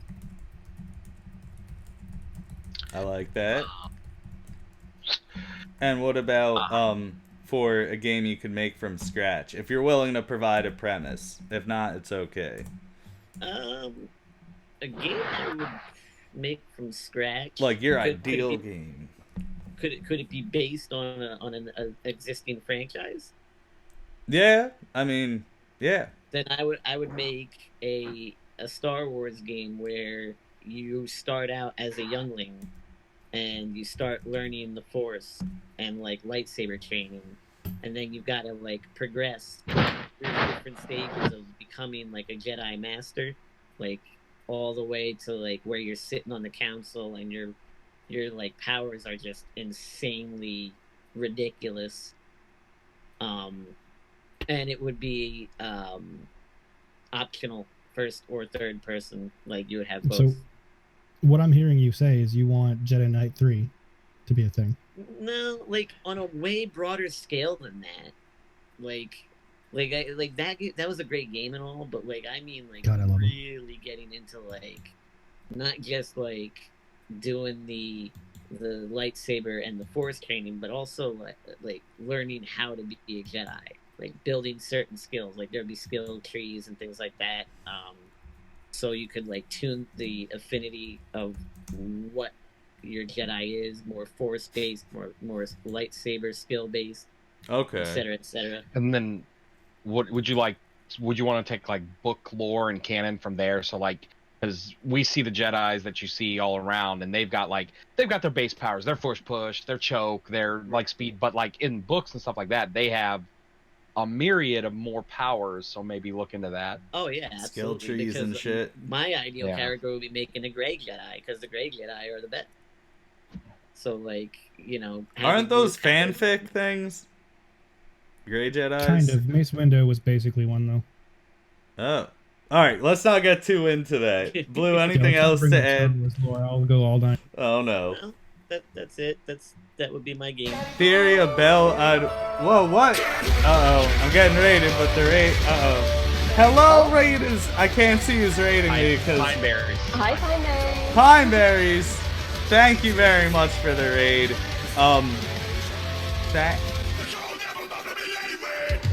Still going. Pineberries, thank you very much for that raid. Welcome, Raiders. We are in the middle of this discussion, though, so I can't address the raid as I normally would, but welcome. Thank you very much. Thank you for doing that shout-out, Blue. We're talking about gaming. Continuing on, since, Belle, I want to hear from you next. Oh, please go to another person first. Oh boy. McTravDad. What was the So, topic of conversation exactly? Two questions. Which established franchise would you like to see made into a video game? And with contemporary tools, what would your ideal game to make be? As far as an established franchise, I'm not really sure. My media consumption doesn't get a whole lot outside of gaming, so anything I would say was already a game. um, let's see. And the second question? If your ideal game, what would it be? Provide as much or as little detail as you'd like. That one's kind of hard. Fair enough. Wes and Beller got to nod heads here. If you had unlimited resources, it's kind of hard to say because, like, within the game industry, like, there's no one particular idea guy. Ideas are a dime a dozen. I mean, one's going to be better than the other, sure, but it's hard to say exactly what a best game would look like.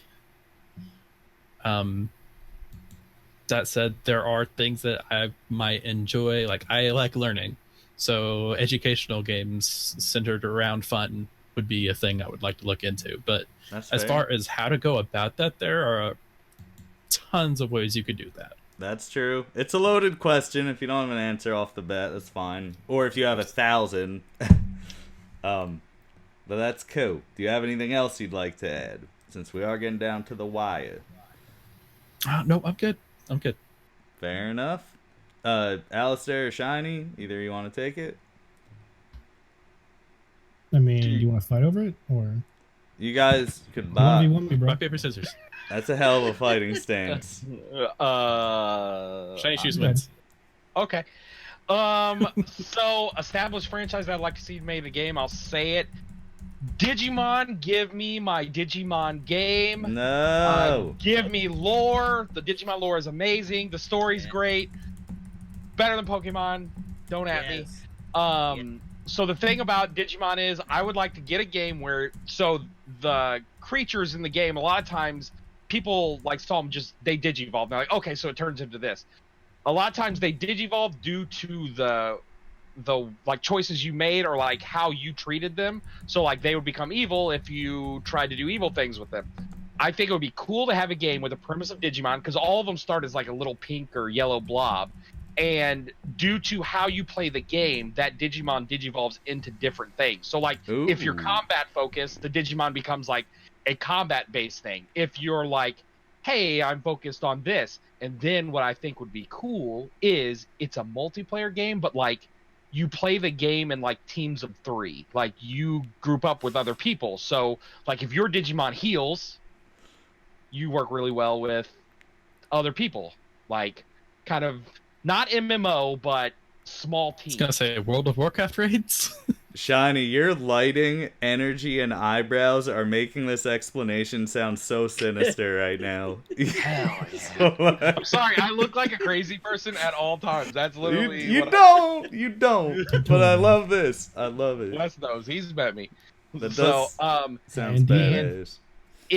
So the next one, if I can make a game with contemporary tools, I would make the actual Magic the Gathering MMO. Oh my god. Whoa. Magic Gathering MMO. So, long story short, so to Magic the Gathering, a lot of the big characters, they had something happen to them and it awakens their spark, which gives them the ability to move between planes. Yeah, planeswalk. So I would have a story about that. You would awaken your spark, and then you'd go through the MMO and you'd choose like your colors and how you want to use your magic and how it grows and everything. With contemporary tools, I think we have the technology to make that. I like it. I like it a lot. Magic more than Digimon. That's just me. But the Digimon idea does sound badass. I'll give you that. Yeah, Digimon would be kind of cool. The way you laid it out, I liked. But like that'd be yeah. They had Cyber Sleuth or something. Yeah, but that's just like a turn-based. That's a JRPG. A junior RPG, got it. Junior RPG. All right, Alistair or Belle, one of you uses up, or unless you want me to go, if you're still thinking. I think. Well, I don't know about a game that I would make from scratch, but thinking about a franchise, I would think an Avatar: The Last Airbender MMO would be super duper cool. Like if you could have like different tribes that you can join and skills that you could build up, I think that would be just so cool. Fire Nation But for it life, has to- son. It has to work like Star Wars Galaxies did when it first dropped, where you didn't know if you were a bender until you found out.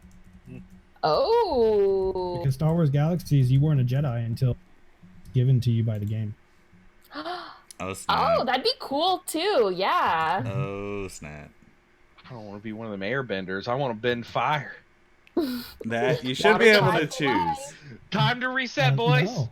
So, well, I guess it would basically be based off of where your character would spawn, right? Like, if your character spawned in the Fire Nation, you would probably have an aptitude for being a firebender. But that doesn't necessarily mean you would. Yeah, exactly. Like you can pick a tribe, but you won't bend. I'm the last Earthbender in the Fire Nation. Oh, I can't no. find no one to train me. This sucks.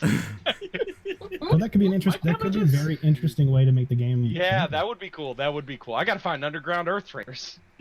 Or you That'd be leave. cool. You leave your Yeah. country. That'd be cool. That's That could be true. part of it. You have to have a trek to leave your country to go find the Earthbenders to be taught. And what about a self-made game, Belle? Yeah, that I'm not too sure on. I feel like there's no game idea that I'm extremely passionate about, but something to think about for sure. Fair I enough. don't know. There's a lot of stuff to think about with that. Alistair, what about you, man? Just watch. Wes is gonna one up us, Belle. Straight You up. gonna do it? So, I've actually worked on 2 games on my own for things that I want to make with contemporary tools. But the established franchise that I would like to see turn into a game is actually Harry Potter. I would love a Harry Potter game where you actually exist in the universe and have to go through the schooling, have to go through all the experiences. Oh, that'd be so Not cool. necessarily at the same time as Harry Potter. It could be before, after. I would personally like after. It was so to where- great. What? Sitting in class for 8 hours? Just like this. No. You have to go. This no. class. Real world In-game time time. here. I'm not talking about making a simulator game, like a dating sim where you go to class and you try to woo your teachers. But like, I think it would be That really doesn't cool sound to have bad. like not quite MMO style, because I don't really want this to be an MMO. I don't play MMOs enough to make this to want one. But some sort of like online shard-based school where you sign into a server that would be the school in its entirety in the world, and you would play along with other characters who are also trying to learn. But it would be way more action-based. It would be, very much kind of like Skyrim with its magic when it comes to using the magic.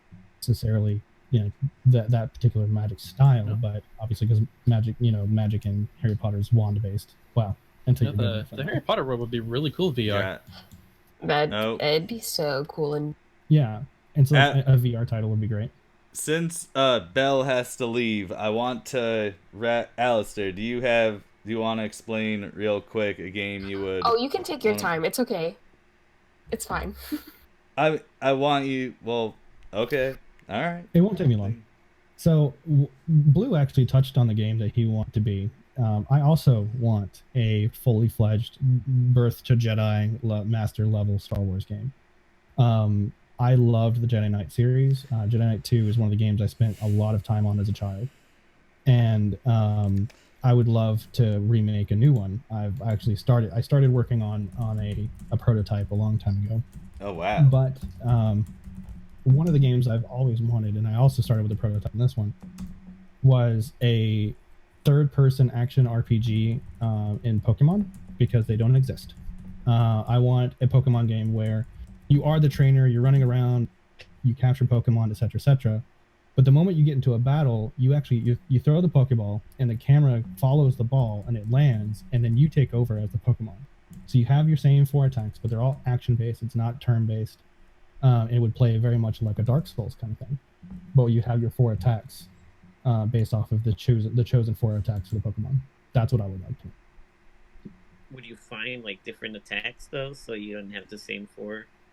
Just Yeah, like so in it would Pokemon, you get more. It would progress in Pokemon, like as you leveled up your Pokemon, access to different move sets just by their genealogy. But you can also particularly manipulate that too. I'd say that. I'm gonna be Dragonite.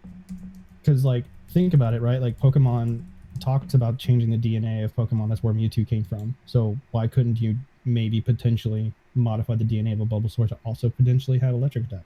Wait, Mew didn't fuck a Jigglypuff?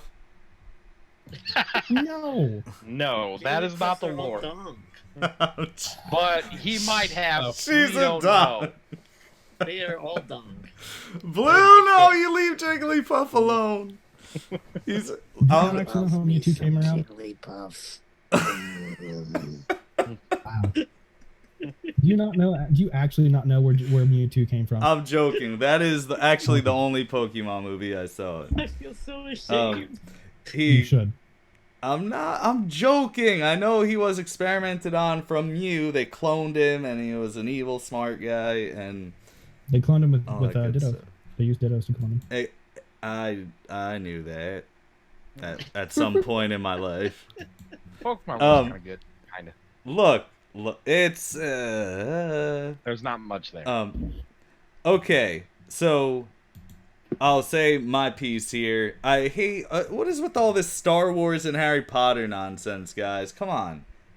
We all know there's one franchise that deserves a solid action RPG that you could traverse. You could traverse the stars. You could go to different dimensions. You could fight demons. You could fuck aliens. You could shoot people in the face for committing heresy. That's right. It's Warhammer 40,000.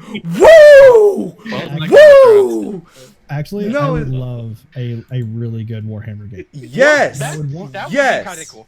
But I would want one that explains everything because there's so much. No. Luck. No. Not No. possible. Not possible. Okay, let's take this I'm back. following you, Take it just back a Boo. second. A multi-game series that explains everything. So one game would focus on the Space Marine, focuses on the I other. just signed up for people. 15 That games. yes. Yeah. Yes. So what? Here, look, let's be real though, because if you do have an action RPG sort of setting, that leaves a lot of flexibility in terms of I guess how big it could be. So I'm going to try to keep it within the scope of the tech we have available. Realistically, if you wanted to get a good piece of the story available, you should be able to play 4 different playthroughs as 4 types of characters. You could be an an Inquisitor, a Space Marine, a Chaos Space Marine, and a Rogue Trader. And that'll give you 4 very different human perspectives on the universe. So the only issue I see with that specifically is the Chaos Marines are going to be a very different story than the normal Space Marines. Yes. And then your Rogue Trader is going to be massively different too. So that's basically combining 3 games into one. So I like that idea. yes, but it would be very expensive and very time consuming. That's fair. All right, maybe I got ahead of myself because I don't know what the fuck Well, I'm sure, but that's talking with- about. No But- limitations, right? Let's get one game under our belt first before we start building What space would you epics. want? That's If you that. had 10 years and $10 billion, yes, you can make that game. But look, if they could do all these Star Wars games, this badass new one that just came out, they can make a decent 40K game with that explains I a nice completely little agree. story in it. Warhammer Like, Wasn't Space Marine? shut your whore mouth, Blue.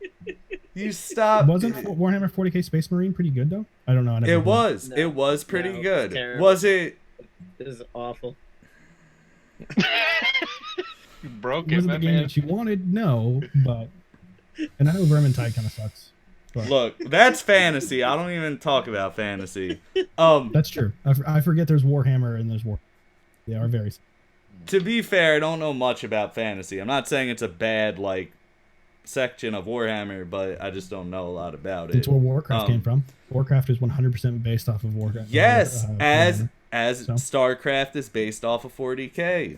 And y'all out here loving your StarCraft, and you don't even know what 40K is, and it makes me want to punch babies. I don't Okay, do it. that's me. What is Okay, 40K? so good. I don't. Ah! All right, so there's two segments of Warhammer. There's Warhammer Fantasy, which is just called Warhammer, and then Warhammer 40,000, which is year 40,000, right? If I remember correctly. Oh, It's set very far in the future. I don't know all the specifics, but it's very much a sci-fi futuristic game versus a fantasy orcs and elves Warhammer. you want me to? If you want to hear Slurp talk for about an hour and a half, go on a I don't. tirade, I can send that to you, Bell, and He- it'll help you I understand. Oh, that's right. I You did- had that other Soulspeak, right? No, it was Shiny Shoes' Nerd Lore podcast, and Oh, that's right. Oh him, my God. Slipshock, and Crash Starling let me go on there for about an hour and a half and give a primer on Warhammer 40k. There's so much going I on. need to watch that. It was, even though there's no audio, There's audio. it does exist. You have to put the headphone inside. Never mind, we won't get into that. But the point, yes, what Wes was saying. So 40k, long story short, it's just a crazy, over-the-top universe. Demons, aliens, everything in between. And it's nuts. Okay. Okay. What? The in-between is called Dalians. Yes. DAE. We do not have time for war. We Hammer. don't. We Digimon, really which would don't. just be Look. another version of a Digimon. Oh. I love Digimon. There are cyber demons in Warhammer. Don't get them started. There's That's the too demon much. engines and the corruption of the Iron No one Men, the cares. Men of Iron. Okay, you know what? Yeah. Shut up. All right.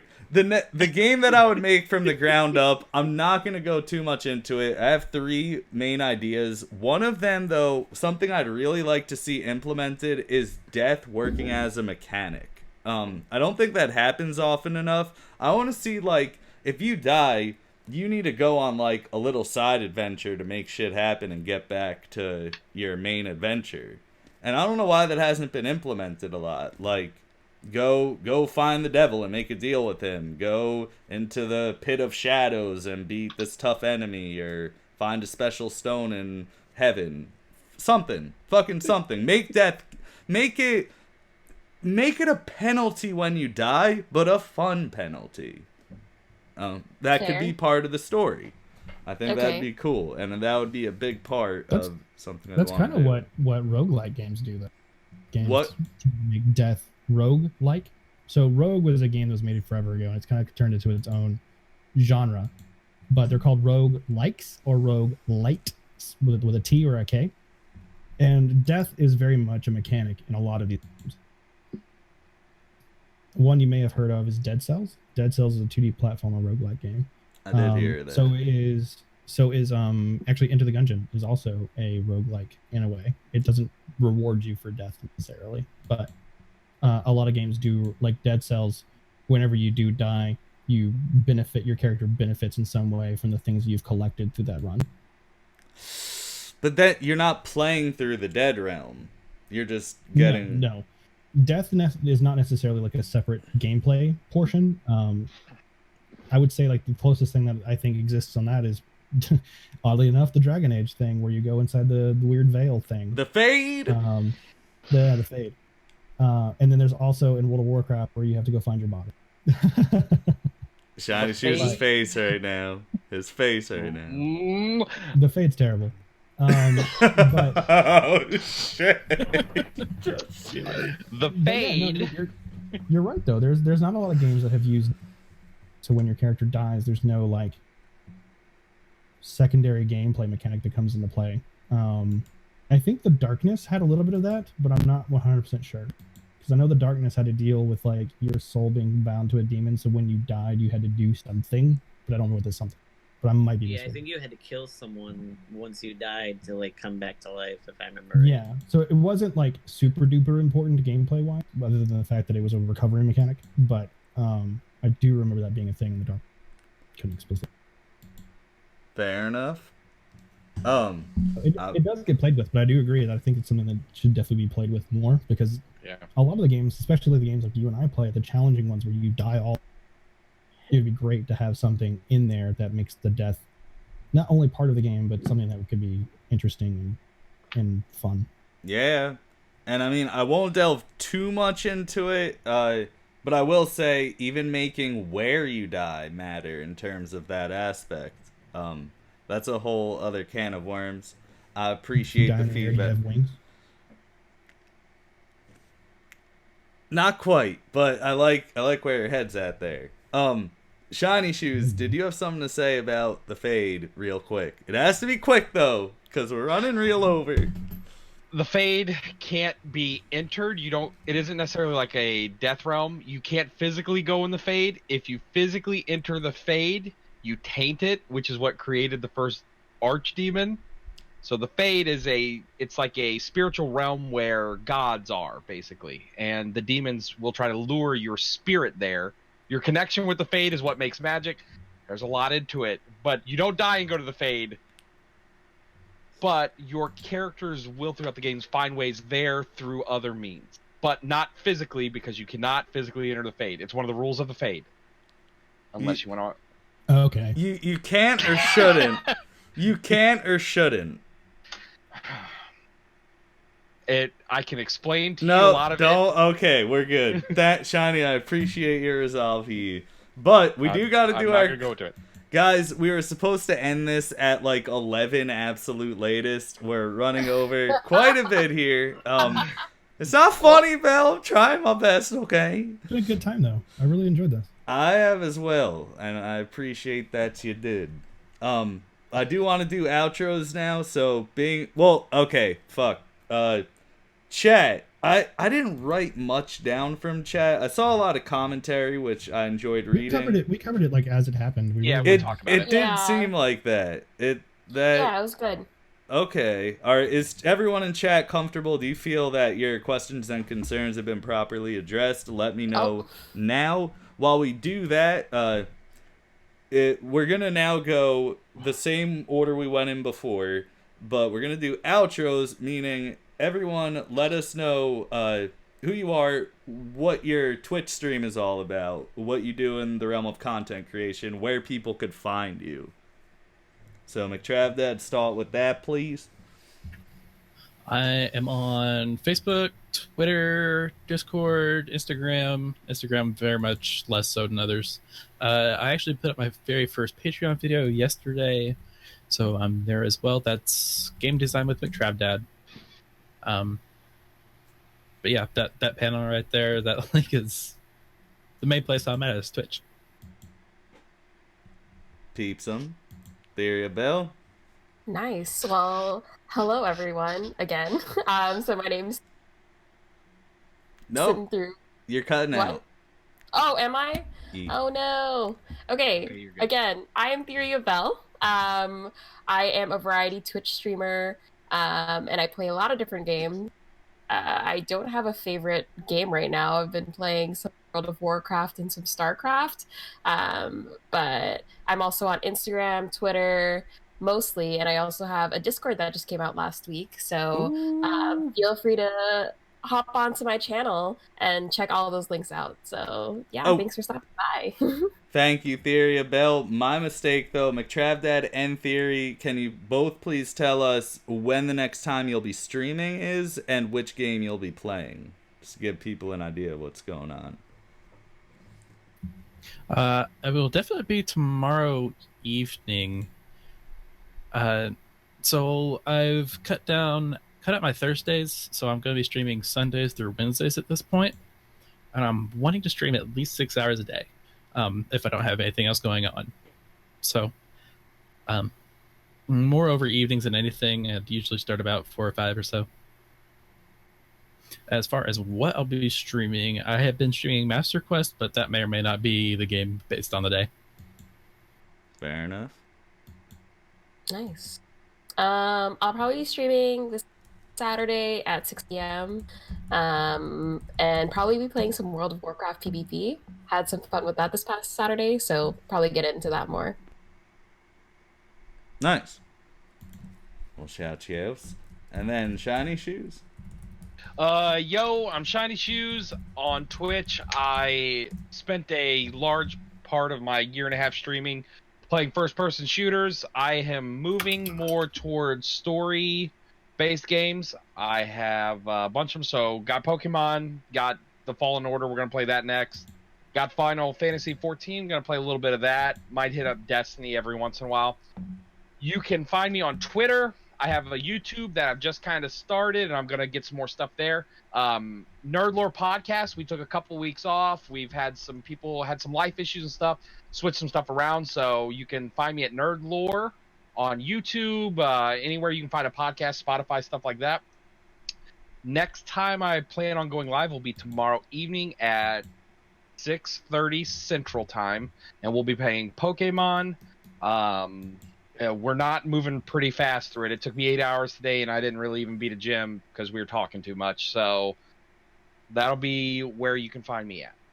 Awesome. Thank you, Shiny. Alistair? So you can see my name right below me. Facebook, Twitter, Twitch, and Instagram primarily. Those are the 4 I primarily use. I currently so my stream is basically, I call it a backlog stream. I've been playing through the Kingdom Hearts series for an entire 14 months. I've mixed in a few random games to mix up the the genres from time to time, but primarily that's what I've been focusing on. The next title is also going to be The Fallen Order. I'm starting that tomorrow at 9 p.m. Central my time. Oh shit. Yeah, that's what I was at. That's the transition I was working on earlier. It's this new Star Wars transition. Nice. But yeah, I'm also, like I said, we've gone through. So when I play through the games that I'm playing, I talk about development tactics and things that have gone through the game as they pop up. It's not like a focus of my thing. Like I've talked about inverse kinematics on games that I've noticed it in. I talk about shaders and the other of devy things that just catch my eye throughout the gameplay. Awesome. Did I miss anything? Is there anything else I need to add to that? I don't think so. I don't believe so either. We're talking about this now, are we? Yeah. Is it blues? What's up, guys? I'm BigBlueD. The next time I'm going live is actually tomorrow afternoon with Slurp. We're going to be finishing up, what's the Way Out, right? Yes, sir. So we're going to be doing the Slurp and Decode stream. The next time I stream by myself will be Tuesday, however, afternoon, 2 o'clock Eastern time. I'm at the very end of Control, and I plan on beating it. So, what my channel's about is just basically, it's for everyone to feel comfortable. I want even like the freaks, the geeks, the awkward, all like the nerds, everybody. I want everyone to feel comfortable in my channel and know that like there's a place that they can go and just be themselves. Is that all? Is that it? Oh, you tell me. Oh, yeah, well, you can find me on Discord, Twitter, and I also have a YouTube channel, but it's not on, you won't find it under BigBlueD. It's Out of the Blue. So, And is it blue? yeah. Thank you, sir.